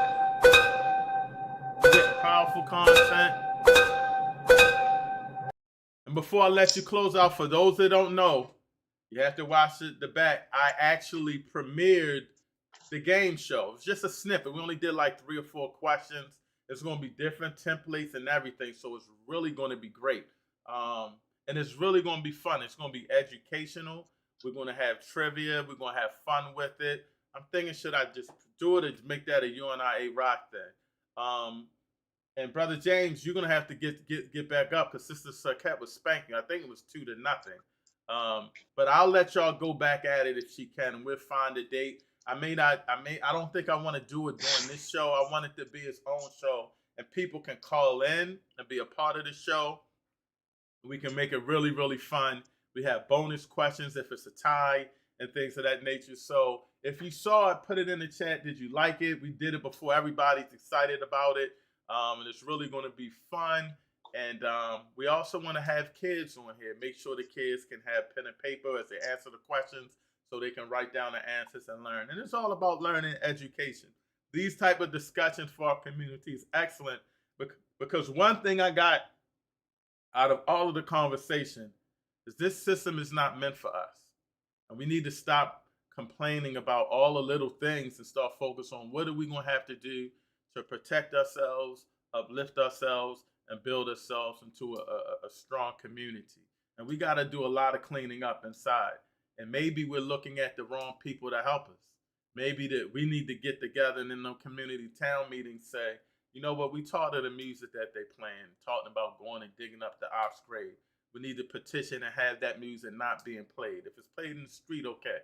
But my kids aren't in that area. They're going to hear it on the music, on the radio. Maybe we need to go and say we need to do something about the drugs in the community, and we need to talk to those people and tell them to go to another neighborhood and make that an open drug market and not here. We need to fight and stand on business. Maybe we have to really get ourselves in order and be a little more brave in how we move. But one thing I say is that if we can talk about all of that, the best thing we can do is we will talk about unity. And that's what it's all about, unity, healthy discussions, not debates, unity, healthy discussions for our people. So I appreciate you all for tuning in. Definitely check out Dr. Dawes' show. And if you are interested in being a part of the game show or part of the show, we send that link out every day. I let you guys know what the topic is. Each Monday, I start off posting about what the topic is. And I kind of knew that this was going to be a powerful topic because I figured that jury was going to vote real quick. I kind of was thinking like, I wanted to go live that Monday, but it's too early. I like to build up the show. So that Monday I posted about, the topic, and that Monday he was found guilty and convicted, I think. Sentenced on that Tuesday. So that happened really quick, but we have to understand that these things are important to us. And this isn't a platform for, we want to change the nouns. We have to use verbs. I'm praying for Dallas. Let's put this one up. We want to change our nouns. We have to use verbs. Praying, tapping in from Dallas. Thank you so much. I appreciate you, Cool Cup. Check us out next Friday. Check me out on social media, and we can definitely build it. Maybe you can be a part of it. Last one, Brother James, I'm going to let you close out. Ali, isn't it seeking reparations based on being descendants of enslaved? That's what Google I don't know said. what this dude is talking about, man. I think this is the brother that said that he loves America even when they was lynching us. He said, I love my oppressor. He said, he said, we good here. We want reparations, sir. We want reparations. We sick, sir. We sick, master. And admiring Brother James' shirt too. He probably stole that shirt from me. This brother got the nerve to have BMO on. He's a Pittsburgh Steelers fan. He's the most confused brother I've ever seen in my life. But I love my good brother. He's a soldier for our people. Something happens to me. First of all, this Baltimore, UNIA. This is an Oreo shirt, sir. Thank you. And to my good, this crazy white lady, this is not my platform to be sitting up here arguing over white people who think negative of our people. In fact, the last time you was on here, you said the word lynch. So that I don't even think you understand. But I'll go on Lady J's show and beat your ass up, you and your husband. I take both of you on because you ignorant. I already blew him out. So don't bring this clownery to my show. We can go on Lady J's show. I text her and I come and I hit you with the facts. And if you don't like it, you don't like it.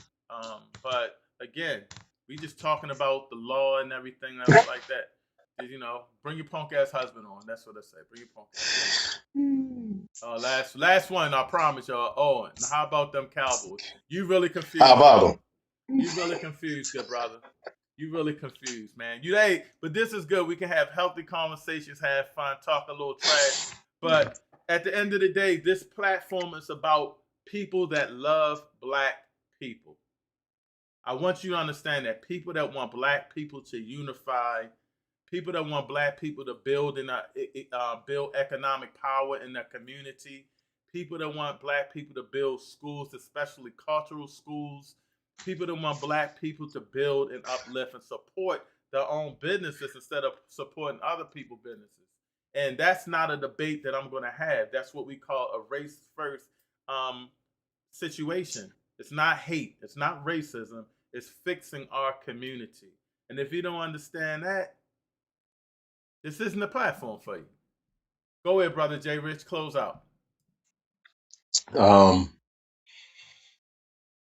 If you love, it's easy to say that you love something that you never experienced.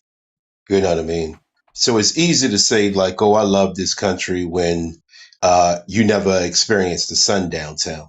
It's easy to say that I love such and such when one of your older brother didn't make it home, or your mother got beat up in a protest, or your father got killed in a protest, or that your father got killed by the police over a broken light, or your father got, banged in the back of the head with a hammer, almost decapitated, laid on the train tracks, and then said that he committed suicide. So when you're not really experiencing that and you're separated from that, then it's easy to say, oh yeah, it's great because you didn't go through any of those struggles.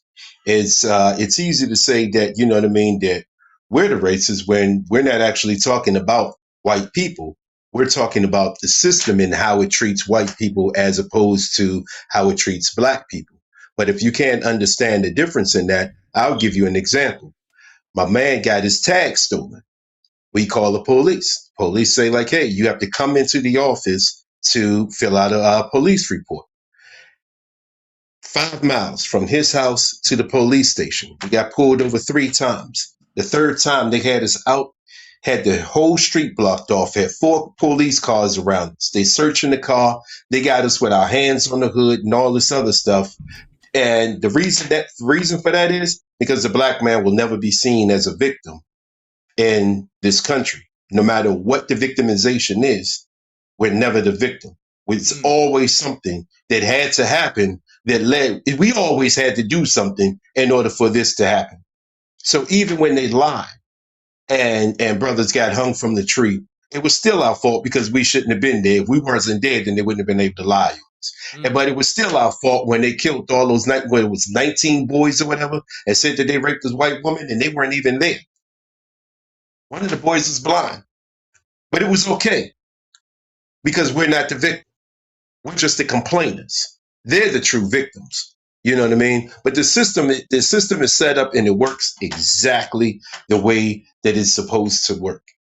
Now, no one is saying that this, you know what I mean, this boy, but like the brother asked, like, why would you bring a knife to a track meet? Maybe we don't know what he's experienced before now that led up to that. We don't know what happened. We don't know how he felt because he didn't testify. And I think that went, you know what I mean, to his demise. The point being, even when we do testify, even when we're not in the wrong, and you have a system that is set up to allow a police officer to pull you over, to lock you up, and 3 days later you're dead in a cell, and they just say, oh, you committed suicide because you were complaining. And you seemed pretty sane when they had you sitting on the sidewalk. But it's okay.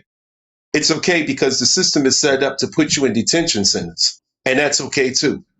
All of it is okay until it reaches you. And we see that on a daily basis, that when a certain part of the population doesn't get what they want, then all of a sudden the system is broke. But when it denies everyone else, then it works fine, just the way they want it to work. The system needs to change. And the biggest way, what my brother Mike said, is true.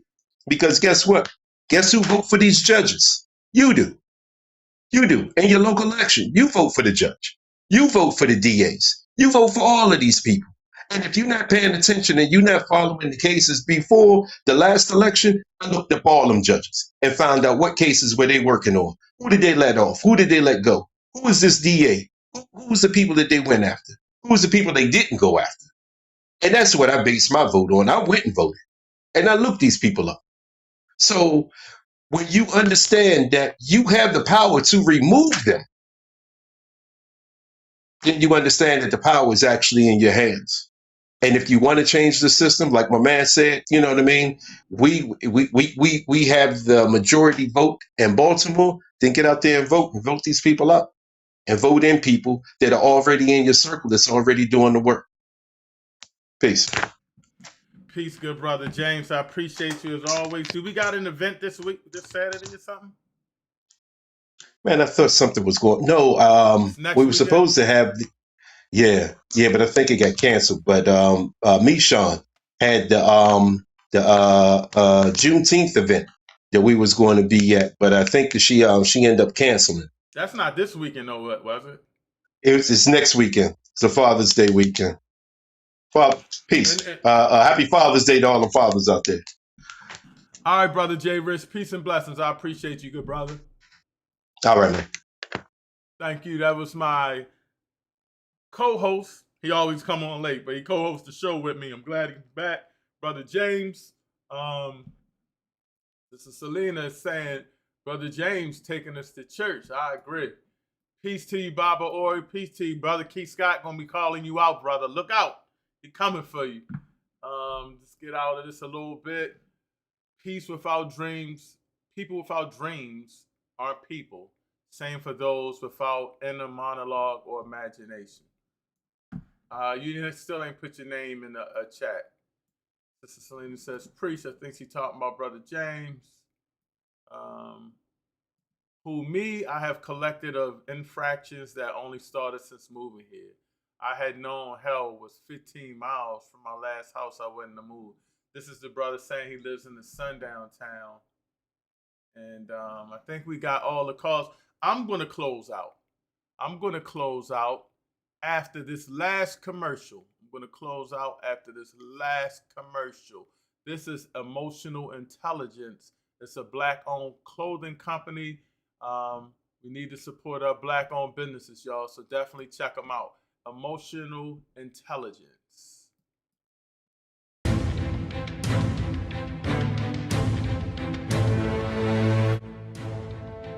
It starts the moment we open our eyes. We're born with emotion. Life shapes it. Challenges sharpen it. The world throws chaos at us. But we learn the patterns. We master the storm. We fall. But together, we rise. This isn't just fashion. It's armor. It's proof you've earned every piece of who you are. Emotional intelligence. Wear your evolution.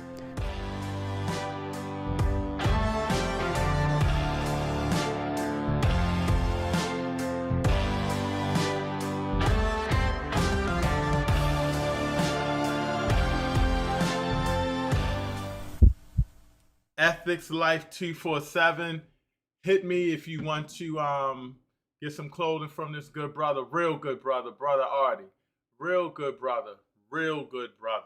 I want to thank everybody for tuning in again. I did a test for people that are on Twitter because I had put something in the chat and it didn't go through either. So I went and tested it again and I said we are live just now. So if you are on X, you can't just comment. You have to like hit the video and have it full screen and then you can comment. So I know a lot of you guys are on X as well, on different, sometimes last week was like 100 something on X, Twitter. So next time I'll make sure I say that you have to hit the actual video and then you can comment and your comments will be heard as well. So I just want to close out and I want to thank everybody again. Welcome to Real Truth and Power, where we provide health, wealth, more importantly, knowledge of self, and where we come together as a community to talk about these important topics. And we don't always have to agree with each other, but the end goal is to communicate. And that the ultimate end goal is unity. And that's what we are in the UNIA. This is a UNIA Marcus Garvey program. And so our goal is to unify our community and come together. And there's nothing wrong with that, saying race first. We need to support our own Black businesses. We need to support our own institutions and start building our own institutions, because the institutions that we have right now aren't working for our people, especially in the inner cities. We have to clean up our community. We know we got a task at hand. So for all those people that don't understand, we do know that, but we also have to understand that the system here is really not for us. And until we understand that, we'll know how to move better. The laws don't work for us, and it is a lot of racism in this country. So I thank y'all again for coming out. I hope you like the game show. It's going to be really, really fun, but I don't think I'm going to do it during the show. But that was just a snippet. I only did like 3 or 4 questions, and I got some nice templates I want to use as well. And so we're going to really have fun with the game show. We're going to have kids on so they can learn and everything like that. So please, again, hit the like, share button. Hit me later. Tell me your thoughts. And if you have a topic that you want us to discuss for next week, let us know. We had previous conversations. We've had the first show back in about 3 years was the youth problem in Baltimore City. And that wasn't just about it's somebody's fault. The main people that came out whose fault it was the parents' fault. So we don't want to blame the system for things that we need to do, but we have to understand what happened to our parents is systematic, our young parents, and how our families got displaced, and things of that nature. And then we started talking about why Black organizations can't come together. We talked about that and the need to come together, and why that this start taking place where we don't come together. And then the show after that was, have we normalized the drugs, the crime, and the violence in the community? And for those that are outside of our community, sometimes the people think we're living like actually in it. But when we say our community, just because we live out in the suburbs, it's still our community for those that live out in the suburbs. And if you actually in the community and in those areas, and you witnessing drugs being sold outside your door and things of that nature, and it's nothing you can do about it, and things of that nature, has it become a normalized thing? Has it become a normalized thing to see our kids getting killed and things of that nature? From there, we had a couple of other things where one of the shows was, are we ready to govern ourselves? We keep talking about, like Brother Keith Scott said, like it's time to overthrow the system and get power. But the question was, are we really ready? Are we really ready to govern ourselves? And a lot of people said yes, and a lot of people said no. You know, so the goal of that show was to say, well, we need to get ready. We need to start having a black agenda for our people. You know what I'm saying? So that was that. Last week it was conquering delineation. There's some people that say because we're Black Americans or American descendants of slaves that we need to delineate from other Black people globally. Yeah, we thought that was just like crazy.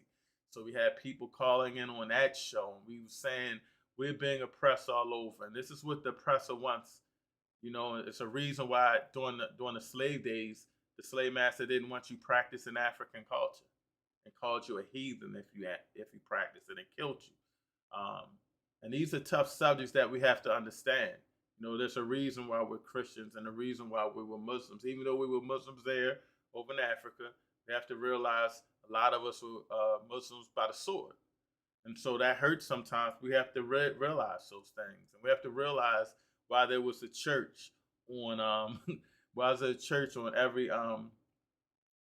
slave dungeon in Africa. And we have to understand how we've been mentally brainwashed to accept our conditions. We have to fight to get out of those conditions. So these were things that we were talking about during the show. And of course, this show, Self-Hate. I played a show early, so if you came on late, watch it, where a brother said he went to a Pan-African school, and it educates you about this brother. He said he hates Black people, he hates his community, he hates everything. And he said when he was younger, he grew up in a Pan-African school. He was going to a school, and they would say the pledge to the Pan-African flag, and he immediately turned his back on the flag and said he would praise the American flag. Now, it's nothing wrong with having solidarity to your country. But that pledge to a flag in a Pan-African school means you're pledging to love Black people. You're pledging not to kill Black people. You're pledging to commit your mind, body, and soul to the unity of Black people. But he immediately said, forget that. I'm just going to praise the flag that's oppressed us. And so that's the difference in the way some of us think. And that was the self-hate part of the show, because a lot of people were saying, you know, this brother, he's an N-word. He's a monkey. He's a chimp. And they were actually Black people, which is shocking. But I didn't want to play that part of what the brother said. And it's a sister on my Facebook that really went in. And all of us were hateful. But this is what's happening now. And we have to realize that that's self-hate because we were colonized. We were brainwashed. We were taken from our culture. We were taken from a lot of things. And it's hurtful sometimes to look back and accept that, you know, we went through a lot of trauma, especially here. And we have to deal with that trauma. Dr. Dawes, psychologist, you know, always talks about it. Like, we have to deal with trauma. We have to deal with how we deal with each other. We have to learn. We have to rethink things all over again. We have to think of how we raise our kids. You understand what I'm saying? Sometimes we get upset when these white people say, man, it's how you raise them, it's how you do this and how you do that. And we get so upset and we F you, this or that. Because we know that there are a lot of powerful Black families. But we also know we have to do a better job of helping the community as a whole raise our kids. We need to have rites of passage back. We need to learn our culture in our school system. So it's a lot of things that we have to deal with in our community. And so when we talked about this show, we talked about the system and how this system, well, are we really shocked that the brother didn't have any black people on the jury? Like, are we really shocked that, you know, the stand your ground law didn't even come in effect with him? Are we really shocked that he probably didn't even have the best of counsel? And if you really watch the father of Austin Metcalf, he even said it, your counsel sucked. Like, you know, he really blasted him, you know. And for a person to who rest in peace to his child, to say that in 400 years people sold you to us, and you should be happy we put you to work. I mean, that's where you coming up with. I mean, you're attacking black people for saying we just want to make sure the brother gets a free trial, a rightful trial. No one ever said that the brother was innocent or guilty. I've never said that. Don't matter what I think, I would never say that. I'm smart with how I move, but I'm also going to fight on the system. See, I look at the system and how they treat us. And so we need to wake up and understand that this system was not built for us. We're in this system, and since we've been coming back, we've been fighting and fighting and fighting in this system. The father had mentioned DI. And I mentioned during the show that I remember when I was a little kid, my father was upset because my mother, who trained this white lady, this is in the 70s. I was born in 72. So it was like 75 or 6. I was probably 4 or 5 years old. And he was upset because the person that my mother trained that couldn't even do the job as well as her got the promotion that my mother should have got. And during those times, black people wasn't getting jobs and things of that nature. So that's why that came into place. And so when we look at the NFL, how they don't hire black coaches, that's a national thing that's out there. That's why they have the rule to hire black coaches. I forgot what it's called. The Rooney Rule.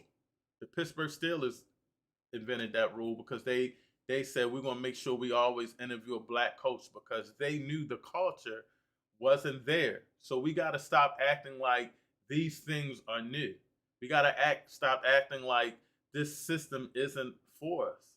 And when you look at the posts on my Facebook page, again, I mentioned how a bunch of Latino people were coming and calling us the N-words and savages and things of that nature, which is crazy because where I live at in the black community, I don't see any of that. I mean, I see loving black people. I know as you go in the inner city, I go in the inner city. I was just in there, North and Penn today. We was walking around the Art Social Club around the block. That's where the Freddie Gray riots were there, right where I was at. And you would think that was good people there. And it's an open drug market. We walking around, you know, so we have to understand that there's a lot of propaganda against us too, but we have to be real and we have to fix our issues. And so, you know, this is what the show's about. It's about talking about our issues. It's about going at us and making us accountable, but really making us sure that we understand as a culture and as a people that we have a lot to work on. We have a lot to work on. We talked about, I think it was last week, I don't know if I mentioned this also, we was talking about reparations and things of that nature. And a couple of white people came on my page like, man, we ain't giving y'all reparations. Is you crazy? Like, yo, you monkeys, this is the words that we use. You monkeys, we not giving you reparations. But according to my good brother, Captain Ados, that's only a small percentage. My Facebook went viral. It's like thousands of shares, thousands of likes on a lot of posts. If you check it out, Everett Winchester on Facebook. And one of them definitely went viral. And I was like, wow. And I go and I try to comment on every comment, whether I agree or not. I try to comment, and all I knew is I couldn't even keep up with the comments. It was like thousands. And I just was looking at it, and I was like, yo, this is crazy. Like, the Latinos is like against us. I know it's not all of them, but we have to understand what we're up against when we talk about reparations. So fight for it. I'm all for reparations. And Cobra, I'm with you. But we also have to understand that we can't wait for a handout. Our President General, our First Assistant President General, they say all the time, no one's coming to save us. No one's coming to save us but us. And so these are the conversations that we have to have. I want to thank y'all again. Monday, UNIA Rock Media, UNIA Rock, that's UNIA ROC YouTube channel. We don't only stream on Real Truth and Power on Fridays, but the YouTube channel. Check us out Monday and Tuesday. Leader of the UNIA, President General Michael Duncan, First Assistant President General Raymond Duguay do a phenomenal job hosting. And it's all about race first and building our community. So thank you once again, family, for tuning in. We're going to be back next week. And I may come on earlier during this week to talk about some things, but I got a lot of stuff going on. Also, before I get out of here, the UNIA convention, August 19th to the 23rd. That Saturday, we are having a red, black, and green gala, an award ceremony. Our social club's getting an award. Sister Earth is getting an award. Black Men Unifying Black Men's getting an award. The organization, as well as Brother Bill Gooden and Brother Mike Johnson. So we need y'all to come out and support. The tickets are $75. The food is going to be fantastic. You're going to hear from the President General and leaders of the UNIA. We're going to have a powerful build. We got events all night. We got the UNIA grocery store, the Black-owned grocery store documentary that Wednesday at Pikes Theater, and also the things that the Baltimore division is doing in the community documentary. We're having a panel discussion that Friday. We have a meet and greet at the Black-owned Terra Cafe. All of these will be Black-owned establishments, so we'll start promoting them. So definitely, if you're on social media, X, I don't even know my X thing. I think I had it here. The Twitter is Everett MW, I think. Everett Winchester, look that up. Everett Winchester, I think that's what it is. But look that up. And Facebook, Everett Winchester. Make sure it's not the guy that plays overseas basketball. That's my son. It's me. And you should look for militant UNIA stuff. So I thank you again, man. Remember, Real Truth and Power, where we provide health, wealth, and knowledge itself. It's our goal to provide powerful information to the community. And this is a Black show for positive Black communication, where we can argue, we can talk, but we can love each other. And that's what it's all about. So again, hit me up if you want to be on this game show. We're going to do the game show. I was playing with it today just to get some questions in to see if I could still do it. We went live. I'm going to fix it up. It's happening. Man, submit it. Race first. Have a good one. I'm out, family.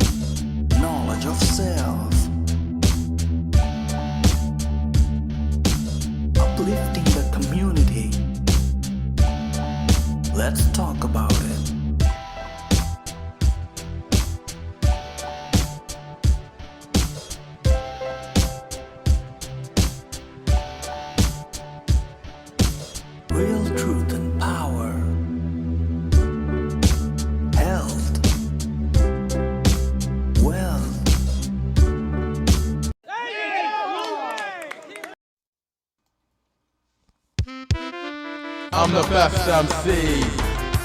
I'm the best MC. I'm the best MC. I'm the best MC. corner to corner. Good block, the crack spot, east coast to west coast, I lean like rock. Number one, niggas be like fiending for this shit. I make hits, spit that dope ass lyric, come hard. People be like, oh my god, he's dangerous. In a battle, I will simply crush. Amazing. The greatest MCs idolize me. The S, the A, the L, I am Salim. I grab the microphone, cause a man hits the bop. Niggas with dreadlocks be like smoked out. Sensational, spectacular MC, you're on the dick every single time you hear me. MCs be like jealous, underground, and I sell hotter than the month of July, hotter than hell. I blow your sound system up. Saline like pump. We be chillin' in Atlanta. I'm the best MC. Rule and run DC. I'm the best MC. Be more where I'm from. I'm the best MC. New York to Cali. I'm the best MC. When we chillin' in Chicago. I'm the best MC. Miami to Philly. I'm the best MC. Dallas, Houston. I'm the best MC. I even rock London. I'm the best MC. When I come into your city, all eyes are on me. Cause I use a gift from God called creativity. Plus a lot of heart. I rip your whole crew apart. Take the freestyle, recite to a track, watch a chart. I'm the shit. Bitches be like on it. I flip scripts, put my all in hip hop music. So what you say? These young boys be like bling bling, but when it comes to the lyric, I can't understand a thing. This ain't rap. Frankly, your shit like whack. I dominate my opposition, verbal combat. State to state, town to town, even play the Holy Lands. The number one MC. Saline gets down, so rebel. Like Notorious Big, I hypnotize. Only whores with envy, criticize. I'm number one. We be chillin' on the block. I'm the best MC. We be running your own spot. I'm the best MC. We be chillin' in New York. I'm the best MC. Down even in Atlanta. I'm the best MC. We be running in DC. I'm the best MC. We be ruling in DC. I'm the best MC. Be more where I'm from. I'm the best MC. I'm the best MC. I'm the best MC. I'm the best MC. I'm the best MC. Number one MC. I'm the best. Number one. Number one. Number one.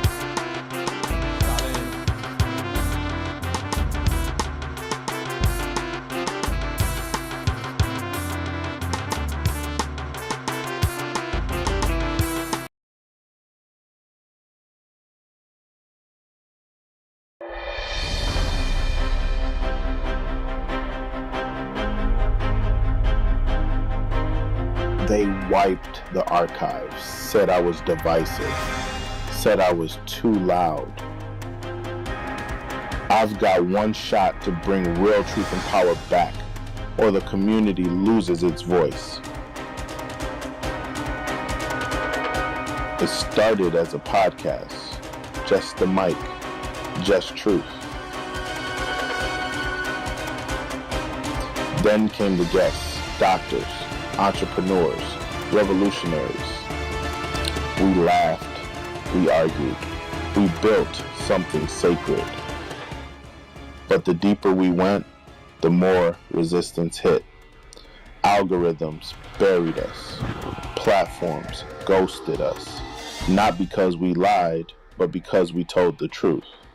I was ready to walk away. Then, after practice, one of my players, 16 years old, pulls me aside. Dead serious, he goes, "Coach, that podcast, that was the first time I heard someone actually speaking to us." Then he smirks. "Also, you kind of went viral on my group chat. Don't let it die." That was it.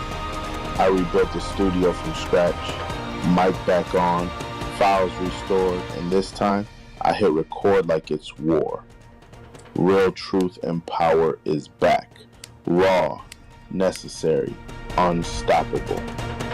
New shows drop soon. Subscribe now. Share this. And revisit the episodes they didn't want you to hear. A boy dead on the street last week. Not from drugs, from violence. Nobody stand up. Nobody move. Me got 6 weeks we build 100 man. Or Baltimore lose its soul. Back in the day, we protect we own. Now, enough talk, enough post. But Garvey, him leave with the blueprint. Stand up, uniform, discipline, unity. African Legion, it not dead. It a prophecy waiting for fulfill. Ma nearly walk away, tired, alone. But when that mother grab me arm and say, "Who I go protect my son?" Me know, We not start no war, we restore order. Black unity, black honor, black discipline. This a we army, and it never left. My name, Brother Tony. Join the Baltimore UNIA. Be the legacy or be the silence.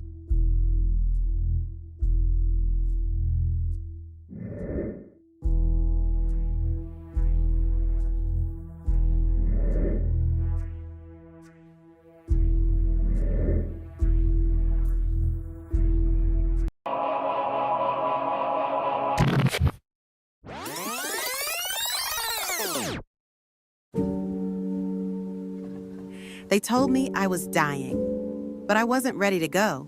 I dug into the dirt, prayed over seedlings, raised chickens, bees, watermelons bursting with color.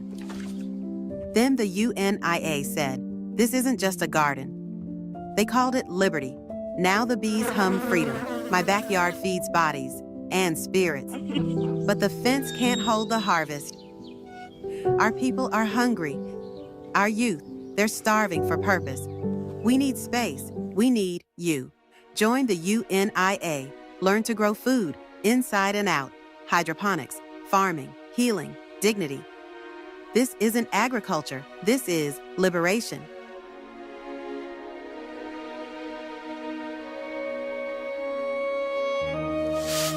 They buried us. We planted back.